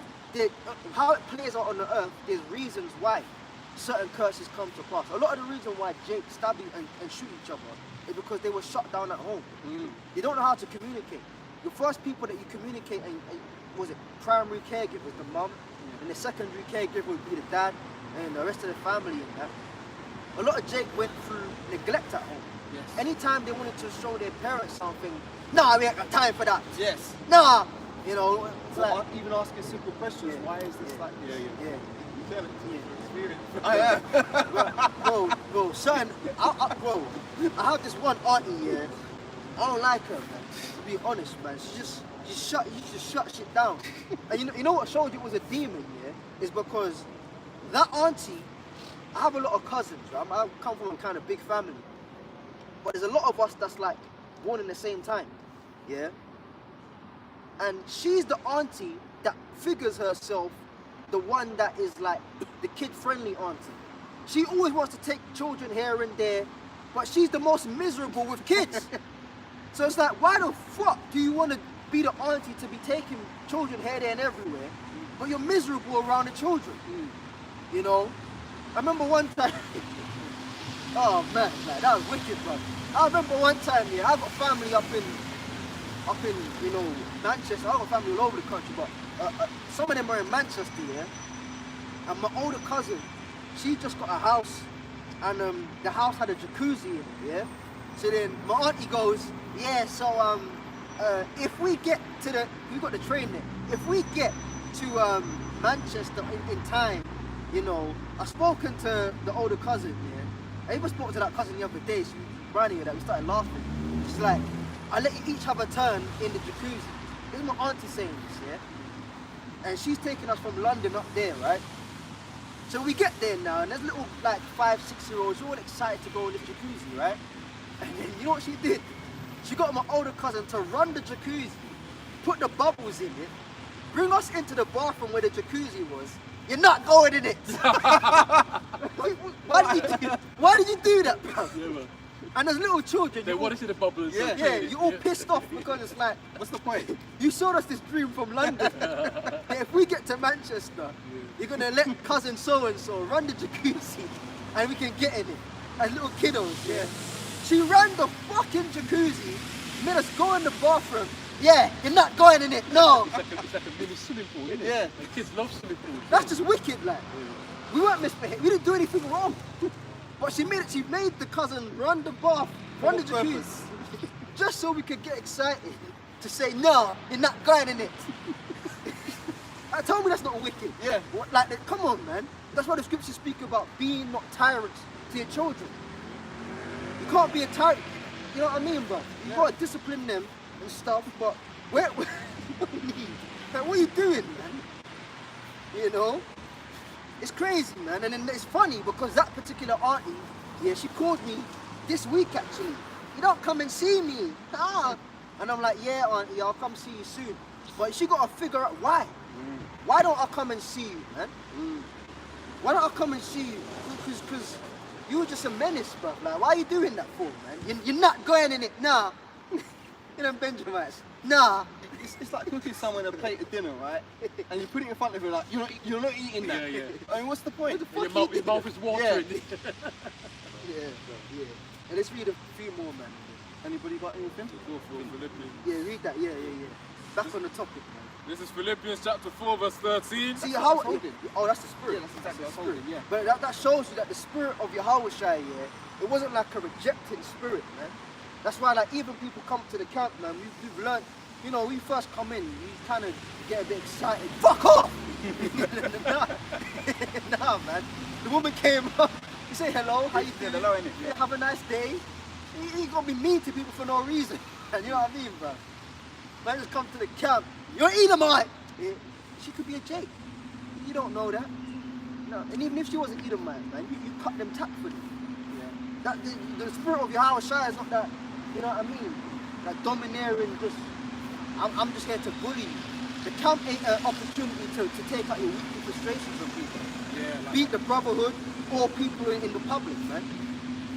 You know what I mean? A lot of people use the camp as a punching bag. yeah. You know, brothers become a punching bag. The members of the public become punching bags. The camp ain't for that, man. It's to push the word of the Lord. And yes, if you gotta interact with people, then fucking interact with them. How should I interact with people? Okay, If possible, live at peace with all all men. men. God. Philippians 4 verse 13.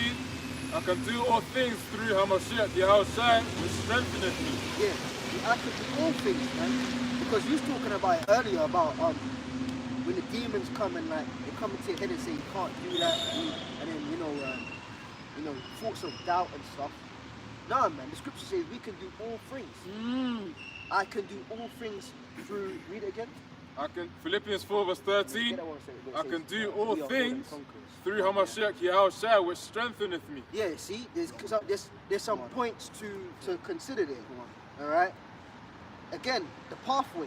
I can do all things in Allah, right? Not even though it says it in the English. No, I can do all things through Christ, Jesus, you know, Buddha, or New Age manifestation. I can do it because I can do it. I can do all things through Yahweh Shai, Hamashiach. He didn't say some, he says all. That's the next point. And you just took the words out of my mouth. The water. Not, it's first of who's in, then it's the quantity. Not some things. No, I can do all things, man. And we should be confident in that. And brother, be confident, man. The word confident means with faith. Yep. You know what I mean? The Most High hates the unfaithful. Yeah. That's effeminate. You know, the scriptures speak about that. Let not the incredulity of them trouble. Let's pull that.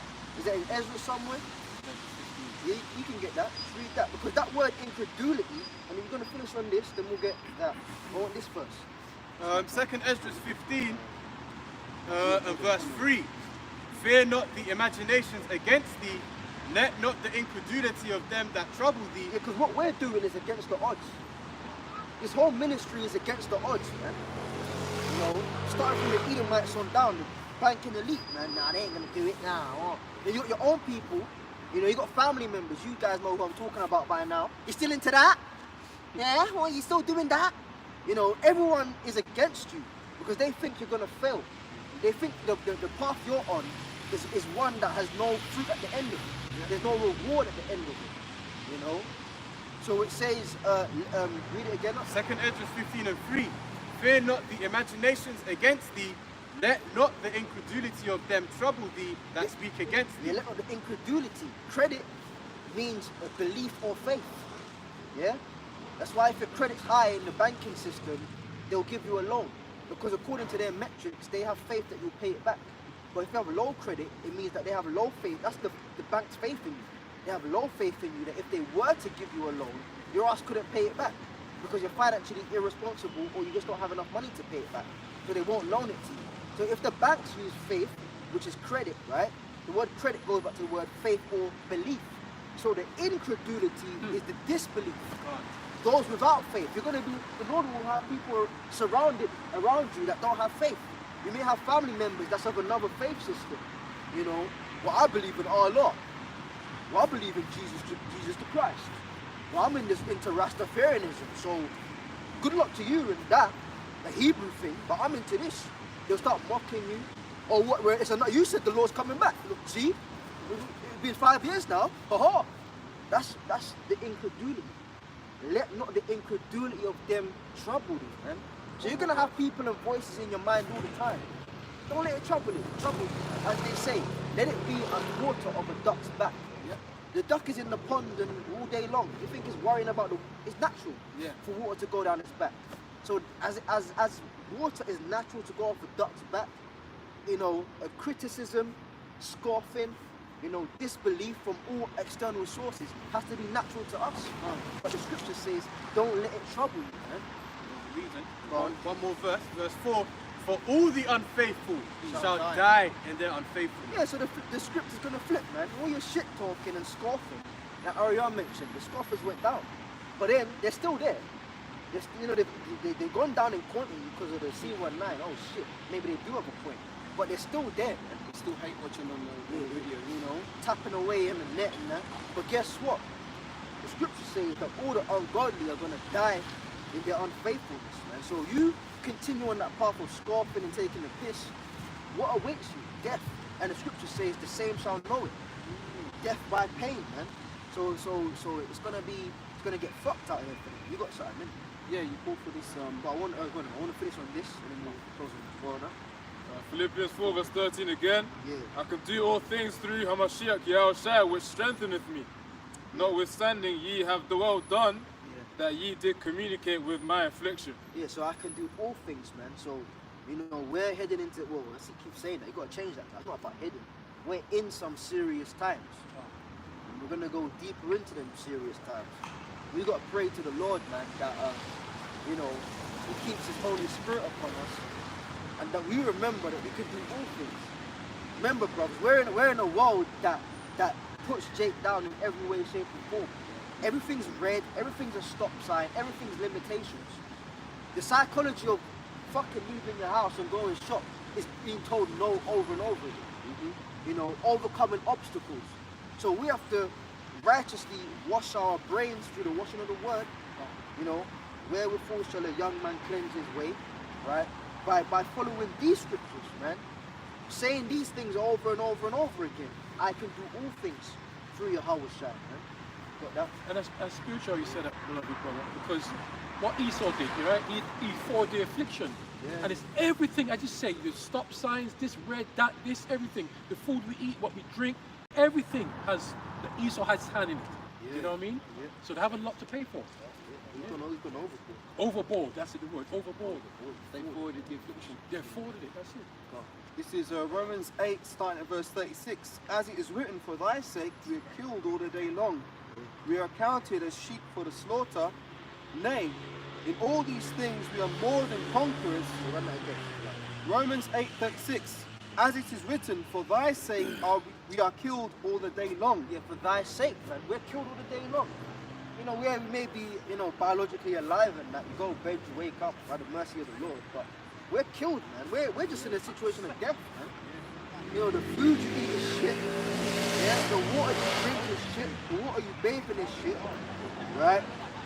You know, mention the foods. You know, the circumstances you got to go through. It's just constantly being told no. You know, I'm sorry. You know, the Edomites, they'll package it nicely. You know, unforeseen circumstances. Therefore, this has been cut.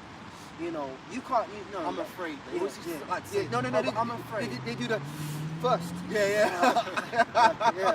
The build up. Yeah, you can't forget that part. I'm afraid. I'm afraid. Everything's I'm afraid. Yeah. You know, bro. It's negativity out here, man. So we're killed all the day long, man. Go on. We are killed all the day long, and we are counted as sheep for the slaughter. Yeah, 'cause what the hell can you do against? You can't go. That's why we gotta wait upon the Lord. You know, Esau told you something. You can't say no. He's the one in power right now. Yeah. So you gotta go along with his bullshit. He comes and tells you, I'm afraid. You gotta go along with that. I'm afraid. Yeah. And whatever follows. And what does that put in you? That puts fear in Fear you. in you. So we're led as sheep to the slaughter, man. Meaning that without return of Yahweh Shai, we're helpless, man. That's the importance of the Lord coming back, man. So all you dickhead Israelites out there talking about, well, we can make it through the law, well then why the fuck haven't you done it already then? It shows you that you keeping the law can't change the circumstance. Only Yahweh Shai can change our circumstance, man. Okay? We are killed all the day long, bro.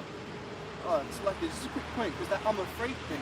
When they say like you go into the bank and you want to do some shit, and they're like, "I'll move your account. You know, you can't do this. I'm afraid." When they say I'm afraid, that puts that shaky spirit on you. So you're like, you know, you can't do anything because you're fucked up. It's crippling, man. Yeah. I'm afraid. That's really like a spell being put on you. Yeah. I'm afraid, you know. And then they'll be tapping, they'll be hovering over the keyboard. Yeah. You know, if you're in a meeting with them, Yeah. I'm afraid. And I'm sighing, you know. And then you go home, you're walking out the room, you know. If you, even at work, man. I was telling a brother the other day, bro, in the job, yeah, she told me that my perfume is threatening to her. What? Yeah, she said the way I smell my cologne is she feels threatened. Yeah, because you come in a manly smell, Yeah. in a manly spirit, yeah, just yay is yay and nay is nay, and that's offensive to them. Because the vibration, the culture they create in the workplace is uncertainty. Yeah. Yeah. Can I go for my lunch break? Yeah. Because they're putting the I'm afraid spirit on you. So when you're not operating the I'm afraid spirit, Yep. then you're now all of a sudden you're a threat. threat. You're aggressive. Fuck out of here. Read, bro. It says, nay, in all these things we are more than conquerors through him that loved us. So we're conquerors, man. Alright, we've overcome. Yahweh Shai said that. The final scripture, be of good cheer, for I've overcome the world.